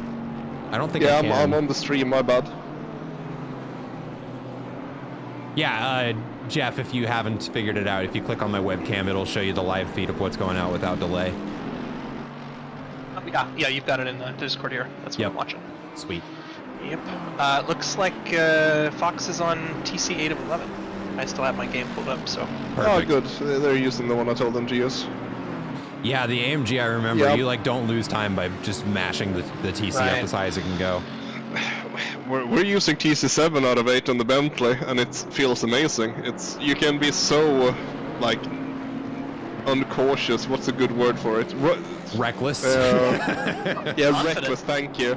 Yeah, you can just slam the throttle wherever you want to, and it does not like kick out ever. It's so nice to drive. Man, coming off the back of a Porsche Cup League.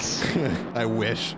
And I know for a fact that that Audi is not at all like that. No, this is the first I've really driven this Audi, and I've been driving a lot of BMW lately.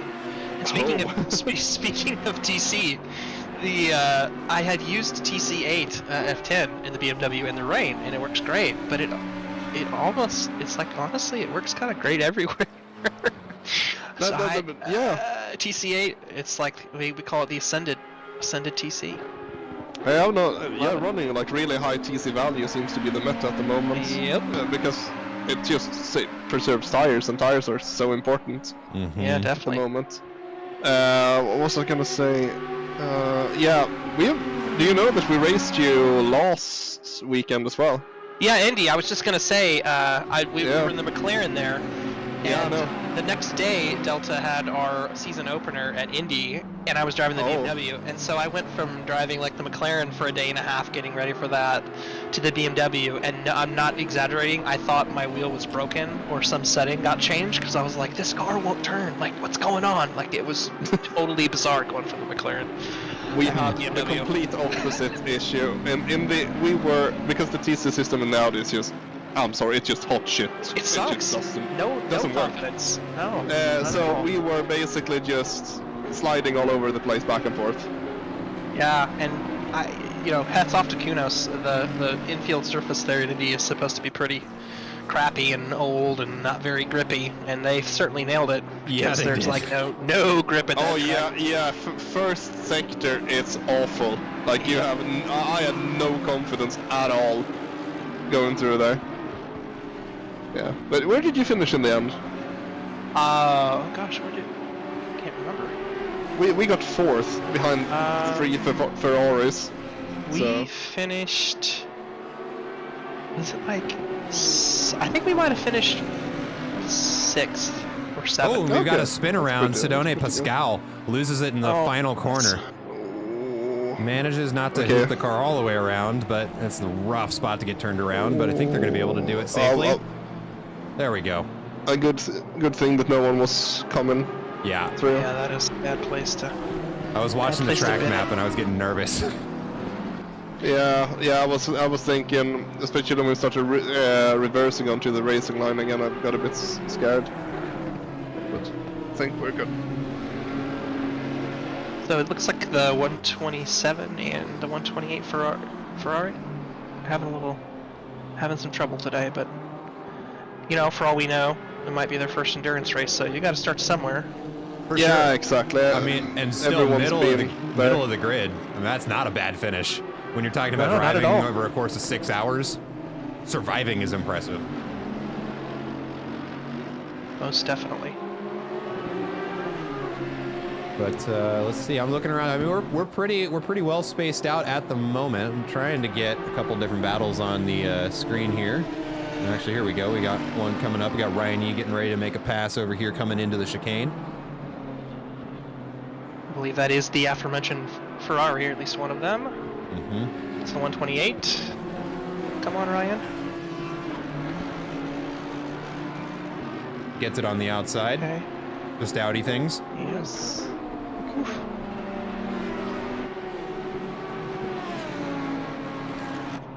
All right. It can always be One thing worse. One thing that is very good with the Audi though is just its corner acceleration, like exits of a turn, is just, it's a monster low-end revs. Yep. That's why I was scared if you were gonna start next to us, because I know that the Audi will jump the Bentley, and that Oh, yeah. we're gonna be able to get by. Yeah, Delta League last weekend there was an Audi in 3rd place and 4th place, and no kidding, they had like almost overtaken myself and the Porsche before we got to T1. It was insane. And Yeah, the Porsche's a rocket off the line, the Audi like makes it look like it's standing still. Yeah, exactly. After the power buff that the Audi got, it just got so good on the starts. The problem that I've noticed at least, it might just be me not have been able to handle the throttle pedal well, but just tire wear is just a huge issue in the car. The tire drop off after like 20 minutes is enough, and it just starts feeling like crap. Yeah, I'm sure I'll become acquainted with that. I couldn't tell what my problem was, whether it was the damage or tire wear, but got pretty rough there towards the end. But what do you guys think about these clouds? They're just kind of hanging around. Yeah, they're just kind of hanging out. We So will no see. it's warming up, so there's no indication it's about to start raining, which would be ideal. But I also live for the drama, so some rain would be great right about now. I don't have to drive in it. If it starts raining, I think that John is gonna get in the car. That was what we talked about earlier, at least.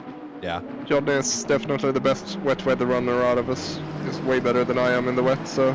Well, he lives in England, so it rains 24/7 anyway, so he I has was to gonna be say good in the only it. reason why I'm a good wet weather driver is I live in the Pacific Northwest. So we've got two Yeah. seasons. We've got rain and then 2 weeks of sun. So Yeah, and also, I gotta say, I think you mentioned earlier that Eric's ping, I don't think it's Eric's ping, I think it's mine and John has just been weird because we live on the other side of the pond. yeah, it doesn't help. Although we've got Yeah, a honestly- battle for position getting ready to start ahead. here between Eric Gottsacker and Melon Manchester. Pitch. Manchester is wet, I can confirm. Yes, Johnny. Yes, I have a lead foot. I am very much aware. 3 aliens in comm chat. What in the hell are you talking about? There's 2 of them and an idiot who can barely tell which side of the steering wheel is supposed to be on top. That was from chat. We got Javier Marquez in there. Says 3 aliens in comm chat. I don't know who the 3rd one is. Should I drag Johnny in here? Do you want to come in? Is he allowed to come in here, first of all? We might as well. Yeah, we're having a party, man. We got 2 hours left of this race, and most of the battles for position are, well, we've got one that's evolving right now between Eric Gottsacker and Melon Pitch, but yeah, the more the merrier. Yeah, you have no say in this, Johnny. I'm just gonna pull you in. Update the. If I can, no, I can't. That's annoying. Because, like, new messages is blocking me. Give me a second. Pitch is really making up some ground on Gottsacker here. Yeah, going for the inside, trying to get the apex on the next corner. Not enough room to make it happen this time. Oh, but a rough. Oh, he runs deep. Yeah, BMW runs deep and allows Melon Pitch past. All it takes. I have been moved. Yes, you got no say in this. How's Eric doing? Yeah, he's doing good. Just getting on with it. Yep. Not much being said. Just doing a good job. Oh, Good. surprise Ferrari on the corner. It's not the first time we've seen Ferraris be on weird places. I think the one that surprised me the most was seeing what is that Ferrari that Julian is in? Being parked in between the bollards and the chicane after the first sector. Oh my gosh, I saw that. Yeah. I was very watched confused that how he replay. ended up being there. Yeah, he tried to snake his way through it, and then unfortunately a couple of those Pirelli signs on the edge, even like the second layer of bollards, have solid barriers behind them. So he thought he was just going to smash through the yellow Pirelli sign. And he just smashed into the orange barrier again. So The same thing happened to Nathan Tanner right at the start of the race. That's why he had a 5-minute pit stop. Oh, yeah, that's why. Okay, yeah. I remember. How long was he in the pit stop? Was it like 3.5, 4 minutes? It was 5 minutes. It was something crazy. It was Jesus over Christ. three. It was must have over been- 300 seconds. Must have been control lock though, right? Nope. He drove it back. Holy crap! That must have been like the heaviest damaged car ever. Like to continue racing. The only time I have had more damage on a car happened on purpose. It was at Bathurst, and at the end of the straight going into turn 3 to start going up the hill, I just decided, I'm not going to hit my brakes, and went straight into that wall. It was 4.5 minutes of damage. The highest I've ever gotten it on purpose. So that he got 3 minutes of damage on accident is really unfortunate. How much is left of Eric's stint since you have the? He's got 24 minutes. Okay. Yeah, I'm running out of juice on my headset, so I'm gonna swap seating positions here. But we are approaching the 2-hour remaining mark. 129 laps have been driven here at Watkins Glen. We'll see how many more of the drivers are able to get through. The grid's looking pretty good. Not a lot of close battles for position at this point. It's just people passing other cars. And the racing has been surprisingly clean. I'll be honest. I've seen a couple of the incidents and they look like they were like truly accidental. There's nobody out there being too excessively reckless. Present company excluded, Fred. But it's been a fun race to watch. It's generally pretty tough to make it this long and not see somebody doing something like egregiously wrong. Yeah, I'm just gonna ask, are there any planned, interviews after the race for like the podium and so on? Planned, no, but I was gonna try and get some people in here. Oh, okay, that sounds good. Probably grab the winning team in second and third, at least go through those. Yeah, regarding incidents, we were. I'm wearing many hats today. I was in the steward's room. We were very busy at the front, but yeah, things have definitely, or at the beginning of the race, but yeah, things have certainly calmed down. And hey, I don't think anybody's. I know we have a car sitting in the pits, or at least we did. Yeah, we still do, but started with 24, right? Yep. We're still here. Which is unbelievable. I've done enough of these races to know that doesn't happen often. But yeah, I think aside from that one big incident on like lap 2, that's really it. Yeah. Yeah, but what a way to start an endurance race, for an example, for Tanner or Yaski or so on. For Having real. like 3 minutes of damage of lap 2. Yeah, that's just demoralizing in my opinion.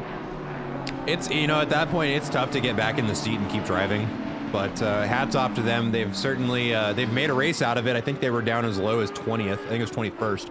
And they're back up in P14 right now. Oh, they've done a good job.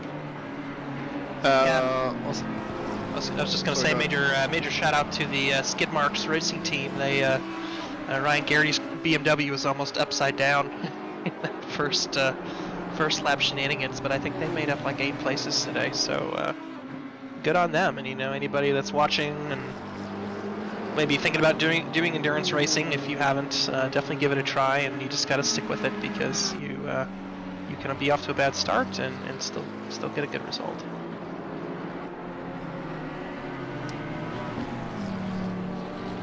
Johnny, what would you say? How do you feel like the Bentley's been thus far? And are you gonna get fastest lap now when you get back into the car soon? I try. Don't.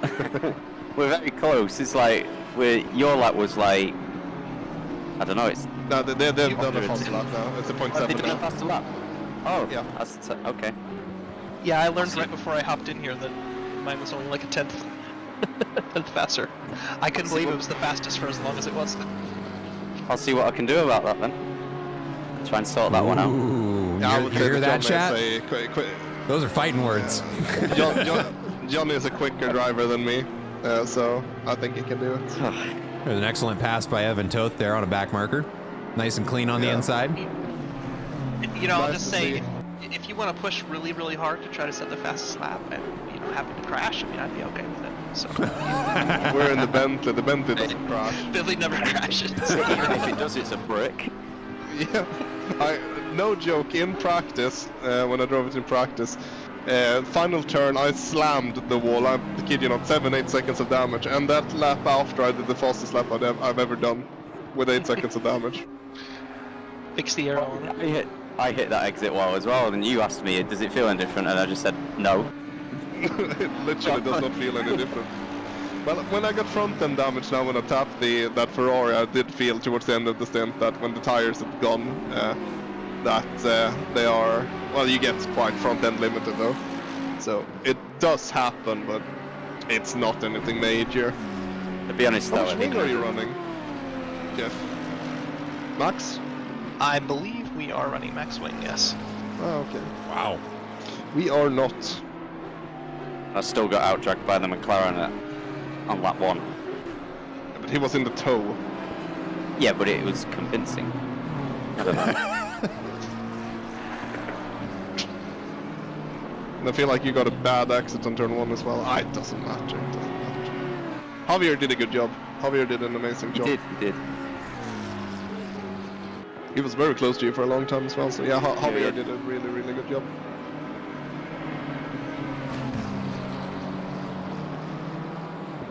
The way some of these cars are spread out, I have to think that there's some, especially with a lot of the cars that pitted early, a lot of off-sequence cars running around out there. 100%. We're on the same sequence though, right? Yeah, you got... I think we're just a little behind because we started from the pits. So our stint time was a little behind everybody, but not too much, I don't think. Okay. There's definitely a good range of pit stops here. Let's see if my counter actually is working. It's kind of working. Yeah, that's not right. Never mind. Put that back on race gaps. Actually, it's been long enough since we Okay, checked. so, Let's take a look at our position delta. There we go. Everybody can see how everybody's doing. Yeah. Oh my god. Oh no. Oh no. Oh no. This. I'm sorry. Uh oh. It's just this Ferrari here. Oh. On 23rd. What's happened? They're having a rough time controlling it. That's all it is. Yeah, that was scary. The Ferrari can be. I mean, let's be completely fair here. The new Evo Ferrari can be a handful if you're not prepared for it. It really can. That pony likes to kick. Yeah, me and Johnny. Yeah. Me and Johnny struggled a lot on Nürburgring in the Coach Day 1000 series. With it, we had extreme issues with the chicane. It was very, very nice everywhere else, but the chicane was literally uncontrollable. Yeah, it's nimble and it's fast, but it likes to go in a straight line or corner. It really doesn't like that in between. Yeah, That's weird steering. As soon as you get on the gas, it's like, we're going straight. As soon as you go over a curb, you're bouncing. Yeah. Yep. Ferrari space program. I love that car, but it is a handful.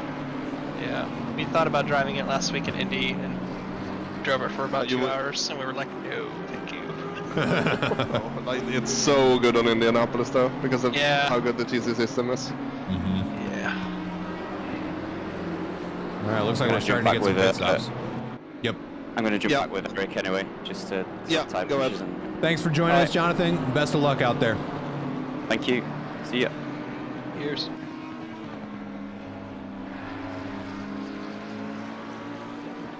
It's like your man's under a little pressure from a back marker.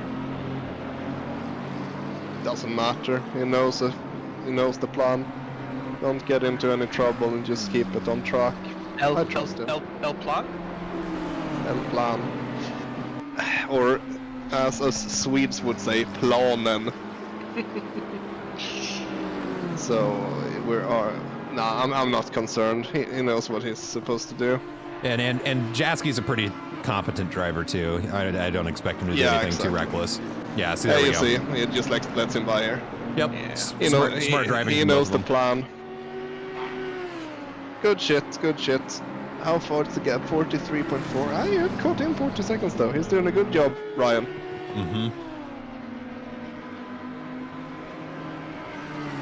Oh, you guys see the weather? I do not see the Rain. weather. Is there rain in the raining. forecast? How long? Yeah. Rain in 15, it says.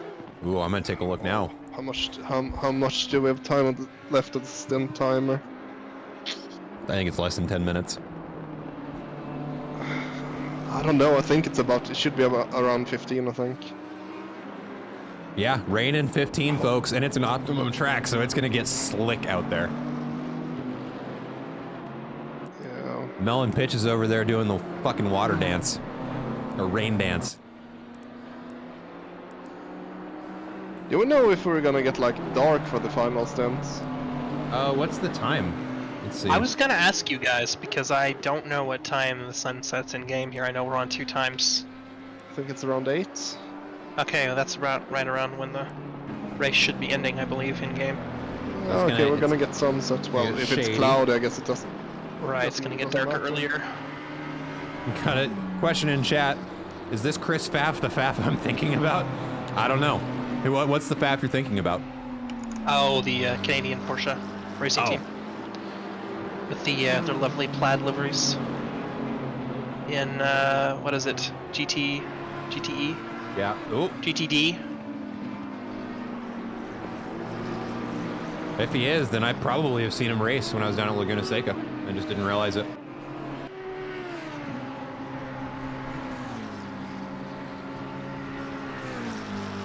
I don't know, it could be.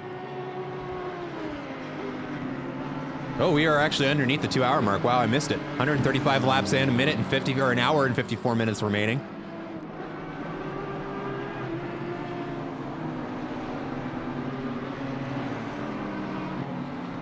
Go ahead and center that.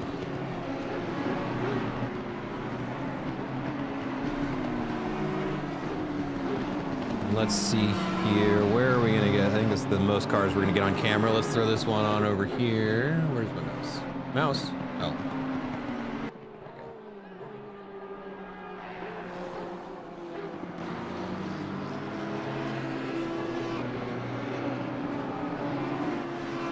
There we go. We'll throw that one up there. Try and keep an eye on everybody. Boom.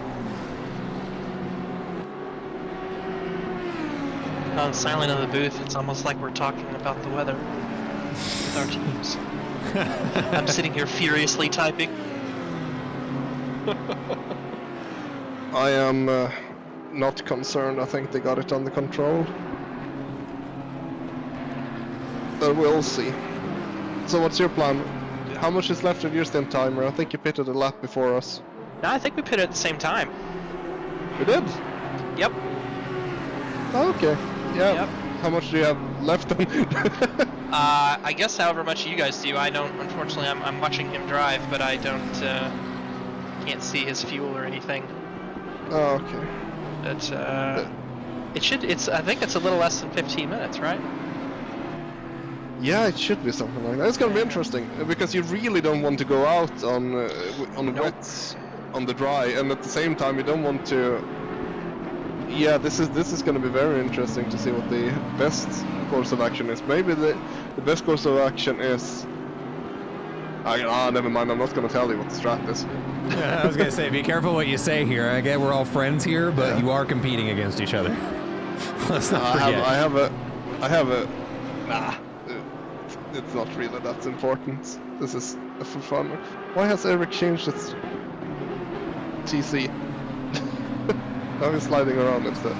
Well, I mean, you could always take a splash, come back out, and drive. That the was rain actually starts. Yeah. that was actually what I was thinking. Just Yeah. splash and dash until the rain starts, and then Yeah. go in for wets. But it depends on how long the rain is. If the rain's gonna be the same amount as last time, it's not worth it.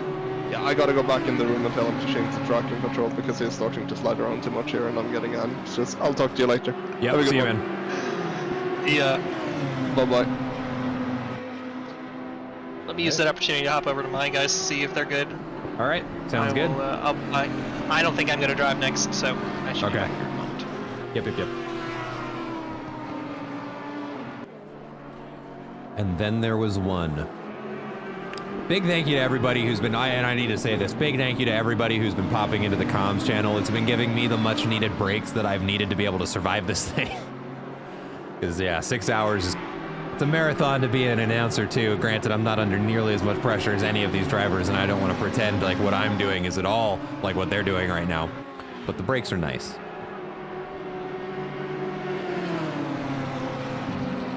Not a lot of battles for position going on right now, but we're definitely got some tight racing going on as we watch a collision between a BMW and an Audi.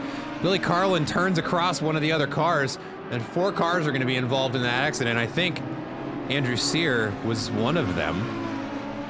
Did he lose any time? He lost 3.5 seconds there. I think he just managed to avoid the collision, but not what that team was looking for. Melon Pitch picks up a position in the fallout.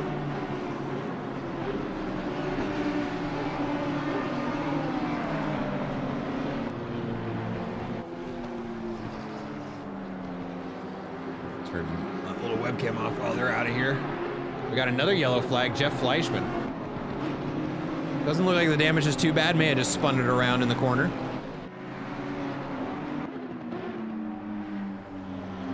We're going to be watching this battle just a little bit more closely here. Melon Pitch out in front of it, but Billy Carlin is catching up to somebody for a position.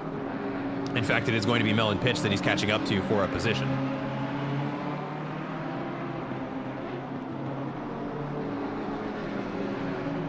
Ooh, and it looks like we do have a disconnect as well.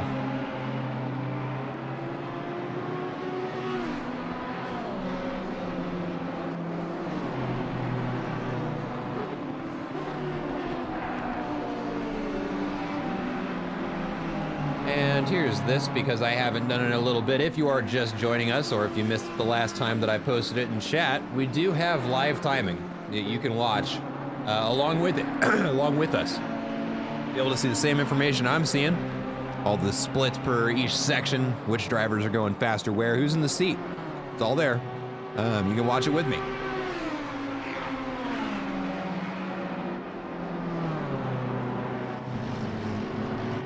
Very tight pack of cars over here. Matthew Reed squeaking out from around that AMG.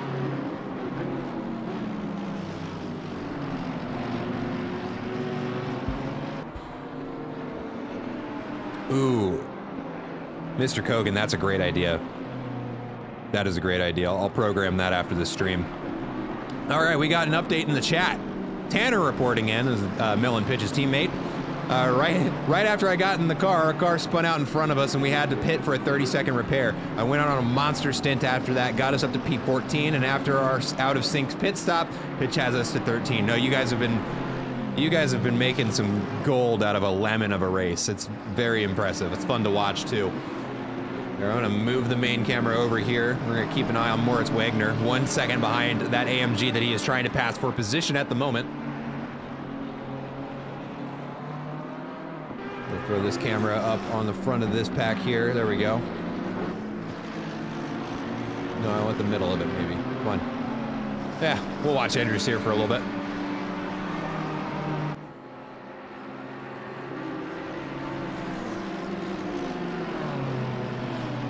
Oh, let me fix that. Didn't realize that was hidden. There we go. Boom, Andrews here.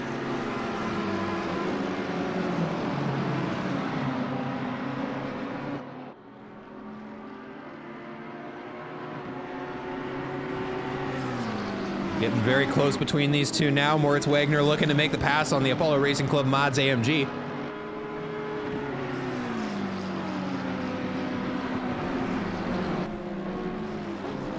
Looking at the outside, not quite enough room to make it happen. Has to back off a little bit. It's going to lose some time coming around the corner. We'll see how quickly he can get back on it.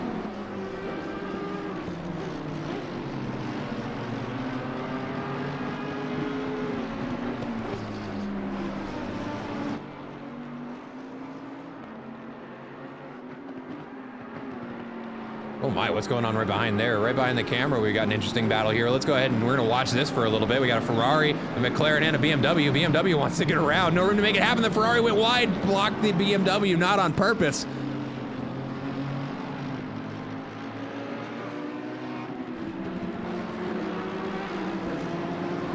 Moritz Wagner still trying to close that 1 second gap.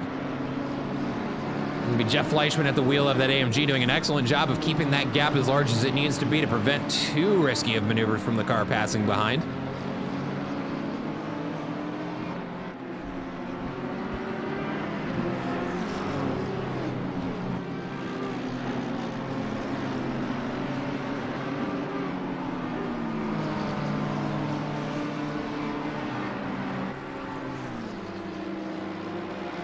Actually, any second here, we should start seeing some rain. With the BMW looking on the inside of the McLaren. I think he's going to try it. They go too wide into turn one. BMW's got the inside line, is able to get the power down in time. McLaren still on the outside. Got an Audi trying to join the fight now. I believe that's the second place Audi. This will be Jeff Spangler's team, gentleman who was just in here with us. And Moritz does make the pass happen on Jeff Fleischman. Gets him on the inside.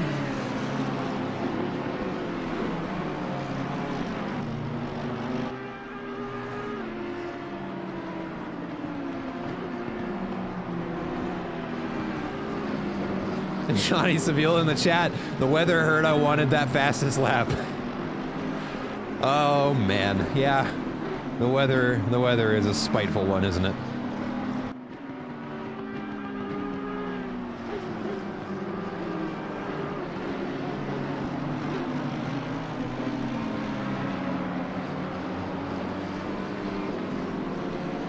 There's Matt Morrison for the Team SRA2 Audi, number 111. Trying to catch up to the pack there. Gets a little squirrely on the exit there. Had a little bit of oversteer and understeer all at the same time.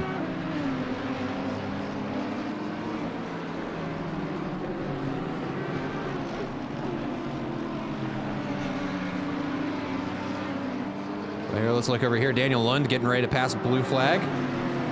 That's exactly what we want to see. Just a little lift in the straight. Let the faster cars by. When we got a yellow flag. Doesn't look like it was much of one because he's already back on the track.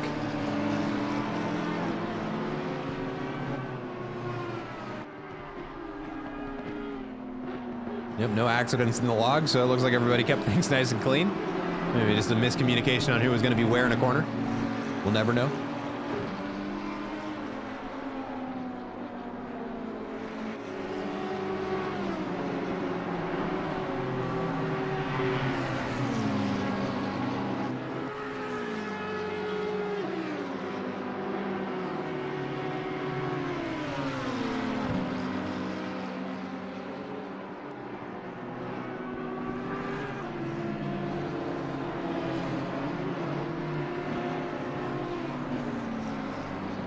Let's go ahead and take a look at our standings so far.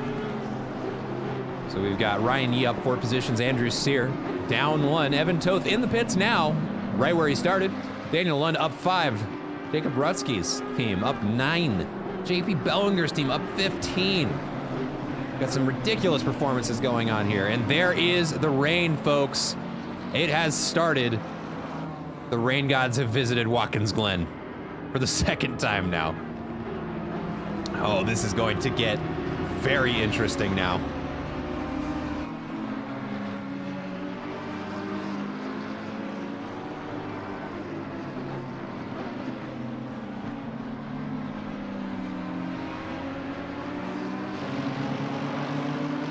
We're gonna go ahead and tune back into the battle between Jeff Fleischman and Moritz Wagner as it is getting under a second now.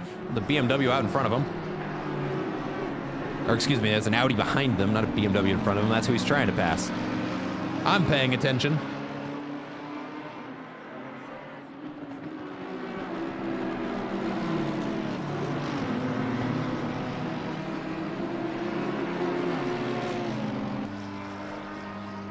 So if anybody's just joining us now, we've had a dry track for about the last 4 hours, and it has started raining again. It rained during quali, so hopefully some of these drivers got some experience with it, but it is about to get very interesting because we've got a rubbered-in track, and now it is starting to rain, and the whole track is just going to turn into a skating rink here any second. The question is, how long is it going to rain for? Let's find out. Taking a look over here. Oh, it's looking like it is going to continue to rain, icy rain for the next 15 minutes, folks. So I think we're looking at a wet track for at least the next half hour.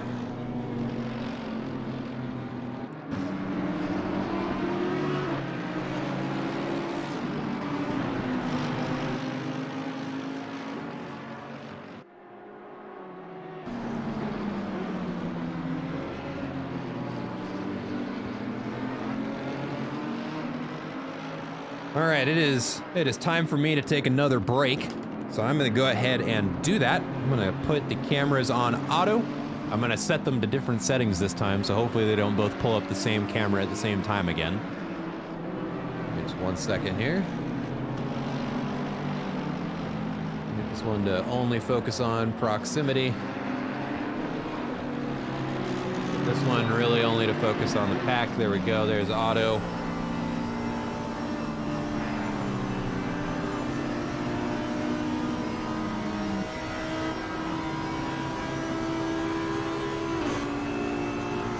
All right, there we go.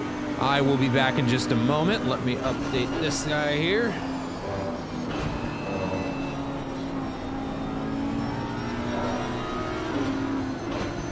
All right, I will be right back.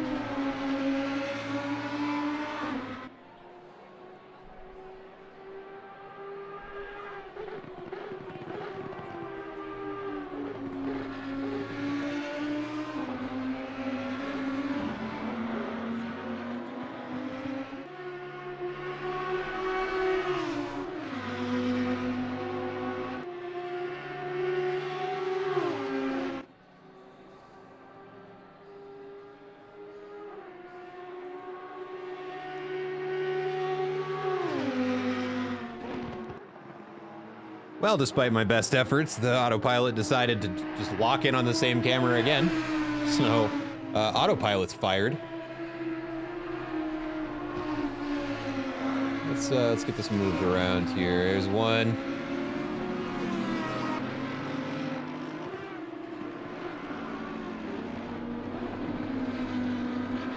There's another close battle there. All right, we got several cars in the pits. I'm sure our drivers are going to be putting on the wet tires right about now. At least that's what I would suggest that they do. And since I'm no longer be right back, let's go ahead and clear that out. There we go.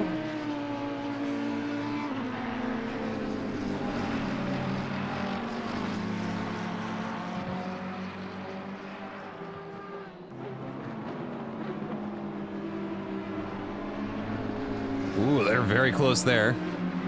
The Ferrari's got the inside line though, so he's gonna get away.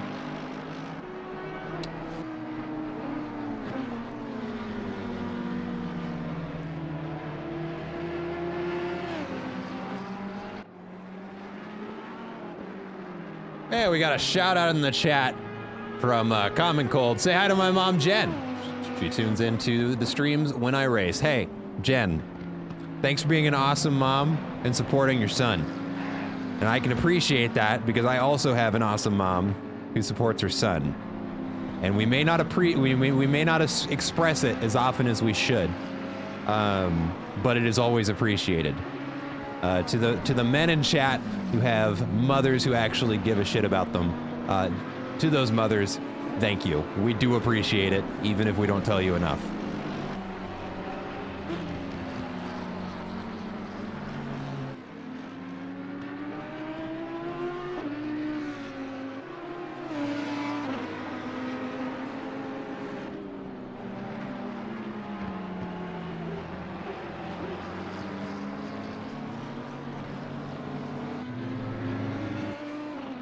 Let's see here. Yeah, again, we're getting kind of spaced out, but I promise you, once everybody's on the wet tires, it's gonna get a little bit more spicy. And I'm gonna assume that means you, Cold, have finished your stint. Excellent job. Kept the team in first place. Everything went according to plan. Well done.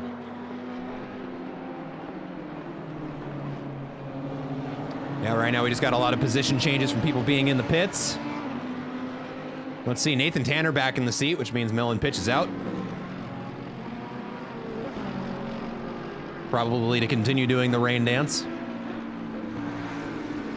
Like, listen, I know you don't get a lot of rain from where you're from. Like, it just doesn't happen there, really. That doesn't mean we want it on the racetrack. Because to the rest of us, this is a nightmare.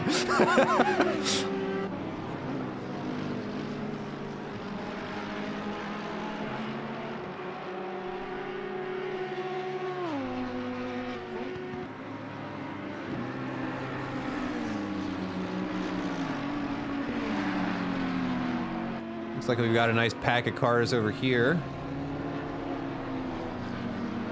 Wait, nope, go to the right ones. There we go. We got two Ferrari teammates. Maybe Marco Russo in the lead car.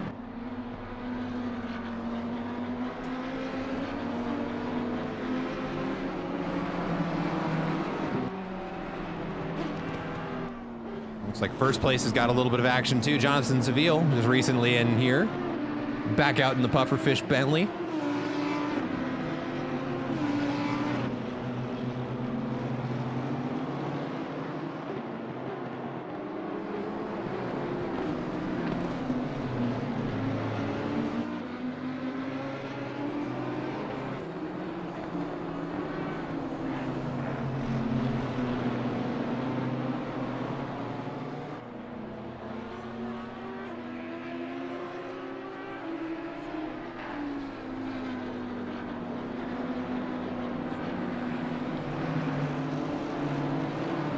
And because we've got something to keep up on, I'm going to go ahead and throw Billy Carlin over on the picture-in-picture. He is starting to close a gap down. That's going to be that blue and yellow BMW on screen. Inside of 2 seconds, your number's orange, you're on camera. That's how it works.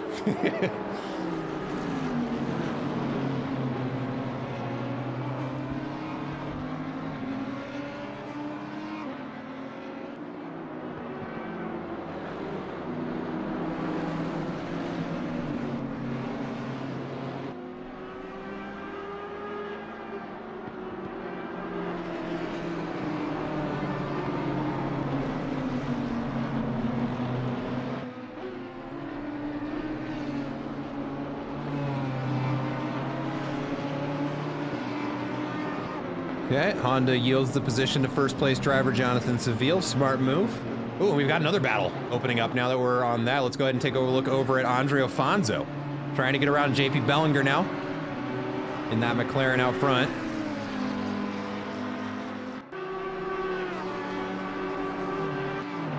And actually, I really want to see on board that Honda, or Audi, excuse me. No, he's going to make the pass happen here on the inside coming into the chicane. I don't want to look away to change the cameras because I'll miss it. There we go. And just can carry more speed through there than the McLaren does. Makes that pass happen nice and clean.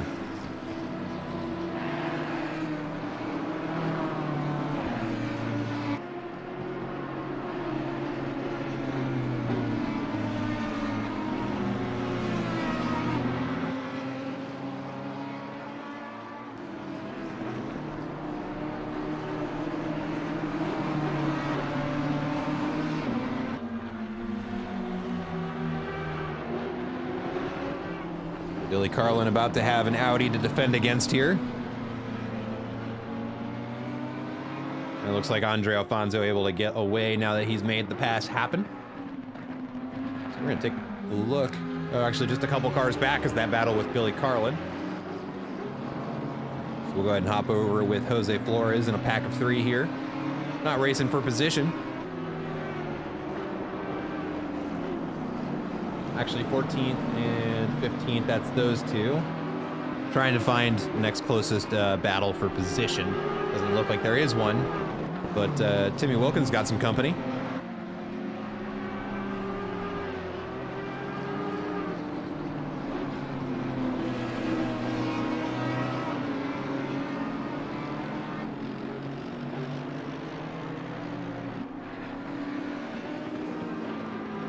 Whoa. What just happened? Someone just left. Is that what happened? Why'd everybody go up a position?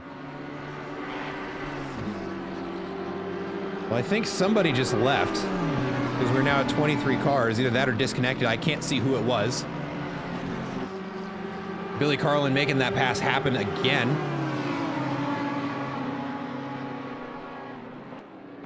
Douglas Mitchell very close to somebody as well. Let's get over there. Oh, that's this battle between Billy Carlin and Douglas Mitchell. So yeah, why don't we watch this?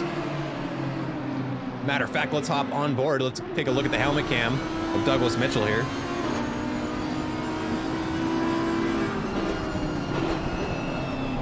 Ooh, almost outbrakes himself into the back of that BMW of Billy Carlin, but is able to get the car out wide and avoid the collision. Allows the Audi behind him to catch up just a little bit. Now we've got a pack of 3 coming into the toe of the boot.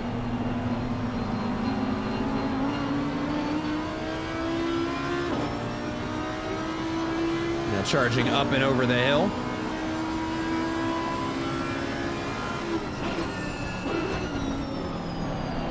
Looks like they've caught up to Bellinger.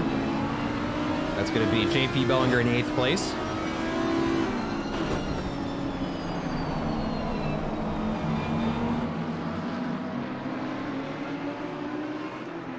Now we got a nice little pack of 4 here to keep our eyes on. It'll be Billy Carlin defending against the Audi behind, who runs a little bit wide.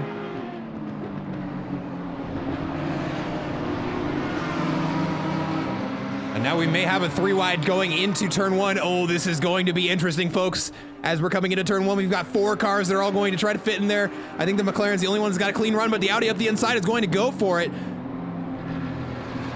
And it looks like all the Audis are going to go on the inside. Billy Carlin getting the worst of the exchange there. Coming around the banking now, that McLaren falling off a little bit. The Audi is able to get the power down just a little bit sooner. That BMW now on the outside line, going to be trying to race the McLaren coming into the hill.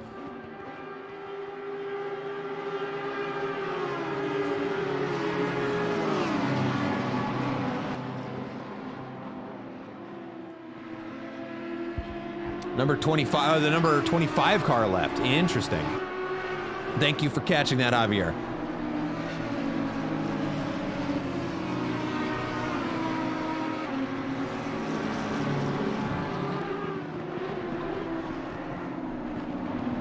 Douglas Mitchell doing a good job of negotiating all that mess. Does an excellent job of getting ahead of the pack. Now he's going to try and hang on to it. Something I want to draw a little bit of attention to is that earlier we had Nathan Tanner in, and he said, despite the race that we're starting with, I think we can finish top 10. Man is currently in P11. Now he has a bit of a gap to Rob Jacques. He's got a 200-second gap to make up. He's got an hour and a half to do it. Who thinks they're going to be able to pull it off? Do we think that we're going to see the Iron Lynx Ferrari in the top 10 by the end of this race? Did the mods just punt themselves and get banned? Couldn't tell you. I'm not sure what happened there.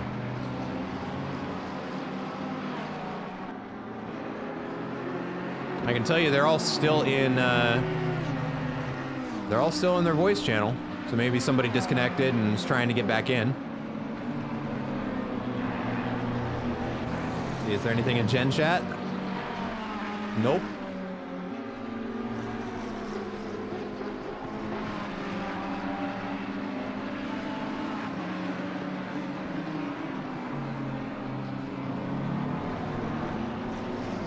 Well, nothing too exciting going on in the Gen Chat, so not sure what happened to car number 25, but they've not yet returned.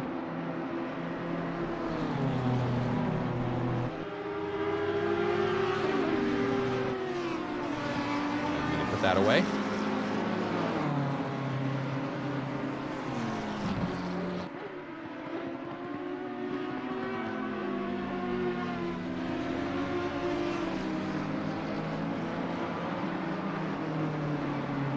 Uh-oh. What's going on here?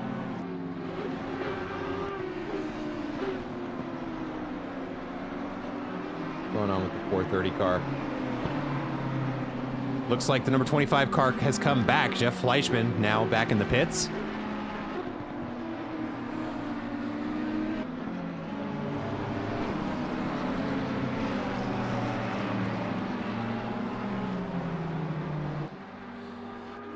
Nathan Tanner trying to cool off some tires, it looks like. Dive into the inside there. Must be overheating a little bit.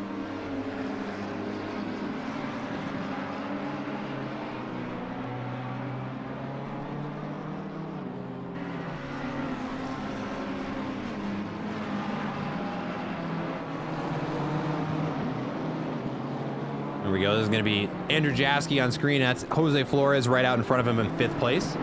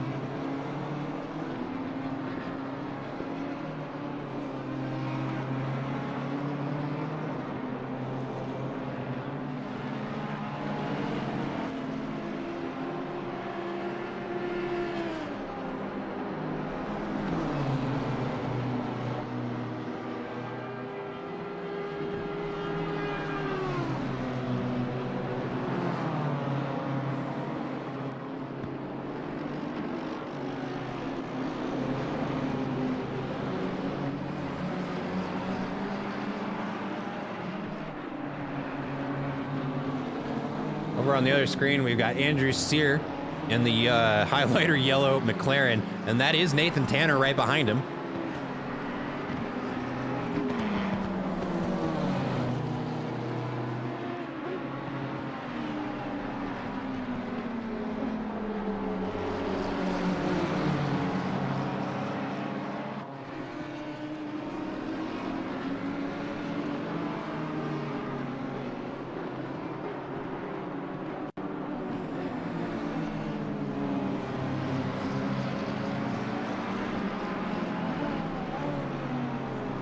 And as far as I can tell, these are the 4 cars that are closest in proximity to one another, so we're going to keep an eye on them all. The power of the internet. But both cars opting to stay off the dry line and cool off the wet tires makes me wonder about what the temperature is there at the track. Unfortunately, there's no real easy way for me to check without interrupting the camera a little bit.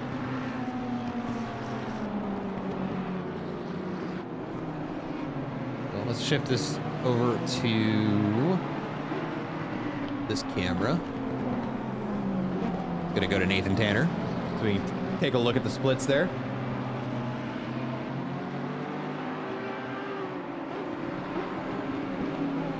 They're getting very cramped up in front of Andrew Jaski here. Oh, that Ferrari runs a little wide and gets back over onto the track. Plan there all along was just to let them pass. Like, oh, the BMW gets a little bit loose, gets on the power just an easy bit too soon. We can see he has to catch a slide there.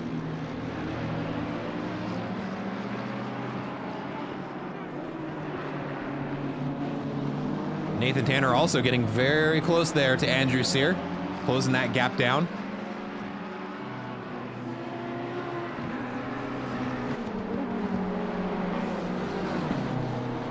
Got a yellow flag of Marco Russo. He's getting it back on the track though.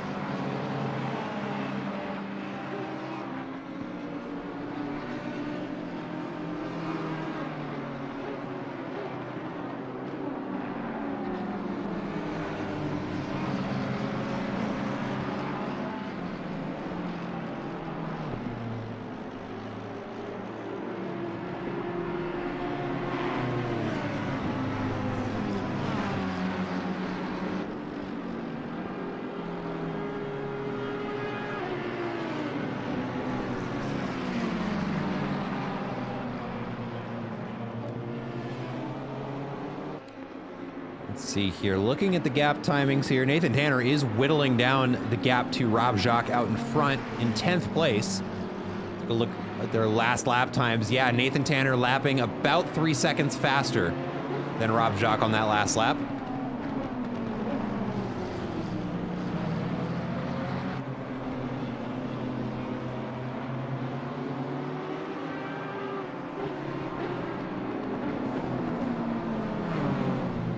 And those yellow times over there in the breakdown of each sector is just showing that the lap was slower than their personal best. That doesn't mean there was any penalties or anything applied. If it was red, they invalidated in a sector. Green would be personal best, and purple is session best. So right now we're just looking at a little bit slower of a lap, but we're going to be seeing those yellow splits right now, considering how wet it is. Not a lot that can be done about it.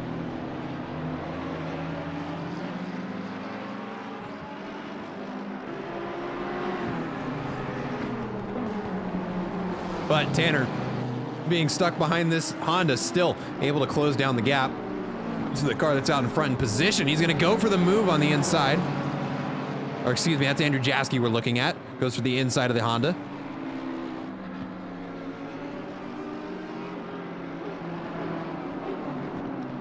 That said, Nathan Tanner really looks like he wants to get around Andrew Sear there.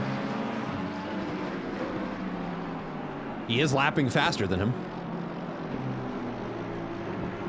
By just an eensy bit.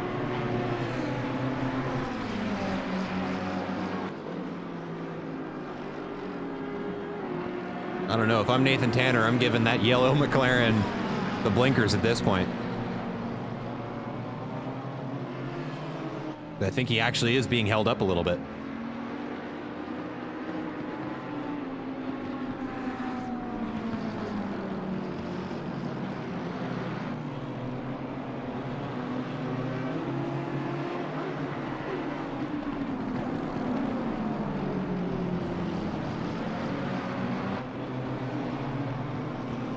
Like Andrew Jaski, now that he's out from behind the Honda, is beginning to pull a little bit of a gap. He's going to be trying to catch up to the next car out in front. Let's go ahead. We're going to ride back with Billy Carlin, who is catching up to his race as well. Let's go ahead and take a look at that. Catching up to Douglas Mitchell is going to be that Audi out in front. See what he's able to do with it.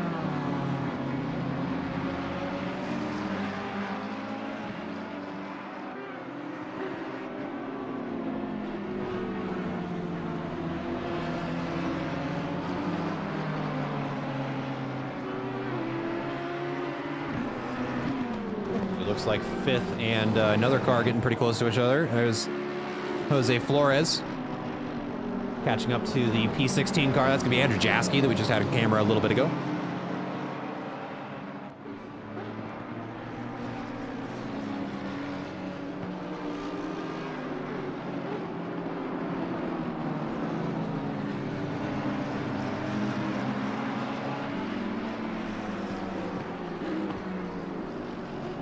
Okay, we're gonna go ahead and click back over to Billy Carlin now, has whittled that gap down to 1 second and is decreasing.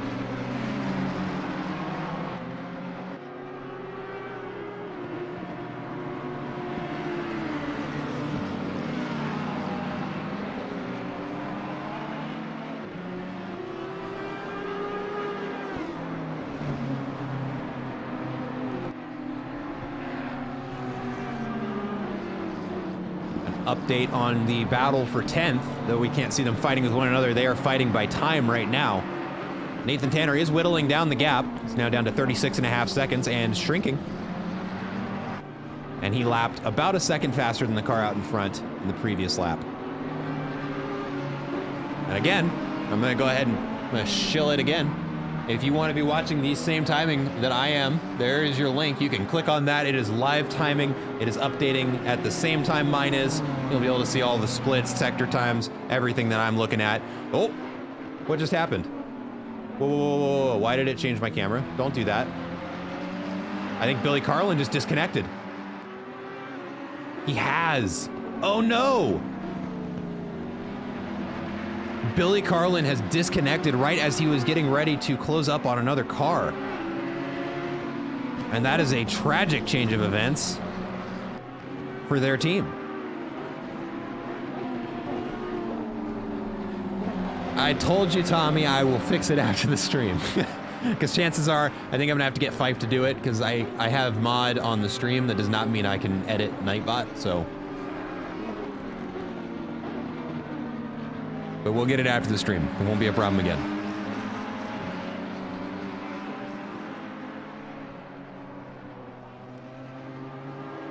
Anyway, let's go ahead and we're gonna, ooh, we got a yellow flag here. Looks like JP Bellinger just getting on the little spun around on the inside of the track, but gets it back out. Looks like without too much incident. Yeah, without too much incident, we're good. Billy Carlin returns. He's gonna be in the pits with the controls locked for a little bit, but they are back in the race. Go ahead and take a look. Oh, we've got Nathan Tanner up here already. Now they have caught up to another car. Here, where's Douglas Mitchell? He's got a half second to the car in front. We're gonna go ahead and watch them. Nathan Tanner still over on the other screen. And I don't want to throw too much shade, but it does look like he's being held up a little bit.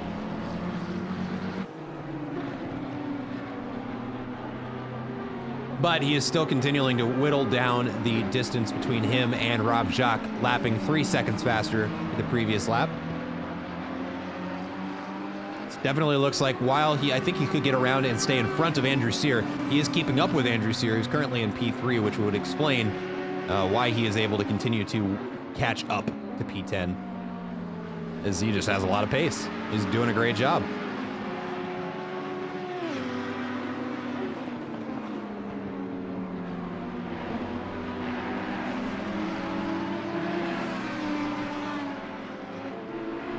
Go ahead and hop up to this pack up here, a little closer to the front.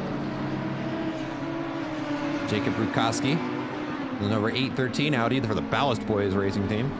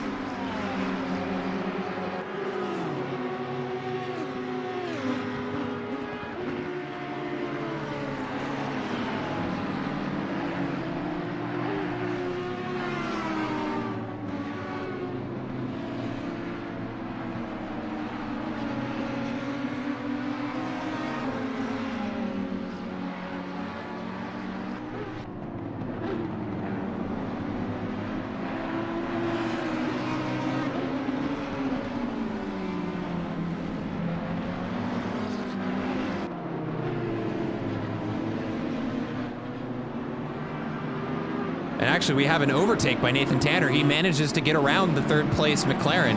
We'll see if he's able to keep it out in front of him. We'll see if he can kind of open up the taps here and pull in 10th place. He has been unleashed, folks. And at this point, he has a 30-second gap to 10th place. We're going to be keeping an eye on that.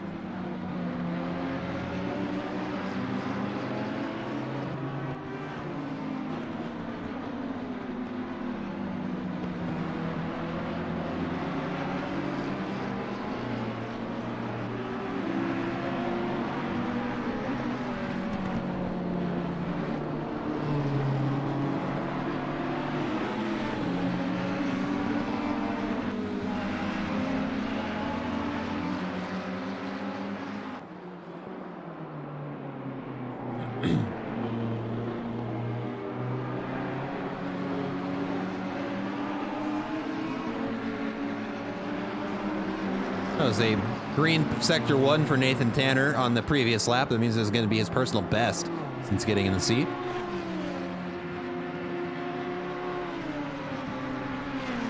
But let's watch the, we're going to be watching his time. We basically watch the gap. That little number, 29.5 next to Nathan Tanner's name. That's what we're watching. We're going to see if he can reel in Rob Jacques. He's got an hour and 12 minutes to do it. And I believe Melon Pitch still has another stint in the car. I'm not sure.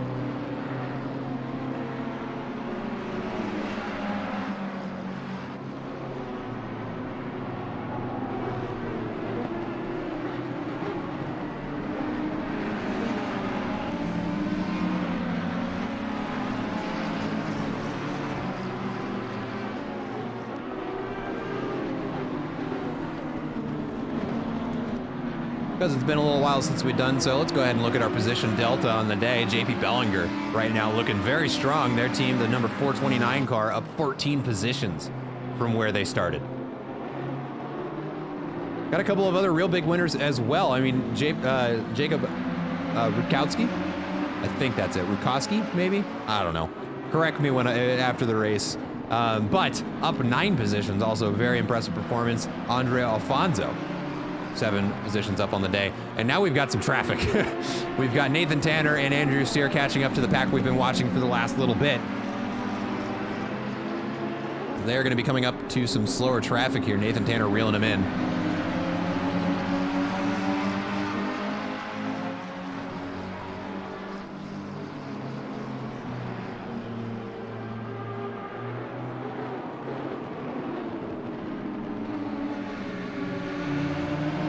Like that green Ferrari yielding the position to the other cars. This is nice blue flag behavior. You like to see it.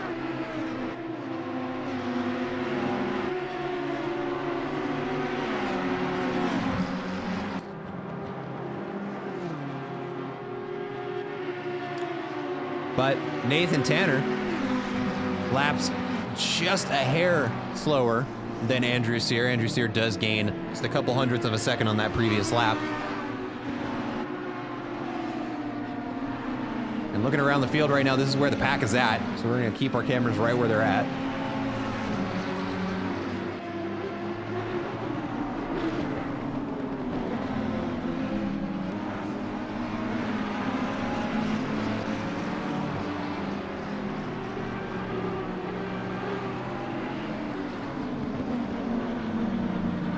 Actually, it's pretty close right out in front of this pack too. JP Bellinger under fire at the moment. We got a yellow flag just in front of him. We're going to see is the number 729 car. That's not going to be that Audi on the inside. Hopefully he just stays there. Lets traffic pass. Yep, perfect. And then we'll have a good, safe, clean rejoin from them in just a moment. There we go. This should start moving right about now.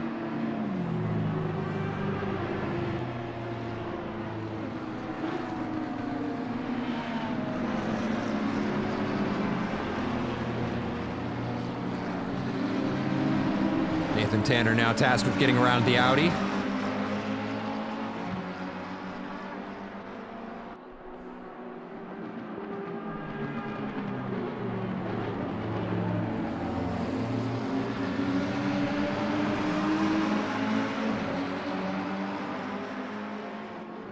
Hello. Took a little longer than I expected. No worries. But I'm here. I'll stick with you for a little while. I think I'm gonna do the end. So. All right. But we still got some time on our timer here, so might be a little baby stint. We'll see. But this rain has certainly spiced things up. Yeah, no kidding. Spice things up, it has. And it seems like most of the drivers are handling it fairly well. I don't think anybody's too out of order. Yeah, looks like there's some packs forming. A couple turns behind our car, the 88 there, and then another one up ahead, maybe 4 cars that will be getting onto the pit straight here pretty soon. It looks like the 24 is also about to catch some traffic, so Yep, 24 is about to catch some traffic. Andrew Sear is getting caught up in some traffic. Nathan Tanner manages to get around him, but that gets held up in traffic. So it's just like everybody right now is kind of fighting over each other. Doesn't matter what position they're in. Oh, and here, let me throw this back up for you. There is... Oh, cool, thank you. Yeah, there's that for you. And so many different lap positions. I feel like you need a doctorate degree to sort out if you're coming up on traffic who's gonna have to do what in front of you. I know, I'm struggling to keep it all sorted out right now. We're gonna move the camera over to Aiden Hasbrock making a pass on the Honda, but within a second of Douglas Mitchell now out in front.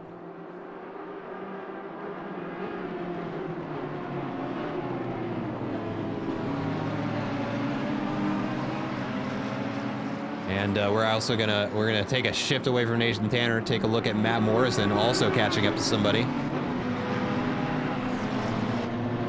Actually in the same pack of cars now that I'm paying attention to it.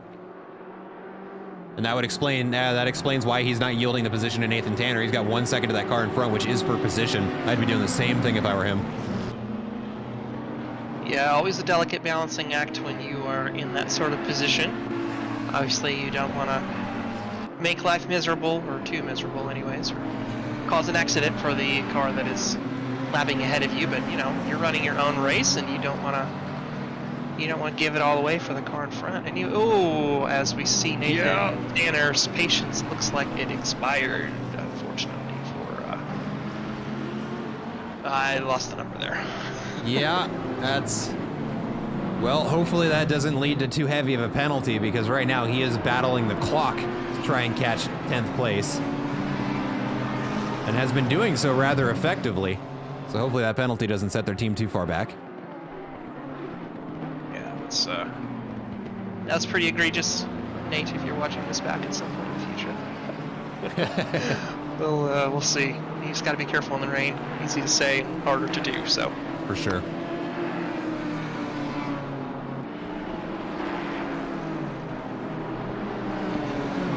I will say I'll be interested to see what 24 car does for their last stint. I know they were talking about putting Eric in.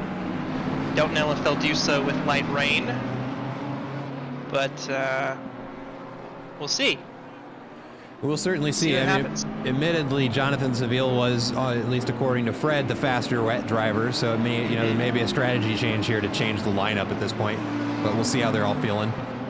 Yeah, and he's been lapping consistently faster than Sam in the 88 Beans car. So they've stretched that lead back out a little bit from what it was, but if they wanted to make things interesting, they can definitely put Eric in at the end. We'll see what they decide.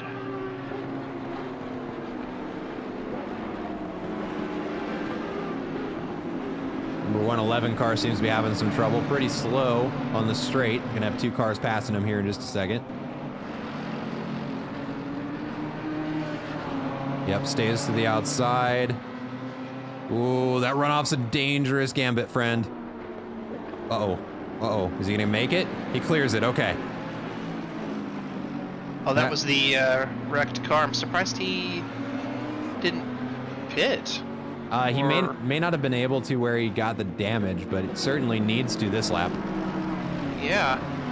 Well, I thought that was in the middle of his previous lap, and he's obviously passed the straight for the next lap, so maybe I got that wrong. I'm still kind of learning the camera shots at this place. Yeah, it's hard to tell. Same. There's so many big sweeping corners, It's kind of hard to tell one from the other sometimes. Yeah, the only advantage I have is an extra track map I've got from the broadcast software I'm running. Yep. My only hope is trying to keep track of who's where. Yeah, looks like Seville is going through some traffic too. Go ahead and take a look at that, yeah. Seems to be right behind, or okay, just made it through. Yeah, but the Boatley is doing Boatley things. Carving through the waves.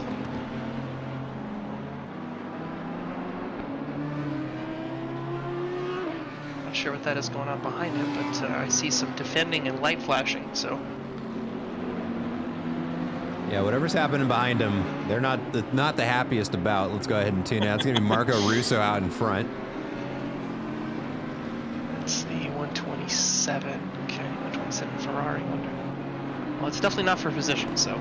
No, it's Marco Russo, but the car behind him, that Audi or the Honda just lost a lot of time in that corner.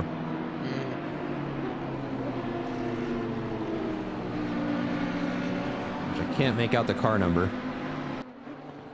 Let's see here.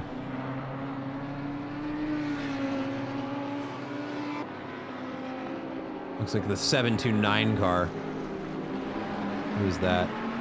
That's gonna be P22. Yeah, P22. Matteo is at the wheel.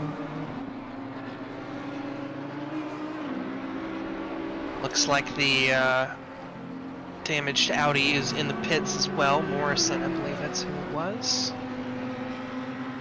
Yep, getting that sorted out. So, I think they would fix that damage and get ready to carry on for the rest of the race. And I say that with the assumption that this rain isn't going to stop. It just doesn't have a look like the rain that's going to go away. Yeah, even if it does at this point, I mean, with an hour left in the race, somebody's stint is going to be short if it does dry out.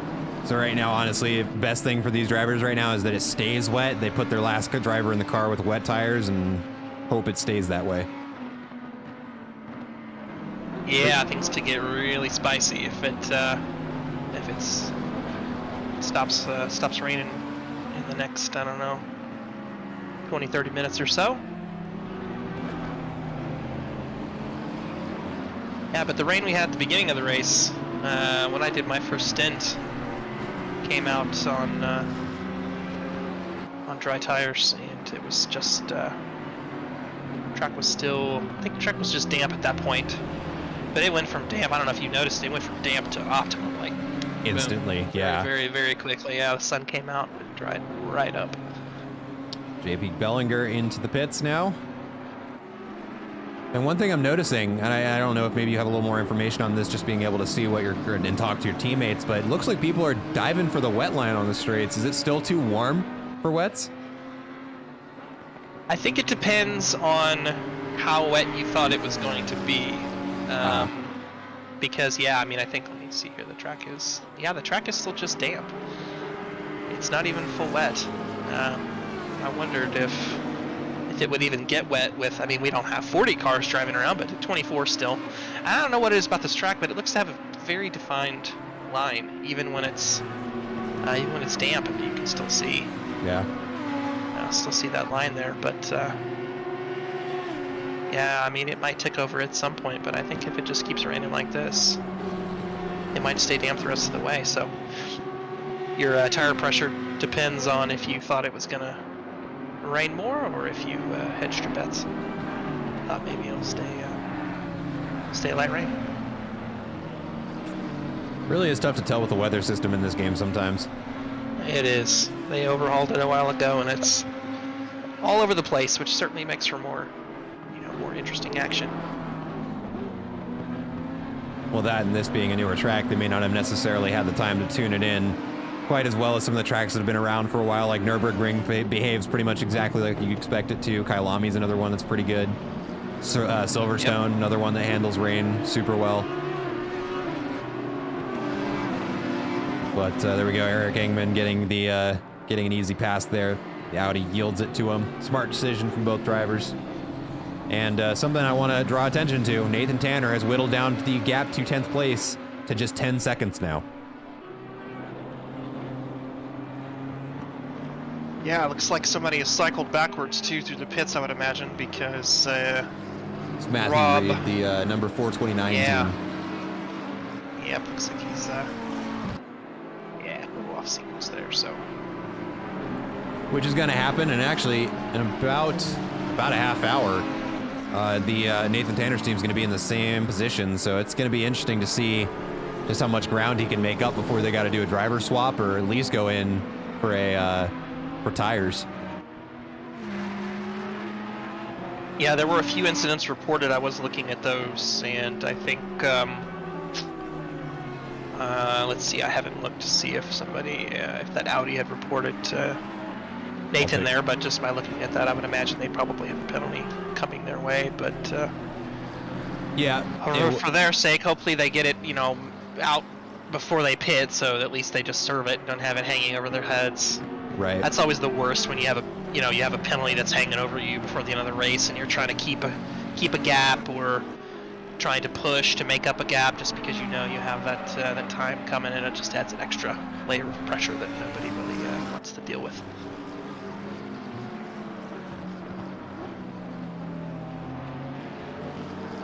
Let's take a look. We got a yellow flag. Looks like just somebody going slow. Let's hop back here. 7th place got a little bit of company. Andre Alfonso got 3 cars behind him. See some white flags there, and Rob's timing is dropping here. Or is it coming down? I'm confused. I'm looking at him. Here, we'll throw it up on the picture-in-picture. There's Rob up in 9th position. Okay, still going. Pretty much when the screen flashes white, what is the what the white flash is? Yeah, the white flag is just that it's going slower than they're expected. It's decided by it's a math equation basically. Right, so yeah. if they yield to There's let a a car yellow. pass, yeah, I do see a yellow and a stopped car in turn 1. It's going to be the number 112 car. Looks like they get back going around though.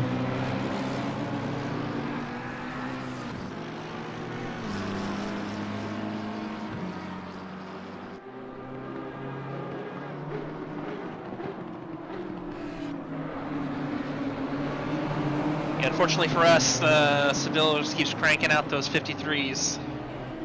So they are continuing to extend out that lead back up over 40 seconds now. Yeah, one thing to note, that 52 is very fast, but that Nathan Tanner not far off of the race leaders at this point. Actually, only a couple of hundredths separate the fastest time between, or recently, at least since the weather has started.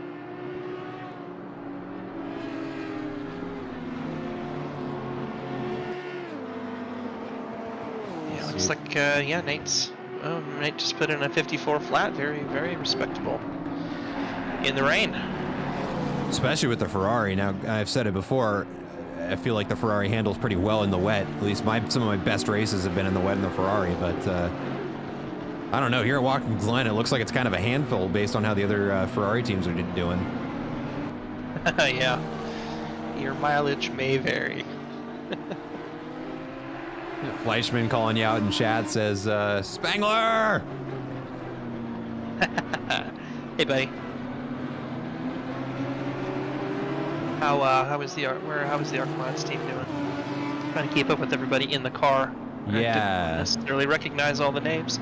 Let's see here. The Arc Mods group. Let's pull it up. The spotter guide will help me a little bit.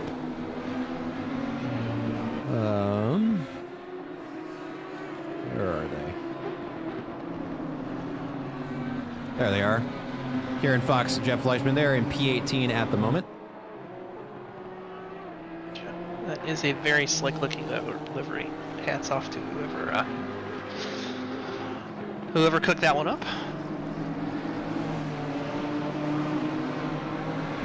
Yeah, Jeff Fleischman's in chat. He said, "Yeah, we had a disconnect. It was, or in quotes, mechanical failure."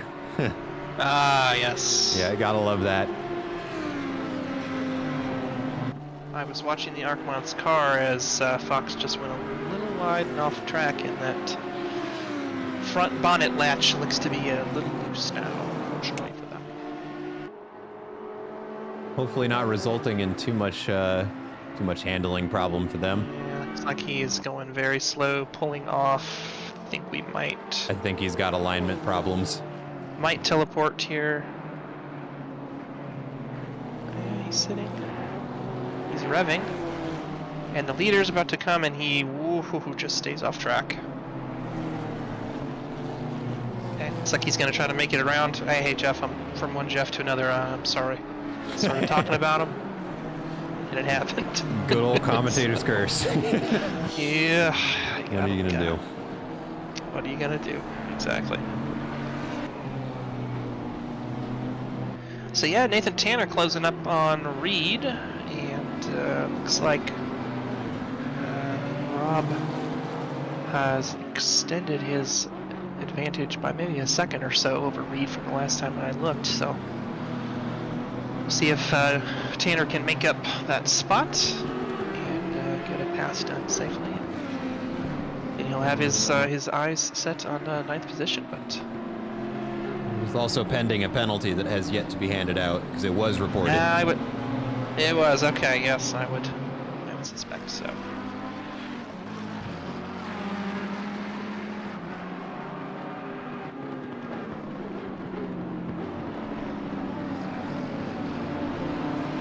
Got a good dive up the inside there from the BMW on Andre.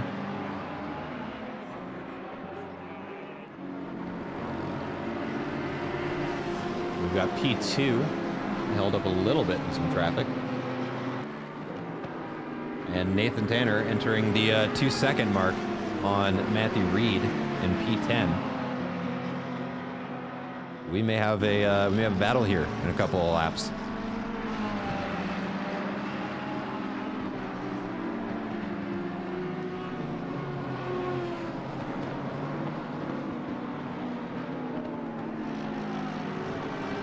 Oh, and actually, I completely missed it. We have passed the last hour mark. We are now down to 51 minutes remaining in this race. Wow, that happened fast. I felt like I was just looking at that timer.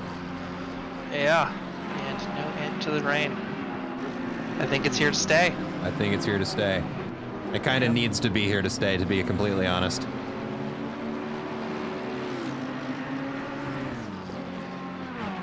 But Nathan Tanner is kind of walking in to the back of Matthew Reed here. We'll see what he does with it when he catches up.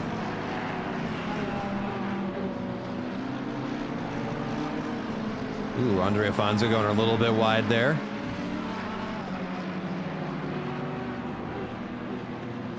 But let's go ahead. We're going to do a little switcheroo here. Oh, whoops. Thought I had that open. I closed it, actually. 1 second now. Nathan Tanner has to make up.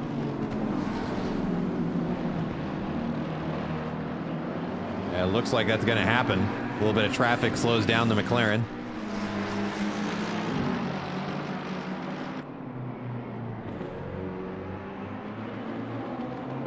Let's see who's braver on the brakes. Yeah, this is going to be Nathan Tanner gets it. That is P10. Got 5.2 seconds to get up to P9. Best case scenario, they only get a 5-second penalty, so he's got to pass. Well, actually, really, to stay in P10, he's got to get a 5-second gap to Matthew Reed. Best case scenario.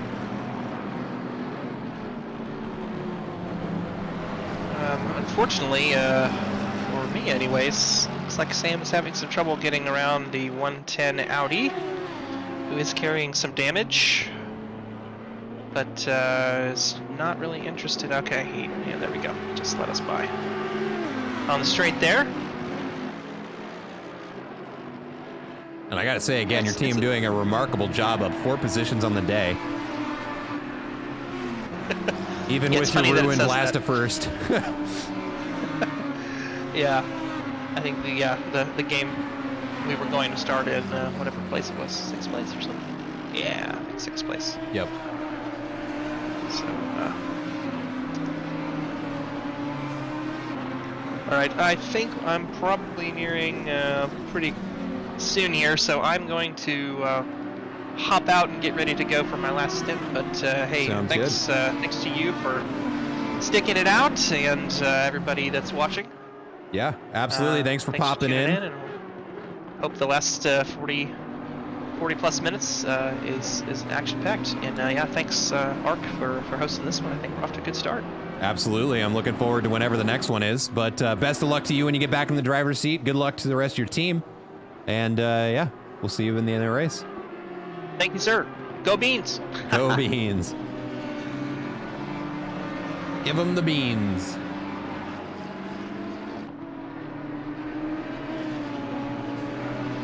That was, again, Jeff Spangler there on comms joining me. Currently in P2, their team is. Sam Snell Train on camera in the little corner of your screen there. And I think we're going to check back in with Nathan Tanner in a little bit. I almost don't want to look away because he is that car out in front of him. That is the car he needs to pass. And he is reeling him in. And I'm keeping an eye on the I'm keeping an eye on the stewards channel here just to see what decision is made. We don't see anything yet. Nathan Tanner runs a little wide there.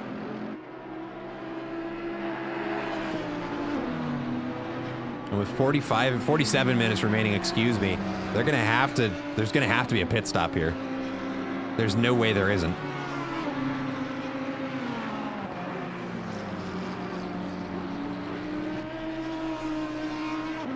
Let's take a little look farther up on the grid here. Got a little bit of a battle between Andre Alfonso and that Honda behind him. We're just looking for proximity right now, honestly. Ooh, white flag on Nathan Tanner. Not sure what happened, but the gap between him and Matthew Reed essentially just cut in half.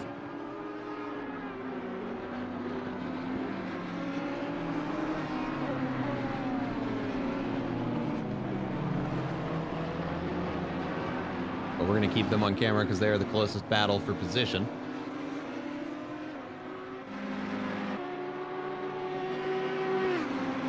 All right, hop back over here. We're going to follow proximity.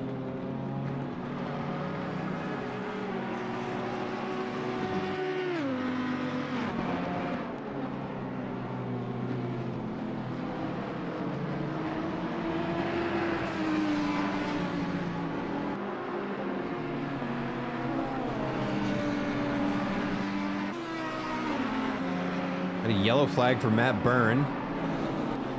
Doesn't look like it affected him too bad.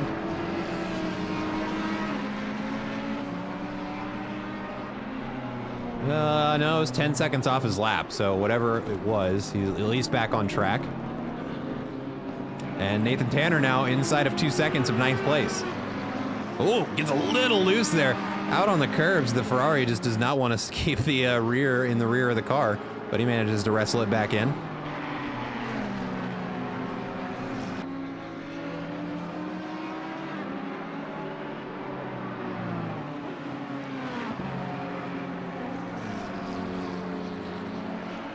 But Rob Jacques now getting reeled in. White flag, looks like a rough corner entry there for him, and that is going to allow Nathan Tanner inside of the 1 second mark.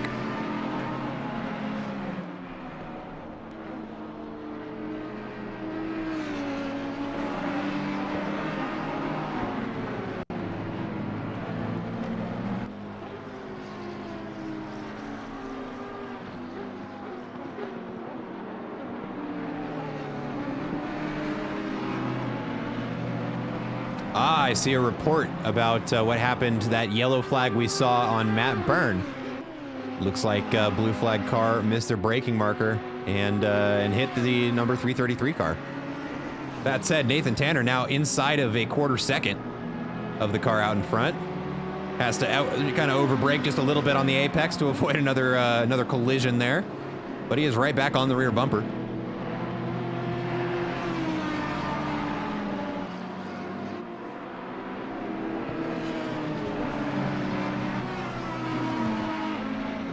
Oh, and we've got a yellow flag, Jose Flores. See, my camera doesn't want to get me over there. I think we've got a disconnect. We do. Jose Flores in P5 has a disconnect. Ooh, and some interesting defensive driving there from the BMW.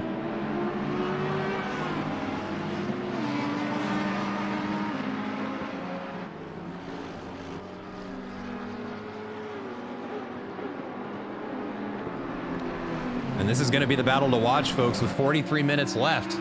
It is going to be Nathan Tanner versus Rob Jacques.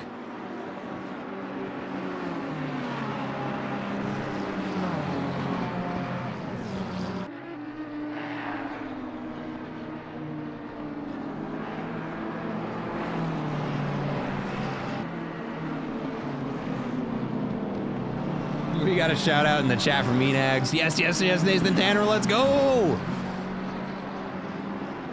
It is certainly close. Rob Jacques doing an excellent job of defending against the Ferrari behind, which has allowed Matthew Reed to catch up now.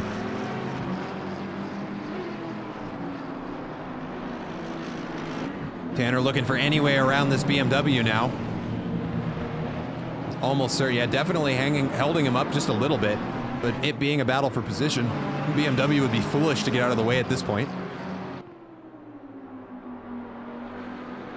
Well, it's going to get very close between the two of them. He's going to try to go the long way around and maybe get the better exit. The BMW is going to have the inside line. Nathan Tanner goes for a dive there and gets blocked by the BMW.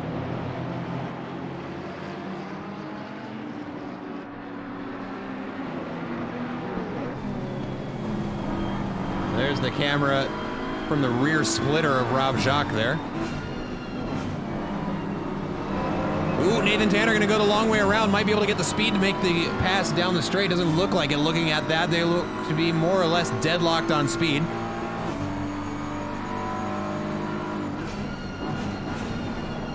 There's the rear wing. Get a little bit more perspective there. Ooh, and it looks like the BMW runs wide. That's going to yield the position the inside to Nathan Tanner, who now has the apex, and he's going to make the pass happen in turn 2. Let's see if he can hang on to that speed going up the hill. We're going to throw it to the Helicam. We'll see if that BMW really was hanging him up, or if that was just a lucky pass for Nathan Tanner. We'll watch that gap grow or shrink.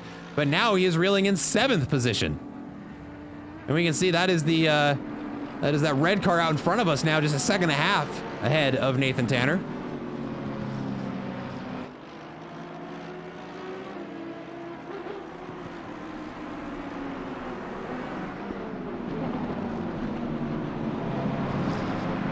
We're going to keep an eye on Rob Jacques now as Matthew Reed is trying to reel him in.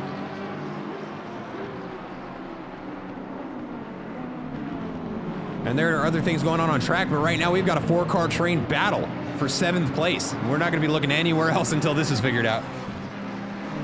Anthony GDI in the chat says, let's go!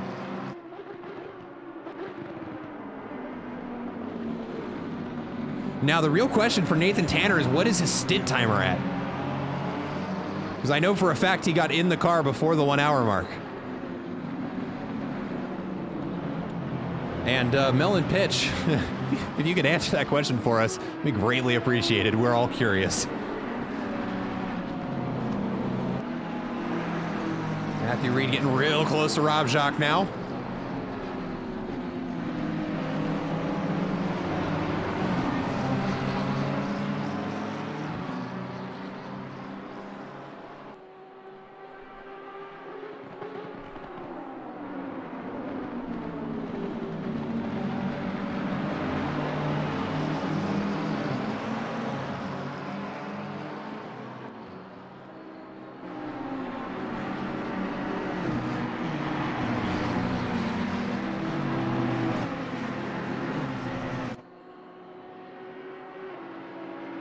Nathan Tanner hitting him with the blinkers. I think he's going to make the pass happen, and he does.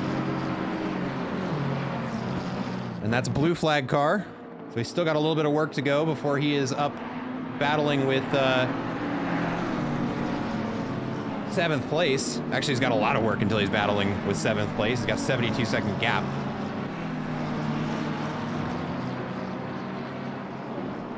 But let's hop a little bit farther up in the grid and take a look at Fabrice Pasquet. If it'll let me, there we go. He's getting ready to pass Christian Tanarillo.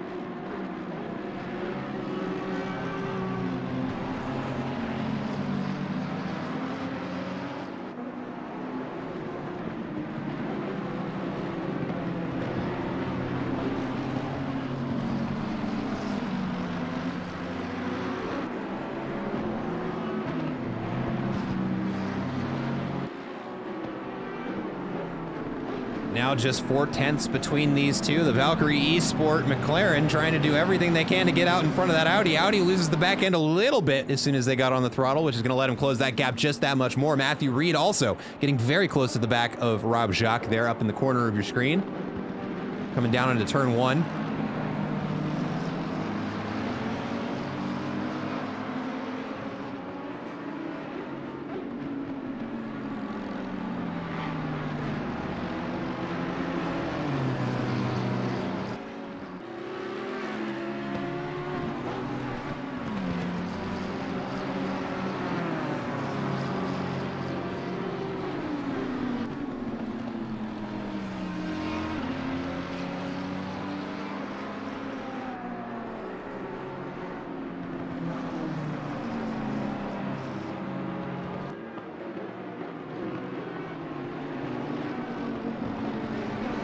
The gap has opened up just a little bit more, now up to a second, but they're coming up to some traffic. We might see that shrink back down.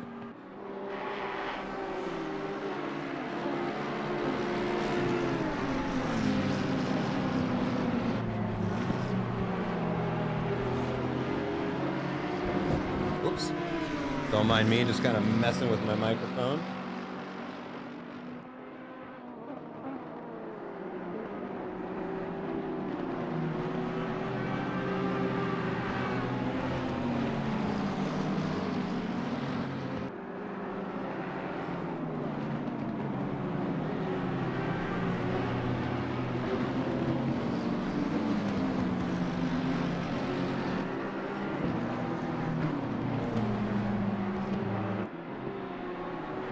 Looking on the outside, maybe the McLaren can make something happen.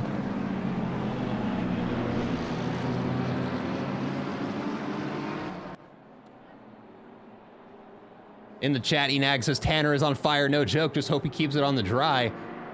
No kidding, and the leader is in the pit. Sam Snelltrain in the pits as well. And Nathan Tanner is in the pits. There it is as he begins his pit stop. It looks like he's going to get, is he going to get past though is the question. We will keep you updated on that. We're going to keep an eye on this battle here. So he enters the pits, he is in P10. Well, looks like he's going to be able to hang on to it. As Marco Russo just went through a driver change. We'll see if he passes him on pit exit. Fabrice Pasquier trying to get around him on the outside. Might try to make it happen, going the long way around. But that Audi on the inside line is going to be difficult to beat. Because we know on corner exit, that thing has just got unlimited acceleration.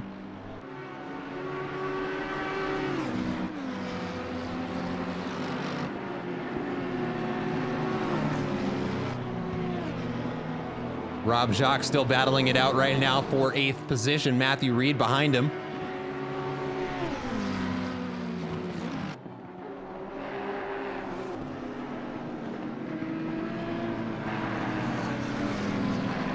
Nathan Tanner still not moving. Oh wait, no, he is. Yeah, he's back out on track. Let's see, where was he let out back? So he's let out into 10th place with no cars around him. The number 11 car picks up a speeding in pit lane. That was just a drive-through.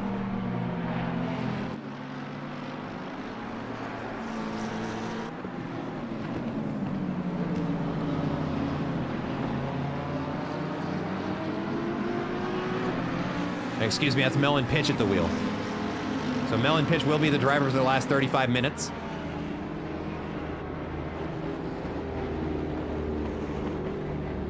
And Rob Jacques into the pits. Go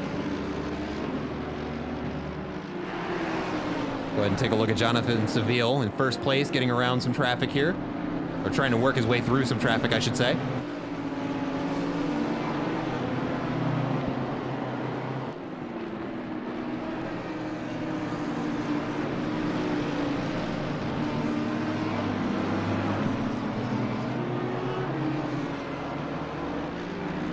Is Fabrice into the pits. Goes for Fabrice Pasquier for the 777 team.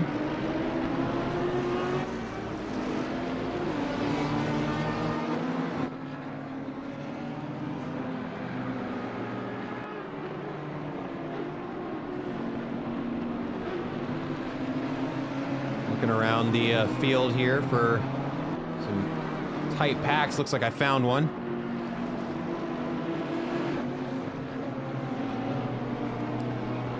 That's just behind Jonathan Seville in first place.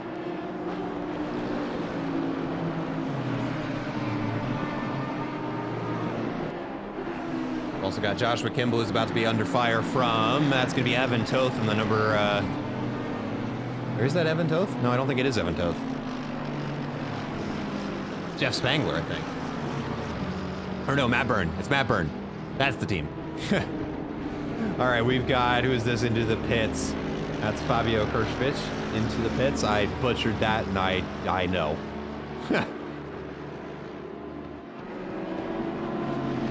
Hop back here with William Nerone, trying to catch up to some slower traffic, it looks like.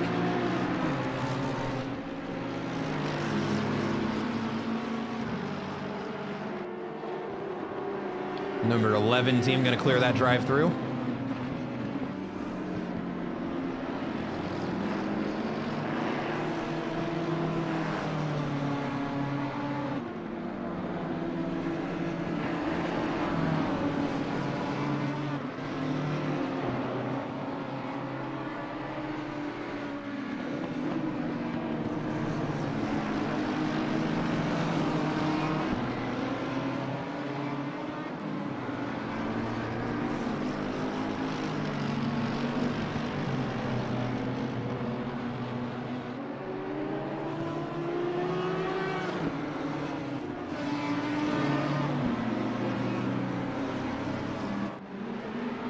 Oh, whoops, just clicked on the same car.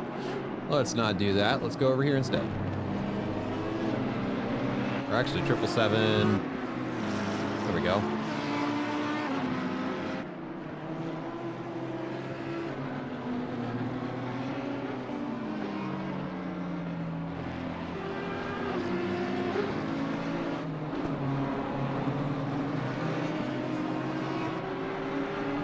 Ryan Garrity up in the top left of your corner. Top right. I know my directions. I am all over the place, folks. We are nearing the final half hour of this race. 179 laps done by our race leader.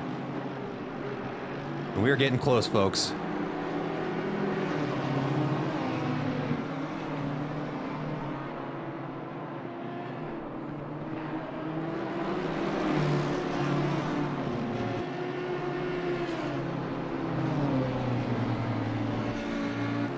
Still raining out there.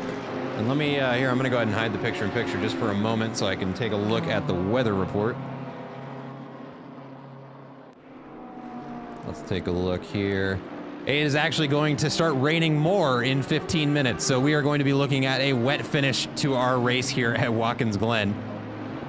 It's kind of, I think, what we're all hoping for at this point.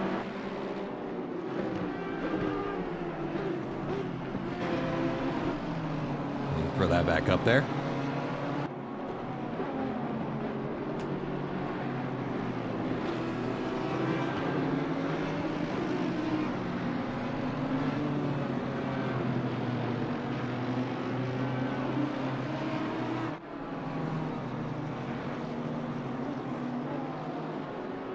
Ryan Garrity doing an excellent job of maintaining their position. Currently up 9 positions on the day.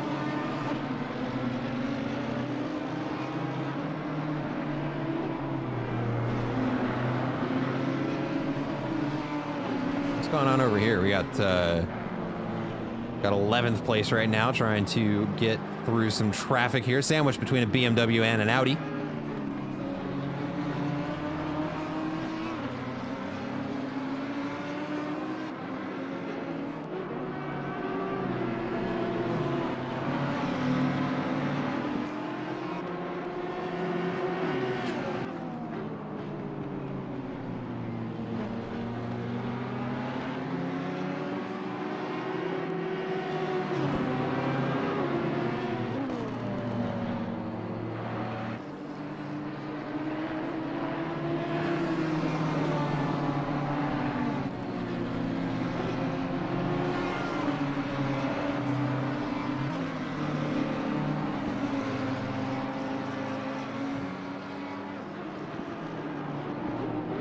Oh, and there's a huge accident between the Audi and the Ferrari. Well, it looked like it was going to be huge, but it looks like both drivers managed to sort it out without spinning the cars.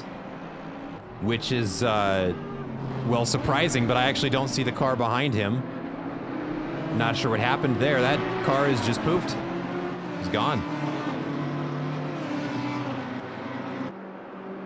So, yeah, P11 getting the best of that exchange.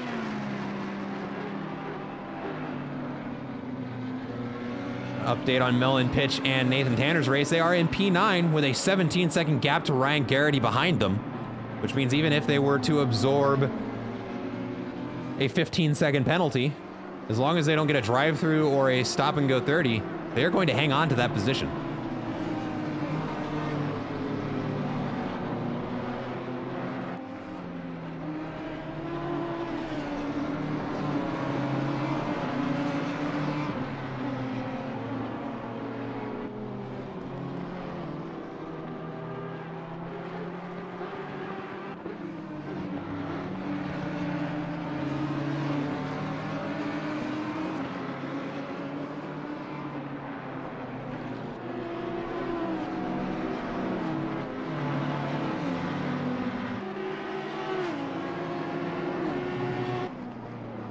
And we can see it is starting to get dark out there, folks, as the sun is beginning to set here at Watkins Glen.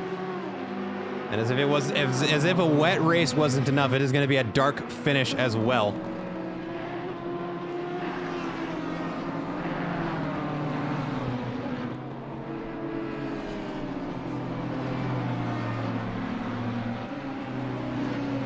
Couldn't find my mouse there for a second. That was weird. Even I'm running out of steam. I'm not the one doing any work. The drivers are the ones who should be tired, but even I'm running out of steam. Oh, we got Ryan Garrity up on both screens. Let's see if we can get another close battle here. I don't really think there is one. Oh, here we go. There's a couple of cars back in the field. Andy Ollie. He's got a Honda catching up to him.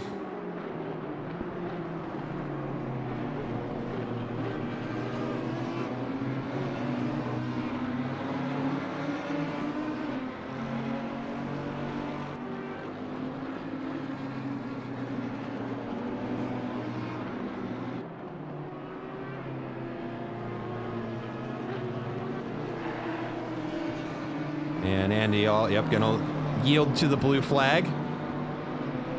Some good blue flag behavior. You love to see it.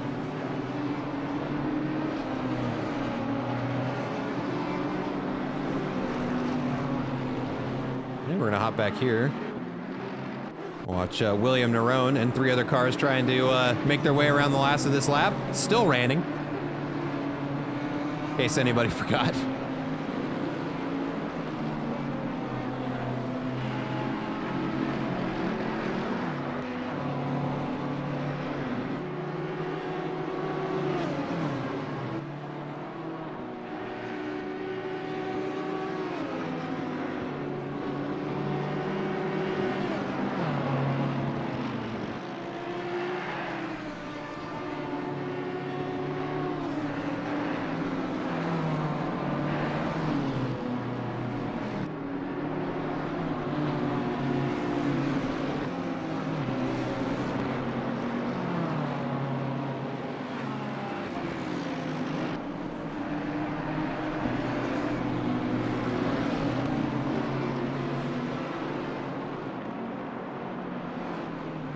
We are approaching the 20-minute mark, and it is getting dark out there. Like, real dark out there. Ryan Garrity about to get passed by first place Jonathan Seville. And there he goes, gets around him.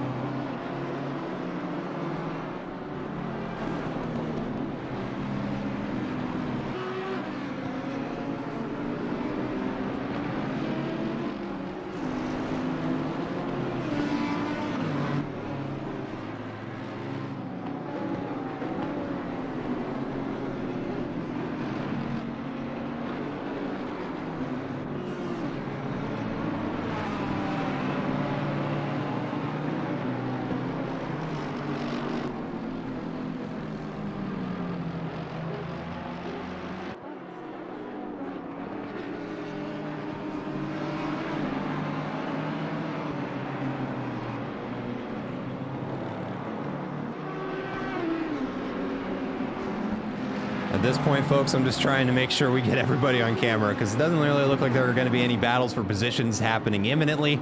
And at this point, we're about to approach the 20-minute mark, and I think every team at this point is just going to be like, you know what, just hang on to the position we've got.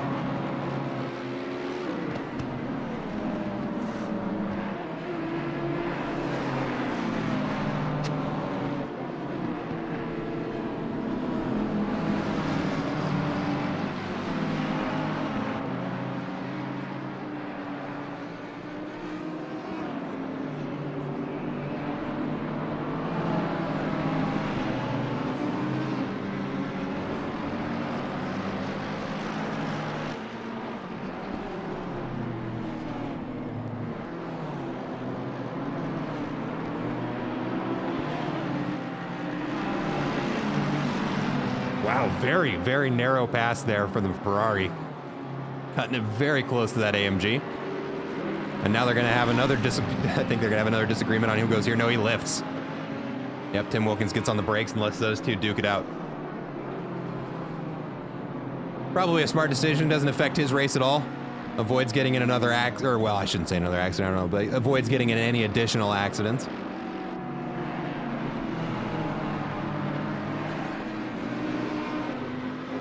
First place is about to catch up over here to another car and make a pass. And that's 777, that's Jimmy twice there behind that Audi, or not that Audi, that other Ferrari.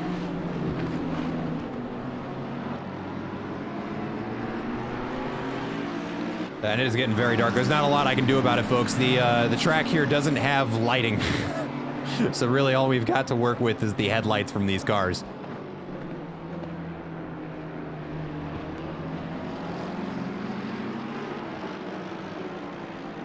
But now we are in the final 20 minutes of this race, 185 laps down now.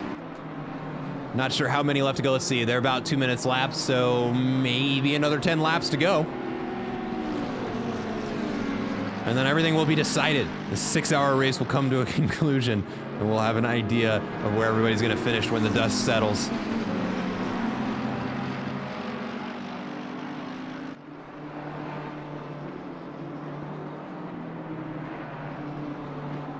That's that race there. I'm just trying to get close to somebody else who's in contention here. Really nobody for position, but some passing still to be done, I'm sure.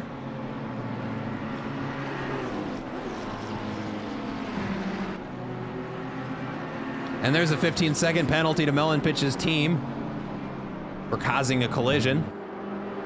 And let's see here, Melon Pitch has a 29-second gap to the car, so they're going to hang on to their top 10 and finish, folks. That 15 seconds should just be added on to the end of their time at the end of the race. And wow, it is getting very dark. In fact, let me put this screen away so I can take a look at what time it is in game.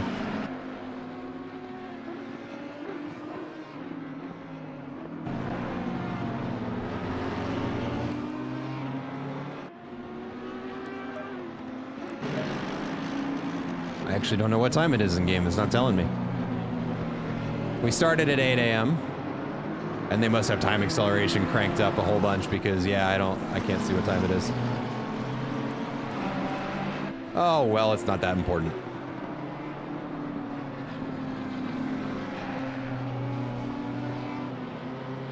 All we know is it's late enough for there to be no sunlight left. And for it to be increasingly difficult for the stream to see anything.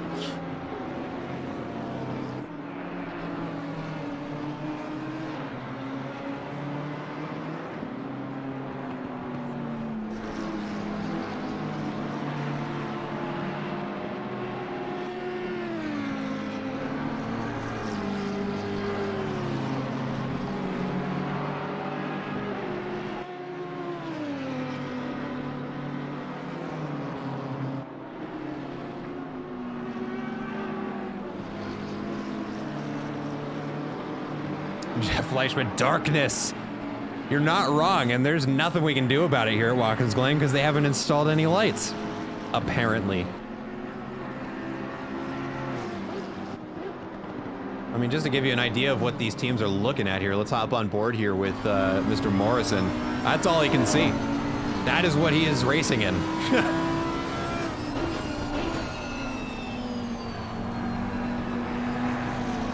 It is just pitch black out there, folks. Really, the only two who are close to one another are going to be Mel and Pitch. And who is that car behind him? Let's see if I can get it. There we go, number 96. This will be Aiden Hasselbrock right behind him. And let's hop on board with Aiden as he's going for a pass on the inside here. Oh, a little bit of lag there. Let me hide the nameplates if I can. Oh, yeah, it doesn't matter. It's not important enough. But BMW versus Ferrari.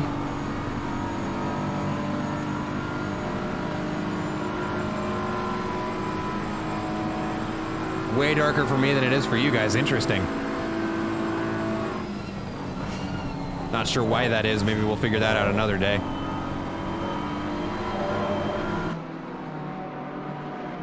But these two very, very close on track. Let's see another group right over here behind Jeff Spangler. I'm assuming that's because he just got around someone.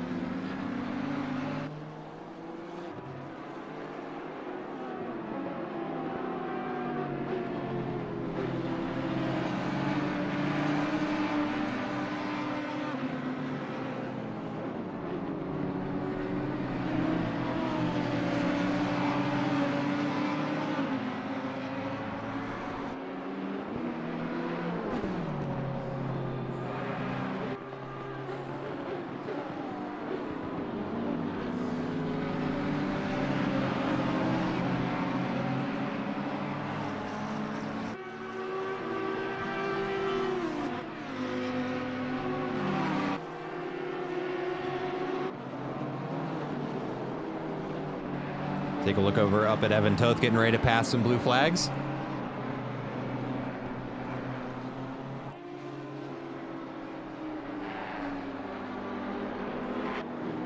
P15's got some company as well, if I read my map right. I sure didn't. There we go. There's Timmy Wilkins. In the Beware the Miku Merc. I just caught that.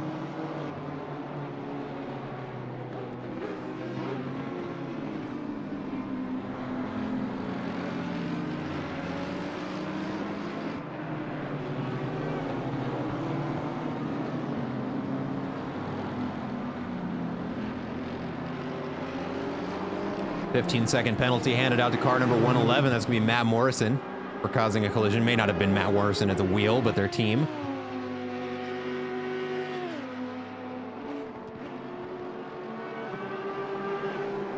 Oh, and we've got a collision between Melon Pitch and Aiden Hasselbrock. What happened? Hold on, we got to go back. Oh, he gets spun around. It looks like they got tapped. Yeah, tapped in the corner, just racing a little too close. And then have to get it back out on track. Still has plenty of buffer with that 15-second penalty to hang on to 9th place. Certainly not in any fear of losing top 10. But there goes some close racing there at the very tail end of the race. When patience is running dry. That's what happens. That's endurance racing.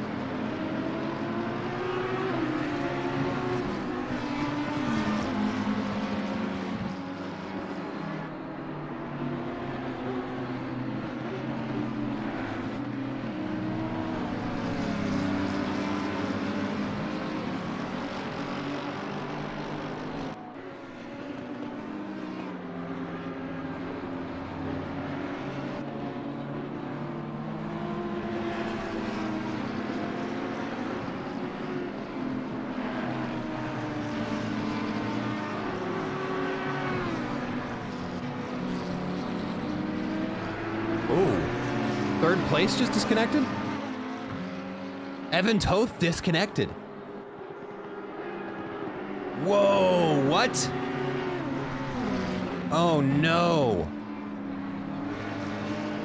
With 10 minutes left to go, Evan Toth disconnects. That's a big yikes.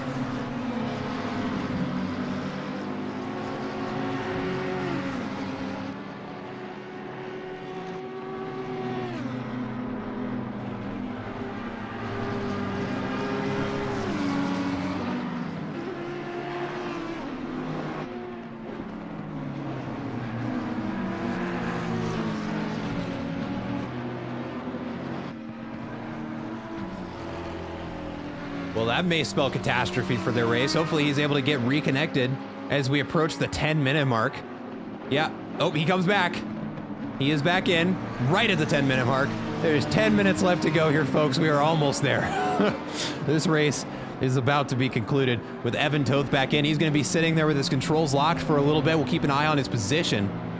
He does have a 1-lap advantage on 5th place, but does lose 3rd to Matt Byrne. Oh, we've got a yellow flag, number 729 car.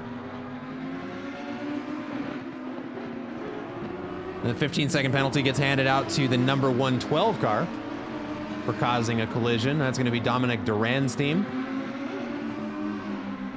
For Team SRI number 1.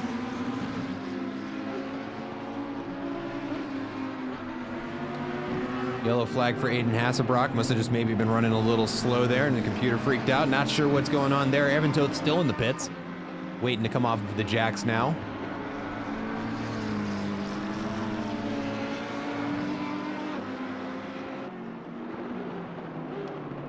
Jonathan Seville still up at the front doing what he does best. Pretty much running unopposed at this point.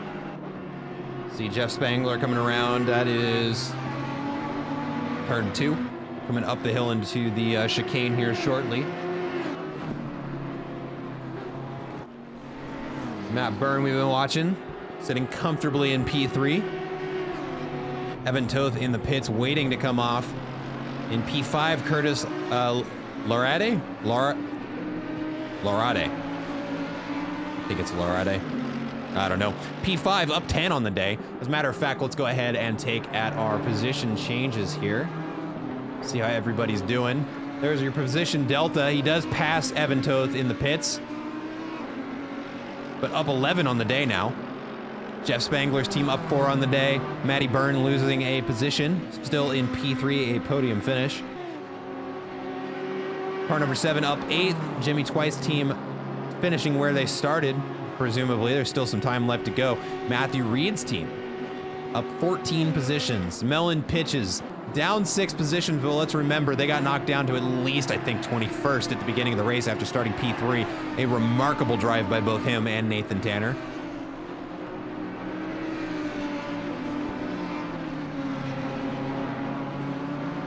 Ryan Garrity's team in P10 up 9 on the day. A finish I'm sure they will be more than pleased with. Sedone Pascal's team also doing an excellent job. Team Evo Shimu? God, I can't read, dude. My brain is about to give up. But let's go ahead and take a look over here at P15. Team number 11 is getting ready to maybe make another position here in the final hour. Andy Ollie just 1.7 seconds in front of him. Oops. There we go.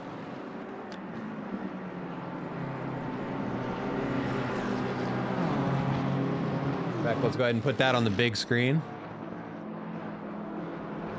And we'll just go to proximity for the picture-in-picture. 15-second penalty handed out to car number 98. That is going to be Aiden Hasbrock's team.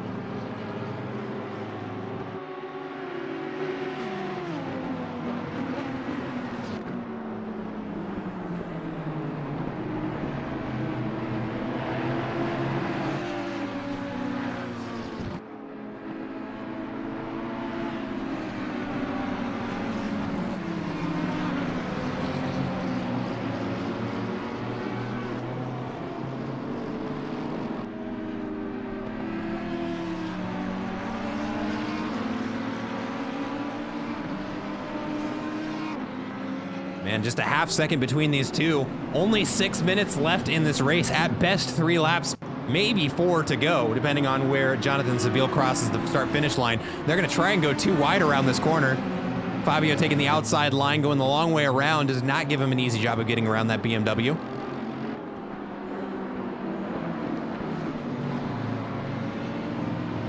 But it is very close still. Let me get the race gaps back up. Nope, that's not it. Nope, still not it. There we go. And he does make the pass happen on the front straight. We'll see if he's able to hang on to it. I think he got around him. And he does gain a position with maybe 3 laps left in this race, moving his team up into 14th place. Assuming there are no pending penalties, they'll hang on to it if he can stay out in front of Andy.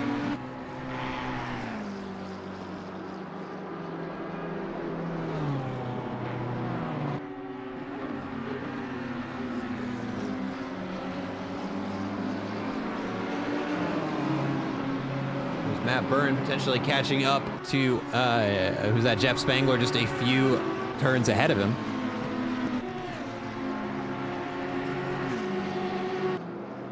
Ooh, Andy Ole does get the position back.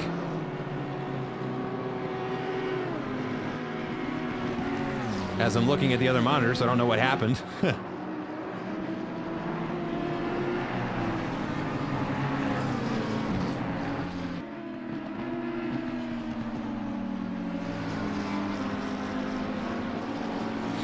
Chat's getting spicy. Yeah, pitch is killing it. And yeah, you do have the gap covered. We were watching. We were looking for that the entire time you were driving. We're like, oh my God, that's going to be a 15-second penalty. Can he make the gap up? And you guys have had a monster drive. But Fabio and Andy here still duking it out to see who's going to finish in 14th. They have a bit of a disagreement already. They've changed positions more than once.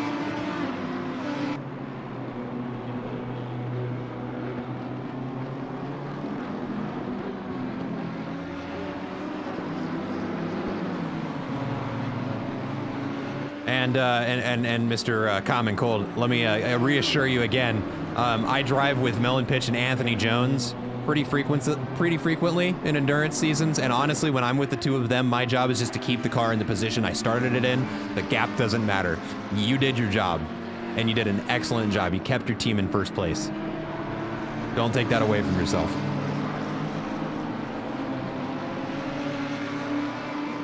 Doesn't matter if they carried you or not. You kept the team in first place.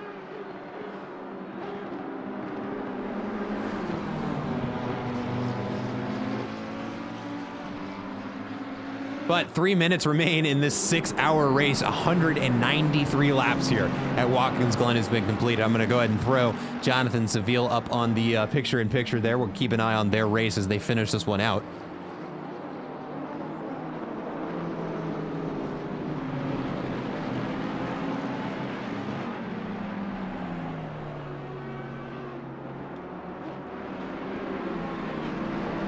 Hey, you say that? I've floundered gaps bigger than that before. Be proud of your performance.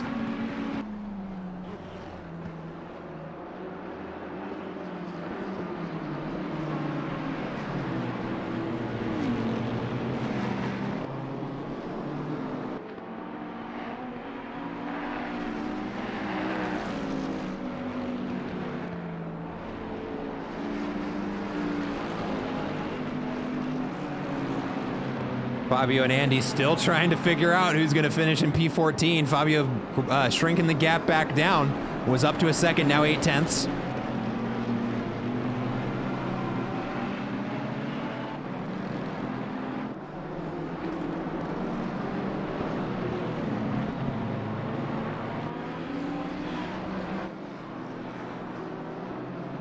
Now down to a half second.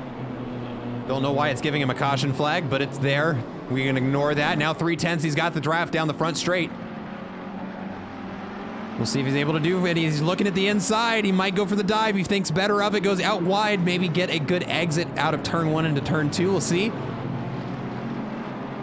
Oh, he does, and he makes the pass happen. Gets the power down sooner and goes the long way around and gets the pass. There's some excellent driving there for anybody who wants to know. That was a fantastic pass there.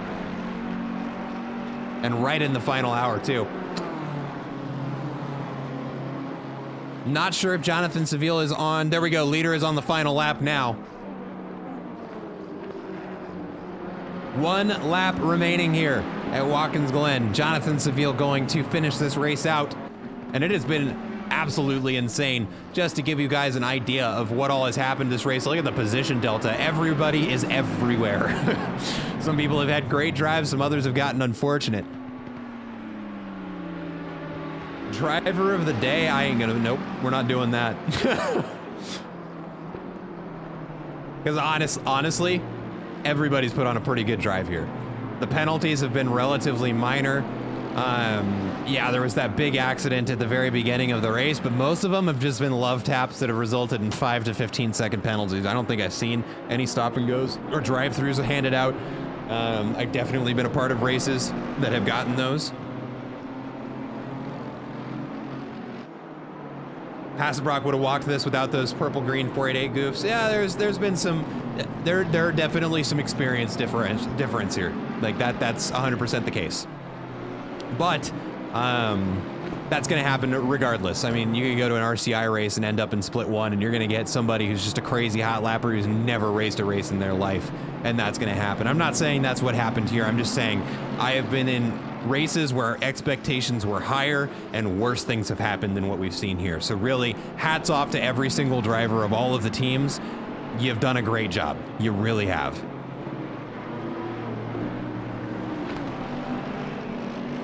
But we're going to have Jonathan Seville end this race here in just a moment, so we'll go ahead and throw him up on the big screen. Coming around the final corner, the checkered flag is going to be waved here at Watkins Glen as the timer goes to 0, and Jonathan Seville is going to win this race 6 hours after it started. Big hats off to him, Eric Chain, and Fred Forsberg. Got Jeff Spangler now getting ready to finish his race. Actually, no, he's still got half the lap to go.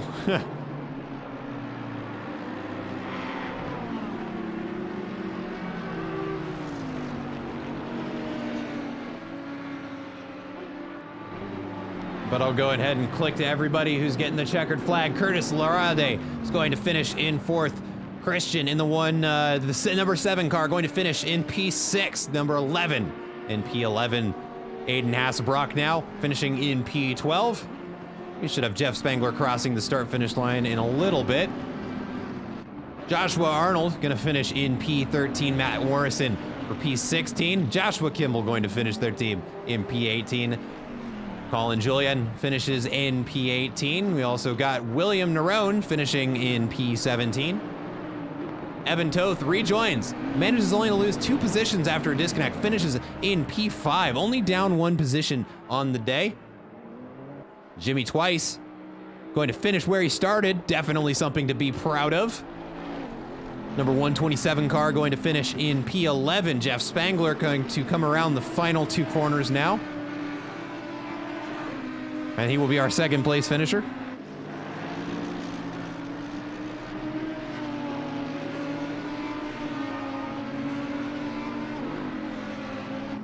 And there goes our P2 finish. Matty Byrne finishing in P3 as well. And we did Curtis Larade. Oh, I've lost track of who's finished and who hasn't. But I'm going to be honest here.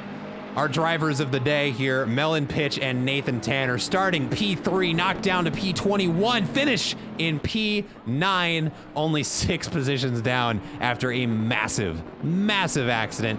So a huge GG to them.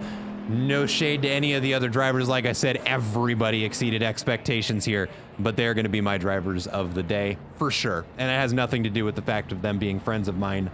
I want somebody to try and tell me somebody did something more remarkable than basically make up, what is that, 12 positions after getting totaled in what most drivers would probably end a race on. So huge, huge hats off to them. But that is going to be our race. Ladies and gentlemen, my goodness, 6 hours. 6 hours at Watkins Glen. Over 190 laps driven by every driver. My goodness, what a race. Chat, how are we feeling? How are we doing? I'm tired. I don't know about you. I didn't drive a lap of this race and I am spent. Yeah, it is definitely time for a drink. I've got a I've got a pack of tall boys in my fridge that is going to get demolished here pretty shortly. Open invitation. Any driver who is watching the chat or my channel is not locked. Hop in here. Let's get everybody in here. Anybody who's around that just did that race, I want you in here. Scroll down to the bottom of where your team races are. Let's get crazy in here. Your 24 car, Coach Fred made a great setup. Big shout out to my sponsors, Bug Blasters Incorporated. They do pest control in the Wisconsin area. Please give them a shout out. Also, GM3 Combatives. He is the UFC middleweight submission record holder. So big thanks to him for sponsoring car, and Frost Giant Games for your Magic the Gathering card needs. Absolutely. And hey, I didn't catch your name. Eric from Fred's car. Oh, perfect. Okay, I didn't recognize the username, but yeah, glad to have. Who's this douchebag talking? But hey, you guys, Monster Drive, massive congratulations on the win today. Very well earned. Monster Drive. I don't want to hear it. I want to hear it. Damage control. I'm gonna yell at you. Control, I'm gonna yell at you as much as I did in chat. No, you earned that win just as much as those two did. You held on to your position. Which is more than I could say I probably would have pulled off. But also, another man of the hour, Nathan Tanner in the chat. I would love to see his teammate Melon pitch in here. Is he still in the other chat? 'Cause I'm going to drag his ass down here if he is. Yeah, he sure is. Drag him down here. Drag him down here. If it'll let me. Hold on. Let me message him. It's too far to scroll down. Hold on. I tried to move him and I moved myself. Professional streamer, everybody. I'll do it. Don't worry. Okay. Yeah, I'm like, I need. But again, if anybody's still if any of the drivers are tuning into the stream, it is an open invitation to come down here to the comms channel. Now is your chance. Get down here. I want to hear from you. Melon Pitch and Nathan Tanner, everybody, both in the chat after a monstrous accident at the very beginning, still managed to finish in the top 10. Gentlemen, how are you feeling? Exhausted. Yeah, I bet. How about you, Melon Pitch? Pretty good, to be honest. I can imagine. Thoughts after the end of the race? I mean, when things went wrong, they went really wrong. When things went well, they went really well. For sure. I'm glad the rain showed up. I was a little worried it wasn't. If anybody was going to bring it, it was going to be you. Let's be real here. If you're racing in a race, it's going to be wet at some point. And to be honest, we got kind of double dipping because you not only ruined quali, but also the second half of the race.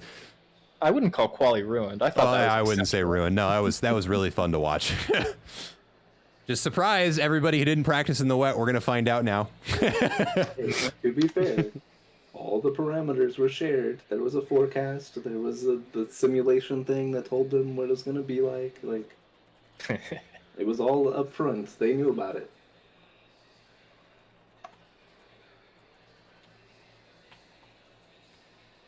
Trying to get as many other folks as I can in here. But yeah, I mean, God, 6 hours. How many, Fred, your team completed how many laps? It was like 196 laps by the end of the race? Hello. I don't know. I didn't check. It was just shy of 200. Now, so I can't check. Okay, I'm still in here. Let me look. Yeah. It was nice to see you, Fred. Yeah, 196, okay. Yeah, 196 laps. My goodness. It was fun though. I had fun. I enjoyed myself. Oh, we got everybody flooding in. Let's. How's everybody feeling? That's 6 hours of Watkins Glen. We were, not gonna lie, me and Tim were so hoping for it to dry up because, it rained. Yeah.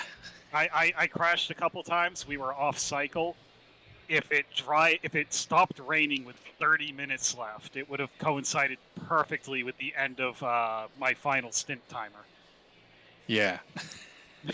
Like we were just hoping, and everyone else would have taken extra pit. Yeah, I was enjoying the wet. Hoping and praying. It would have made up for the deficit from having to stop to repair damage. Yeah. No, it just didn't help. One of my drivers had to deal with no force feedback for entire stint, so it was great. Wait. At least it was dry though. Oh, that's Jasky's team. So who was it that was driving without feedback? That's a nightmare. Andy Ollie. Oh my goodness. He's the only other teammate I had. It was his second stint, so So Yeah. 4 hours, 3 hours in, he had no that makes force feedback. sense. That puts some pieces together. Yeah, Yeah, so he turned in, and it's just like, oh, there's no feedback, and then clipped the wall. So we were That's down by unfortunate. like 2 laps. We were wondering about his pace. Like, you guys were doing good, and then all of a sudden, like you said, started during that passing him, 3-4 yeah, hour actually. area. Yeah. it's Yeah, like so so much the slower. first Yeah. part, his first stint, he was getting about 90% on his pedals, and then recalibrated it, and then of course force feedback cut out for the second stint, and then he wasn't fully used to the wet, but it was still fun. Mm-hmm. That was pretty good. Pretty good. I had to push so hard that last stint for me. Yeah. You could have been like us. We pitted for wets as soon as it started raining, you know, at the end. That's a good choice. And then we went to dries because I thought it would dry out. And then Oh, it was like, oh no, this wasn't going to work. So then we had to pit again. Yeah, so that was no. Yeah, no. Like basically when I started raining, I'm like, all right, because Tim was doing the entire second half. I'm like, all right, let's wait 2-3 laps and see how the rain goes. Then it's like it wasn't stopping. Like, all right, time to put on wets. I don't think we have a choice. We saw the front runners doing like 53s with dry tires, and we were doing like 55s. We didn't have our fast guy in the car, but it's like, okay, wets are not the move. And as soon as we switched over, it was like, oh no, this was not the move. We were definitely on the wets in the Bentley. For the final 1.5 hours, we never went on the dries at all there. Yeah. It would have been suicide. Yeah. The first bit of rain we were on the dries. Yeah. We were trying to see if it was going to let up after the first like 15. I was out on dries to the point where they were. I was circulating the track with 23 psi. Yeah, same. Basically. Oh man. Okay. Yep. I could sit here. I gotta go do something else. I don't know about y'all. I imagine you guys are worse off than I am because you guys actually worked today. But I'm gonna go ahead. I'll hop back in here and we can hang out. But I'm gonna go ahead and end the stream. So I'll be right back. All right. All right, ladies and gentlemen, everybody who decided to tune in at any point, if you are coming back or watching the VOD, thank you so much for tuning in. To all of the drivers, massive congratulations. This is our first kind of cross-race collaboration endurance race. I sincerely hope that it is not the last one after how well this one went.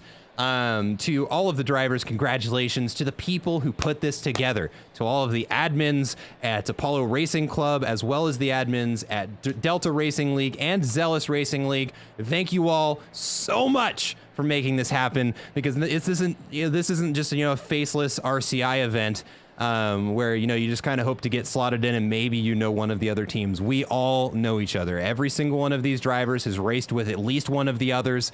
Most of us race in multiple of the leagues. I actually cast for both Apollo and Delta. So it was really, really cool to kind of get everybody together for one big event. And if it is the last one, I will personally see to it that it is not the last one. So thank you everybody who helped put this together. And then a final thank you to all of the viewers who make this even worth doing. Thank you for tuning in. To those of you who chimed in chat, it was great to have you. It kept me from falling too far asleep because you guys were catching things that I was missing. Because even with the 4 eyes that I've got, apparently it's not enough. So thank you to everybody who helped make this happen. Thanks for letting me be the one who got to commentate this. I had a blast. I am spent, but I had a blast. But until next time, I think Apollo will be back to its regular scheduled racing next weekend. Don't hold me to that. But if you've not already, go ahead and hit us with the subscribe or the follow. If you want to subscribe, that's even better. But definitely hit the follow. We've got racing every night of the week here at Apollo Racing Club. From ACC like you're watching to Codemasters F1 to even just OG Assetto Corsa's F1. We kind of run the gamut of racing games. So hit the follow button if you want to catch more of that any night of the week. But that's going to do it for me. Then a final thank you to everybody who made this happen. Congratulations to all the drivers who got to participate in the first one of these. And yeah, my name is Matt McAdams, bringing you the action here. And hopefully we'll catch you for the next one. You guys enjoy the rest of your weekend.